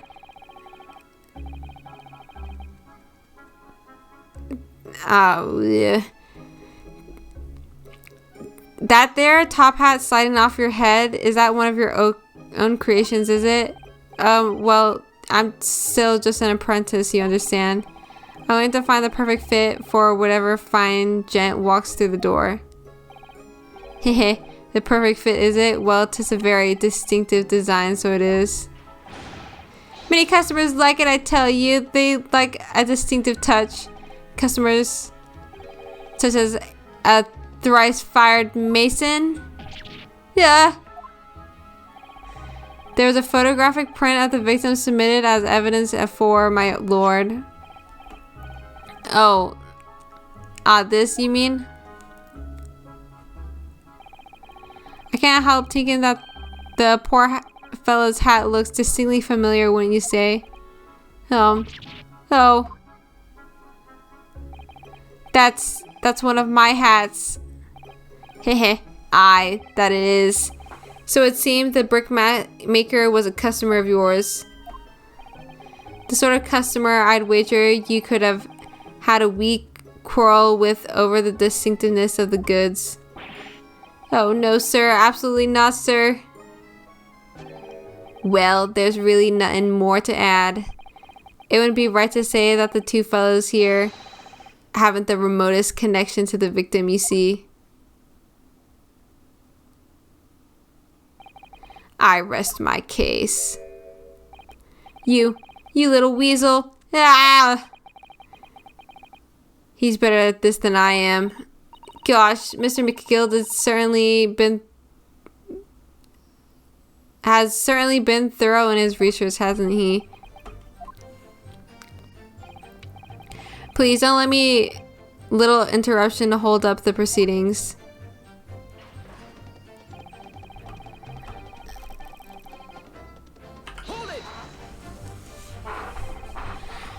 Are you quite certain about that? That the skylight was shut the entire time? I'm going to lose my block with you in a minute. He's going to lose rag with you in a minute. That's what he said. Take a look for yourself. Go on. You see, it's shut fast now, just like it was on the night. So it is, of course. A fellow the size of Mr. Mason could likely break right through it, still and all. What? Just looking at the size of the thing, you understand. Alright, now you hold on there a minute, sir. The size of the thing means nothing. Not on its own. Let's consider the bigger picture, shall we? Let's stop biting our cane, shall we? I was riding the omnibus on another occasion when, well, I broke wind loudly. I shocked myself with it as it happens. This is an unexpected confession, Mr. First. Oh, hi. I just need to say, well, the point is, I tried to open the skylight, you see. But just my luck, I couldn't make it budge. The stench was terrible. Everyone was looking daggers at me. Sir, I went as red as rogue I did. or rouge. Are you expecting me to sentence you? No, no, sir. The point is, the skylight can't be opened. I tried and tried when I was inside the cabin of shame. Excuse me. Do you have something to say about that, Miss Lestrade? Miss Lestrade. It opens. The skylight. That is what we're talking about, right?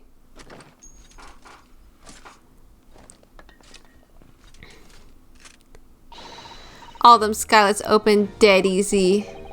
More easily than you can load that weapon. That's a lie, I tell you. Otherwise, when I broke one, You can't do it from inside, you mug. Oh. Look, a few weeks ago, I was up on the roof deck of one of them drags. And I had a great haul. I mean, I had purses coming out me ears.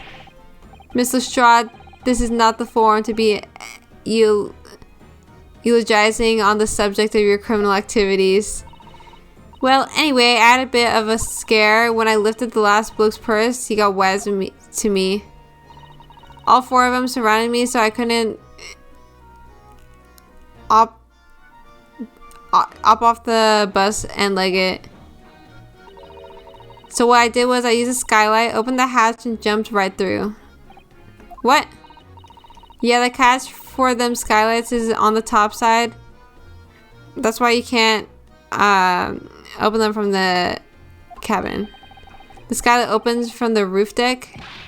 Bailiff, climb up on the roof of the omnibus at once and verify the witness's claims.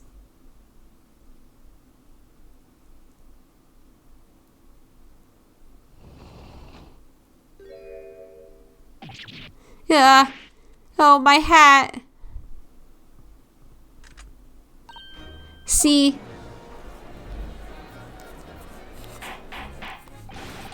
Order, order, order. So it appears that this street girl's statement is quite true. I don't believe it. The skylight opens. And from the roof deck, Mr. Naruhodo. This could be the clue we've been looking for.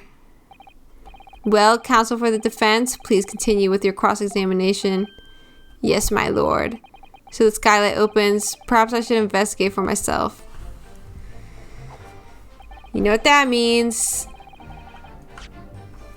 Time to take a little peeky.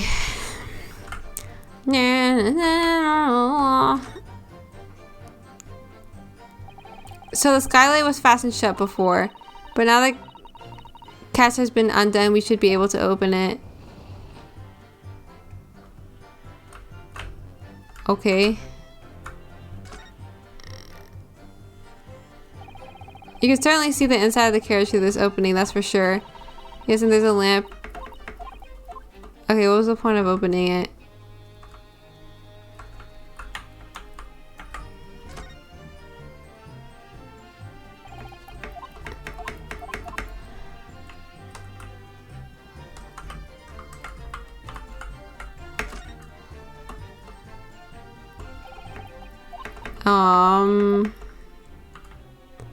Well, I should go in then.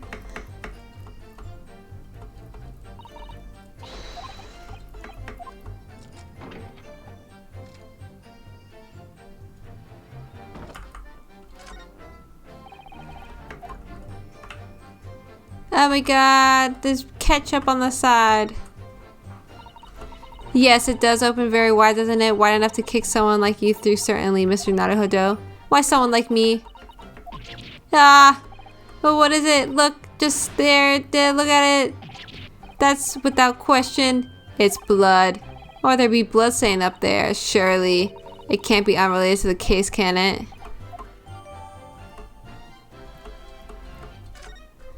Oh yeah. Locked and loaded.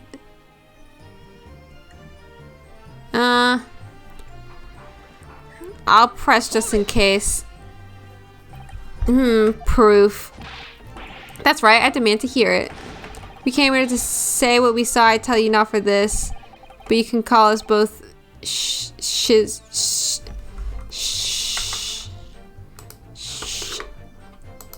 Scissors.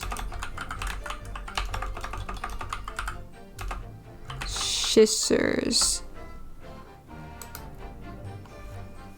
Pronunciation.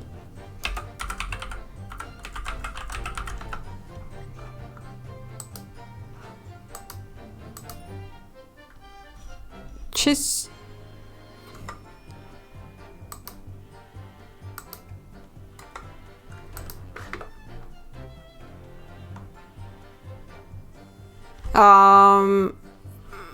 I'm not seeing anything.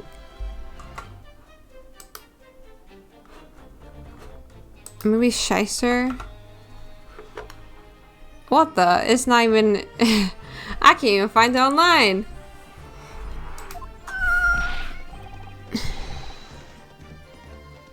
What's that noise? You call us liars. That's what he means. You accuse us of doing it. As it stands at the moment, there's no art evidence that incriminates these selves. Now is there? I believe we're in much the same position as one another here. Yeah. If I don't crack this case soon, he'll crack his teeth. I wonder if these two men really were involved in some way. I couldn't say. I mean, I don't really know anything about them, do I? Although by the same token, I don't really know anything about Mr. McGilded either. It's so hard to know what to believe here. I know, we should try to remember that it's evidence alone that can truly determine the outcome of the trial. Evidence. No one can argue against decisive evidence, including the members of the jury. So you're saying that what we need now is to find a conclusive piece of evidence. Okay. Well, boy, do I have news for you.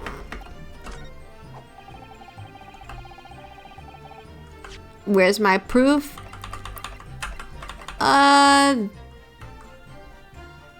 This my proof. On the night in question, the victim was fatally stabbed in the stomach. Immediately afterwards, the victim's body was pushed through the skylight into the cabin below.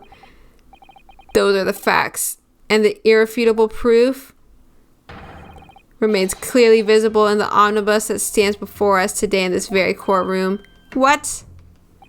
That's utter humbug. You can't possibly have any evidence. No, you can't. I mean, we didn't do. I tell you, it's impossible. Irrefutable proof here in this courtroom. Counsel, my lord, I believe everyone would appreciate a little clarification here. Where exactly within the omnibus is this evidence to which you allude? You point out what it is that proves the victim fell from the roof deck in the skylight. Well, clearly, it is this. Well, I'll just present it just in case. Yes, it does. Oh. Oops.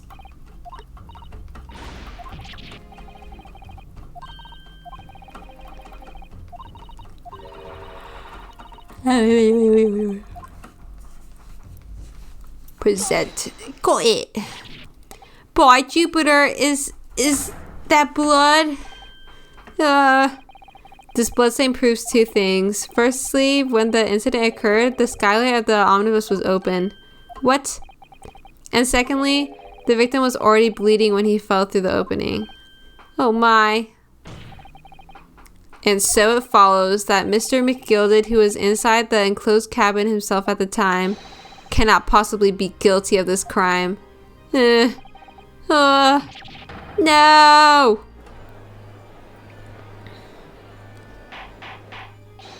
Order, order, order! But the blood could have sprayed up there when the fellow was stabbed from inside the cabin. And only found its way to that one particular spot on the skylight, sure. And that would have been very convenient, And let's keep it in mind that the skylight catch only be unfastened from the roof deck. I myself wouldn't have been able to open it now, would I? But there's no way to know for certain, is there? If the gem really fell through the skylight, I mean. Why don't you have a good look at the floor of the cabin between the two seats, Mr. First? 'Tis all too plain if you see. There's an aftermath that shows a poor fellow dropped from a fair height right there, so it is. What? No. But it can't be. It's all lies. My fellow jury members, I think we can all agree that this is clear proof of the defendant's innocence, can't we? I believe we can, yes sir. It's clear to me now where the filthy rubbish can be found in this courtroom.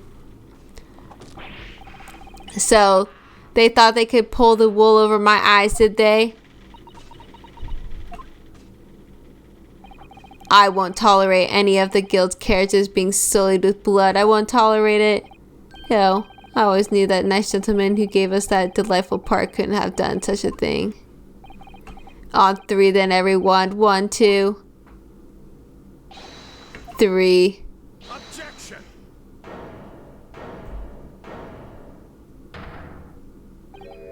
A chilling performance, Mr. McGilded.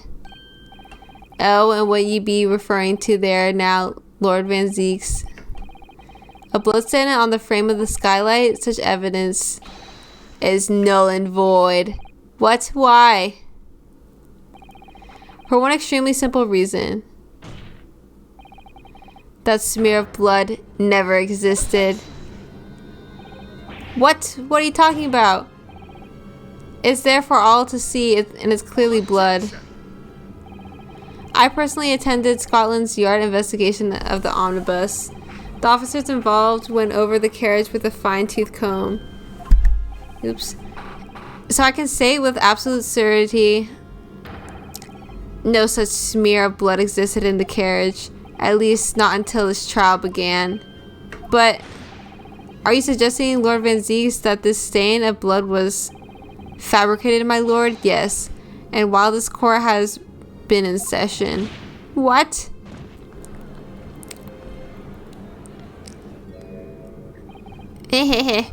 What a palaver. I must say I didn't expect such crude reasoning from a prosecutor of your standing, Lord Van ZIEKS. But I'm Magnus McGilded, a fellow known all over the capital for his fine contributions to public life. I don't take kindly to slander, and I'll fight to the bitter end. So, even if it's rolling off the tongue of the Reaper of the Bailey. Mr. McGilded, I realize that this is your first appearance in court as the accused. However, I am well aware of your involvement behind the scenes in a great many affairs of dubious nature. You're very adept when it comes to avoiding getting your own hands dirty. And each time it happens that a case you're involved in is investigated, you adapt the facts. Adapt the facts? What does that even mean? When you wield a fortune the size of Mr. McGilded's, however ill-gotten it may be, nothing is impossible. Tampering with evidence, manipulating the scene of the crime, bribing witnesses. I trust your ability to concoct the most convenient of stories, sir. Tut tut, Lord Van ZIEKS, this will not do, to be sure. Well now, counsel. Oh, no. I think it's fair to say this does all sound like a rather far-fetched excuse by a desperate man. The blonde of Skylar didn't exist, you say? But if you will all cast your minds back, is it not true that the omnibus has been in the courtroom the entire time? How could anyone possibly have put a smear of blood in it without the world and his wife seeing? Isn't that right now, counsel? It's true. The omnibus has been in full view the entire time the court has been in session. My learned friend.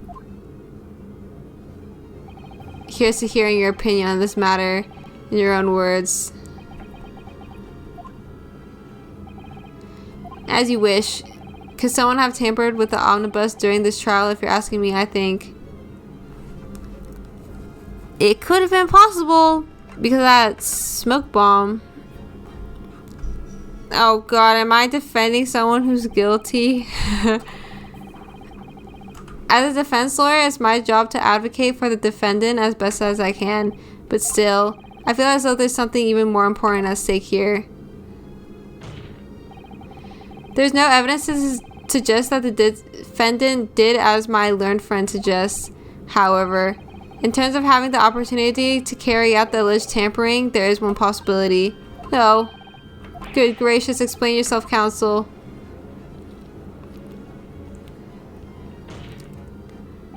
Yes, there is. It seems my learned Nipponese friend has no intention of running from this deceit. Deceit? I'm sure everyone still remembers clearly the recess that we were forced to take. As a result of the smoke grenade fired by the witness currently in the stand, Miss Gina Lestrade. Bang. What is going on? Be careful, Mr. Naruhodo. Cover your face. Bailiff, don't let the accused escape. I hereby call an emergency recess. The courtroom was filled with smoke and everyone was thrown into confusion. All of us were made to leave this chamber. In that brief interval, under the veil of smoke and in all the chaos, I did like a 360. It could have been possible to steal inside the omnibus.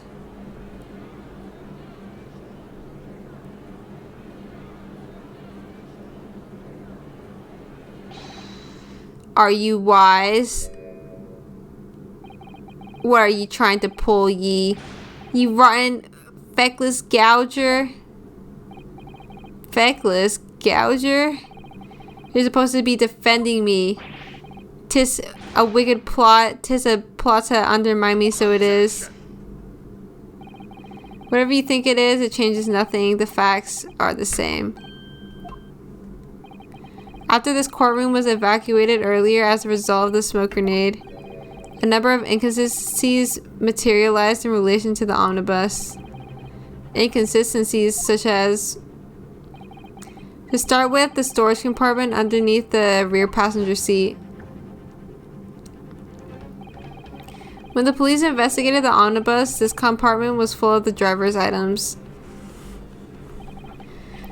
Secondly, we have this smear of blood on the edge of the skylight. As I said, that was not present at the start of the trial this morning.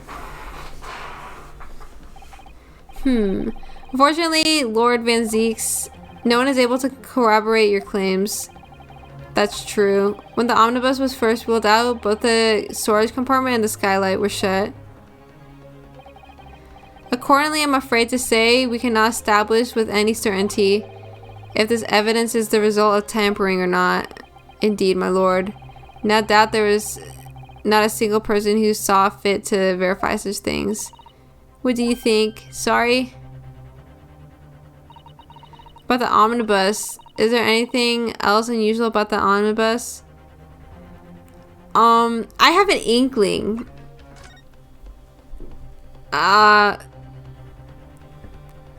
My lord. Yes, counsel. There is one further inconsistency. A mark that surely could not have been present at the start of the trial.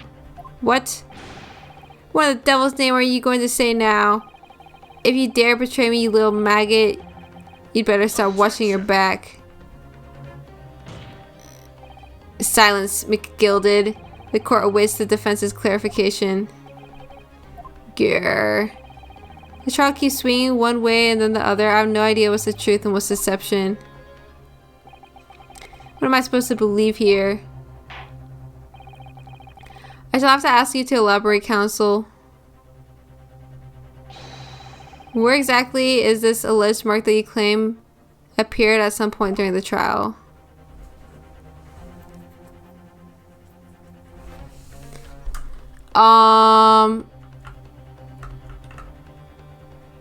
The poopy mark on the floor? That's blood, isn't it? It's just, well, this bloodstain is so obvious.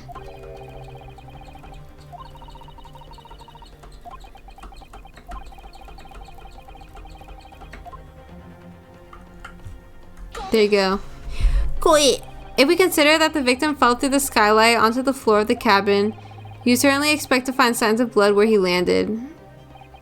But as far as I can recall, this bloodstain on the cabin floor was not there when the omnibus was first brought into the courtroom. Good lord. Yes, I do believe you're correct, counsel. Well said. Oops. Although, as advocate for the defense, one might say that was a very careless slip of the tongue.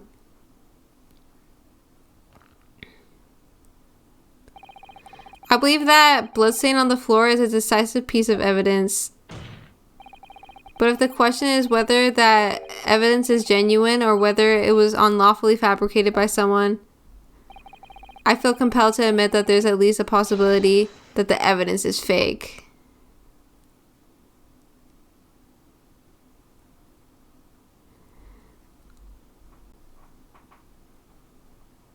Oh god, I take my first scripted L. Ah! This trial is over. Mr. McGilded, I've done everything I possibly can to cooperate with the court, but 'tis all over now. But you're the defendant. 'Tis over, I tell ye. Memory, recollection, what people think they saw. 'Tis all nonsense. Facts are what counts. The fact is, the bloodstain is there now. Ah, well. And over the course of this desperate trial, long and extremely drawn out as it has been, that good-for-nothing reaper of the Bailey has failed to present any decisive evidence at all. I'm scandalized, so I thought better of Lord Van ZIEKS. Well, my lord, I must concur with the defendant. The unaffirmed recollections of an individual can't stand this evidence. At this moment in time, the particular bloodstain in question is very much in existence, and in the absence of any credible method by which to prove its alleged previous non-existence, I regret to say that it would be improper for this trial to continue. Your lordship can't be serious. Lord Van ZIEKS, what is your position? The prosecution, my lord, has no further witnesses or evidence to present. Very well. In that case, as I believe we have explored every possible avenue in this matter, I shall proceed to my adjudication. As a formality, I am of course obliged to confer with the defense first. What formality? As things stand at the moment, it would seem that Mr. McGilded will be found not guilty, yes, which would mean we've won. Is that really the right outcome here? Is it really alright for the trial to come to an end now with all these unexplained inconsistencies? Counsel for the defense, your closing statement, please. Yes, my lord. The defense believes... Oh damn, I'm really gonna self-report my client. I'm gonna save, I don't know what they want from me. It's all about finding the truth, not about finding them innocent. I am here in this courtroom today to advocate for the defense of my client, Mr. McGilded. However, at this moment in time, I cannot, in all good conscience, attest fully to the defendant's innocence. What are you saying, man? Without any question, there is no conclusive evidence to prove the defendant is guilty. However, there is also no conclusive evidence to prove that he is innocent. Good gracious me. Order, order. This is unprecedented behavior, counsel. A defense lawyer calling the accused's innocence into question. Are you so sound mind?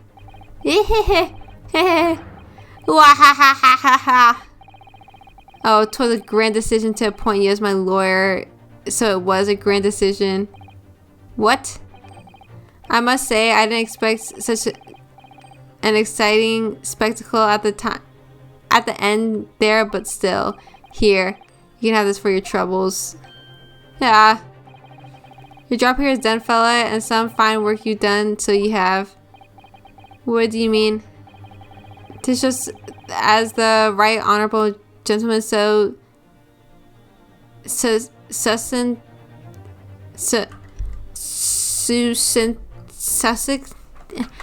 Oh, I don't know.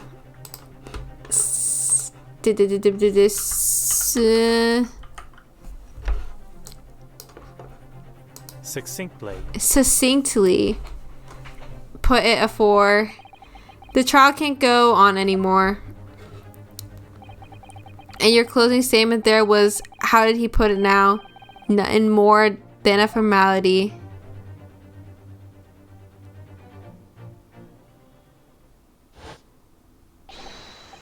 Wah ha ha ha ha ha ha ha ha.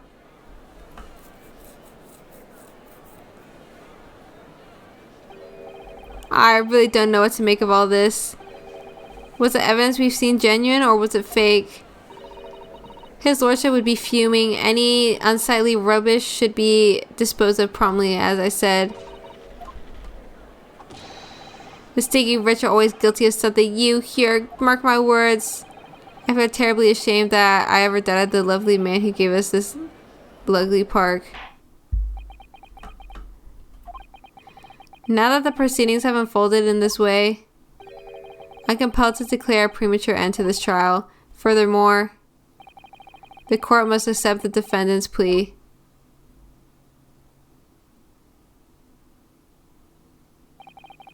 I take you kindly, my lord. I hereby pronounce the verdict of this court.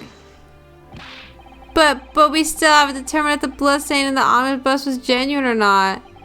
We don't know if these witnesses are telling the truth or a pack of lies. We have no idea about the truth. Lord Van ZIEKS, my lord. The case made by the prosecution was flawed, plain and simple.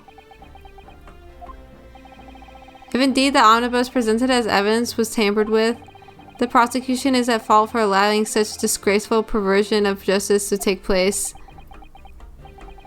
My sincerest apologies, my lord. But wait. When we were evacuated from the courtroom, Lord Van ZIEKS ordered the evidence to be secured. I'm afraid the prosecution cannot shun responsibility in this matter. That's so unfair. The culpability of the defendant has not at the present time been established by this court. Consequently, the jury will not be required to proffer judgment. What? Well, Lord Van ZIEKS, it's been a pleasure, so it has. And as for you, my dear fella, I couldn't have asked for a better defense. Do you mean to tell me this has been a grand waste of time? 'Tis the law of the land, my good man. If you'd like to pursue this matter further, you can always go ahead and try to change the law. Magnus McGilded. Good grief. You've more to say to me, have ye? Just one thing, a warning. This is far from over. Well, something to be looking forward to then. Wah ha ha ha ha ha. I hereby pronounce the defendant, Mr. Magnus McGilded, not guilty.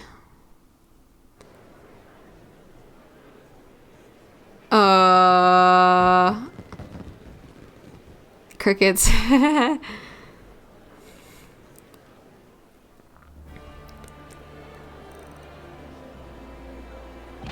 I can't believe it.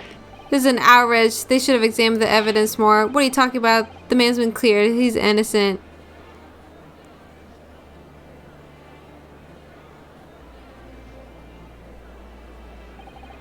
With the courtroom in pandemonium for the second time that day, the judge delivered his verdict. My first ever trial in Great Britain came to an abrupt end, with the defendant being found not guilty, ostensibly a victory for us.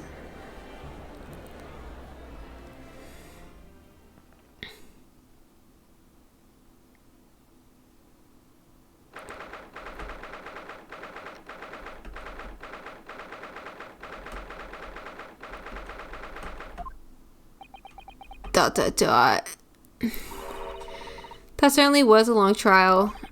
Yes, it was. Your first ever trial on foreign soil and your first victory. It was a wonderful performance. My heartfelt congratulations. And to you, Miss Susato, thank you for your assistance. I suppose we should be happy. The trouble is, we're still completely in the dark about what actually happened. Well, we didn't have enough time. But isn't it wrong? I mean, who was actually responsible for Mr. Mason's death? We don't even know that. The sole aim of the defense is to obtain a verdict that exonerates the defendant. You carried out your duty to perfection. Aye, that you did. Mr. McGill did. And that girl is with him too. Well, it seems the stories are true. Oh, what stories? About the 6 enormous fireworks they do be letting off when there's a verdict of not guilty. I'm sure you must seen them now. Have seen them now spectacular when you say, yes, definitely. I've heard it was a sight to behold, and be sure it was. And I've you to thank, I suppose, for having an opportunity to see it. Wahahaha. Oh, I don't know about that. I'm not sure I really did anything. What are you saying, fella? How did I walk out of there a free man then? I don't think it was so much thanks to me as down to your planning. You're a straight talking fella, aren't you?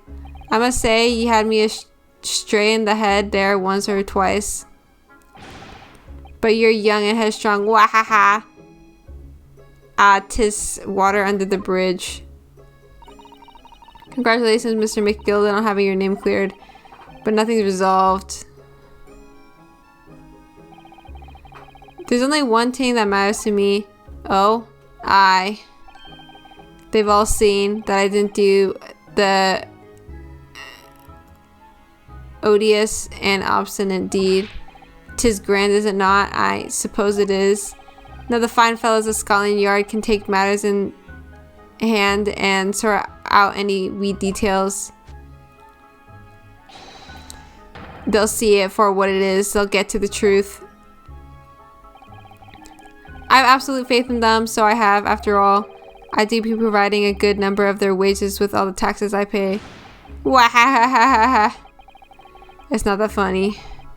So then, as we agreed aforehand, 1,000 guineas for ye troubles, fella. Oh, no, I couldn't possibly have said that much. Be wise. You're humble people, aren't are ye for the East? Well, if you insist. But have this, still in all, you deserve a reward. Mr. Magnus McGilded. Everything is ready, sir. If you'd like to follow me into the courtroom. To the courtroom? Was this officer? Too sooner than I was led to believe. I was not inconvenient, sir. There were some changes to the schedule. Well, I must be making tracks now. 'Tis time for the inspection. Sorry, what inspection? They're going to examine the omnibus again, so I'm told. I asked if I could be present for it myself. They're going to examine it again? Now? Naturally, I'm under no obligation to take part in any of this matter now. But as an upstanding member of London society, I do me best to help wherever I can. 'Tis a gentleman's duty, so it is. So then, fare thee well. 'Twas an absolute pleasure meeting yous. I hope you have a whale of a time while you're studying here in Great Britain. And there he goes, a free man. Oh, I forgot she was here too.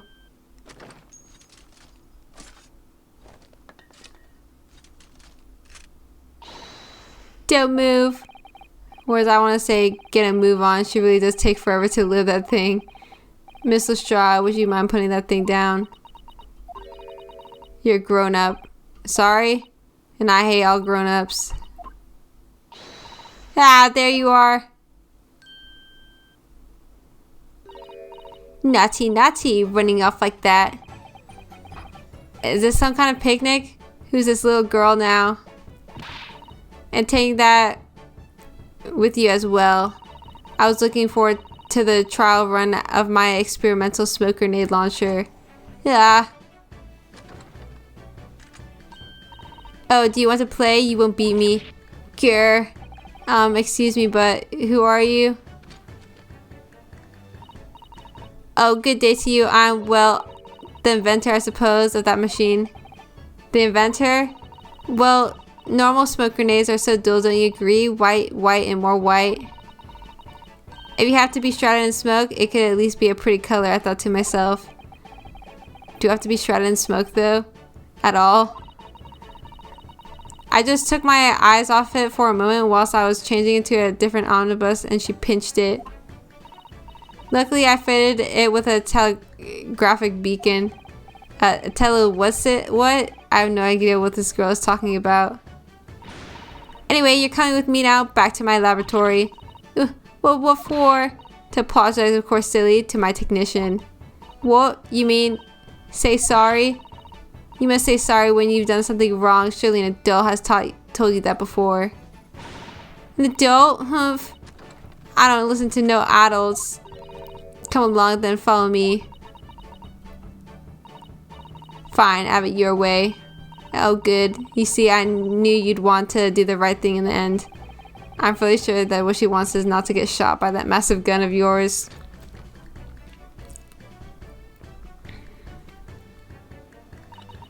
Well, be leaving now then. Bye bye. I'm so sorry for all the fuss. She was a lively one. Well, do you think perhaps we ought to be on our way now too? Yes, you're right, but where to? Oh, we haven't had time to find a place to stay. No sooner had we arrived in London than we had to rush here. All our traveling cases are still with the bailiff. Was I really planning to spend the day in search of lodgings? But at this late hour of day, I'm afraid we might be out of luck. Don't worry though, I have a plan. If worst comes to worst, I've heard of a lovely park where we can spend the night. Please tell me you're not thinking of McGilded Park. I know it might be a little chilly at this time of year, but our youthfulness will see us through. I'm not so sure about that. I think a midwinter London might freeze a young person's solid just as easily as an elderly one. Oh dear, that doesn't sound agreeable. Now I'm starting to regret turning Mr. McGilded down. That 1,000 guineas would have paid for a lovely warm room or mansion. And so, the trial to determine my worthiness for the study tour was over by the end of our first day in London. However, as we were soon to learn, there were more trying times ahead. Just as the Reaper of the Bailey had warned, the case was far from over.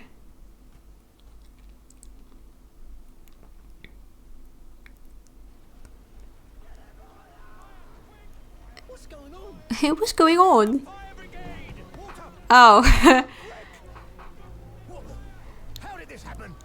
I don't know, sir. By the time I got here, it was already engulfed. No one was supposed to be allowed in here before we started investigating. Uh-oh. No. Oh, good God. There's someone in there.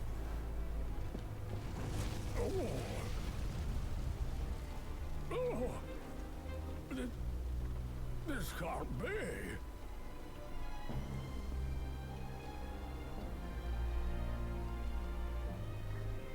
Oh, they're just gonna watch it burn.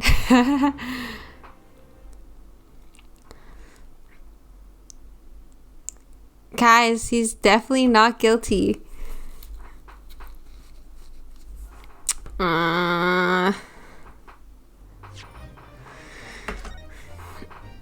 Oh boy.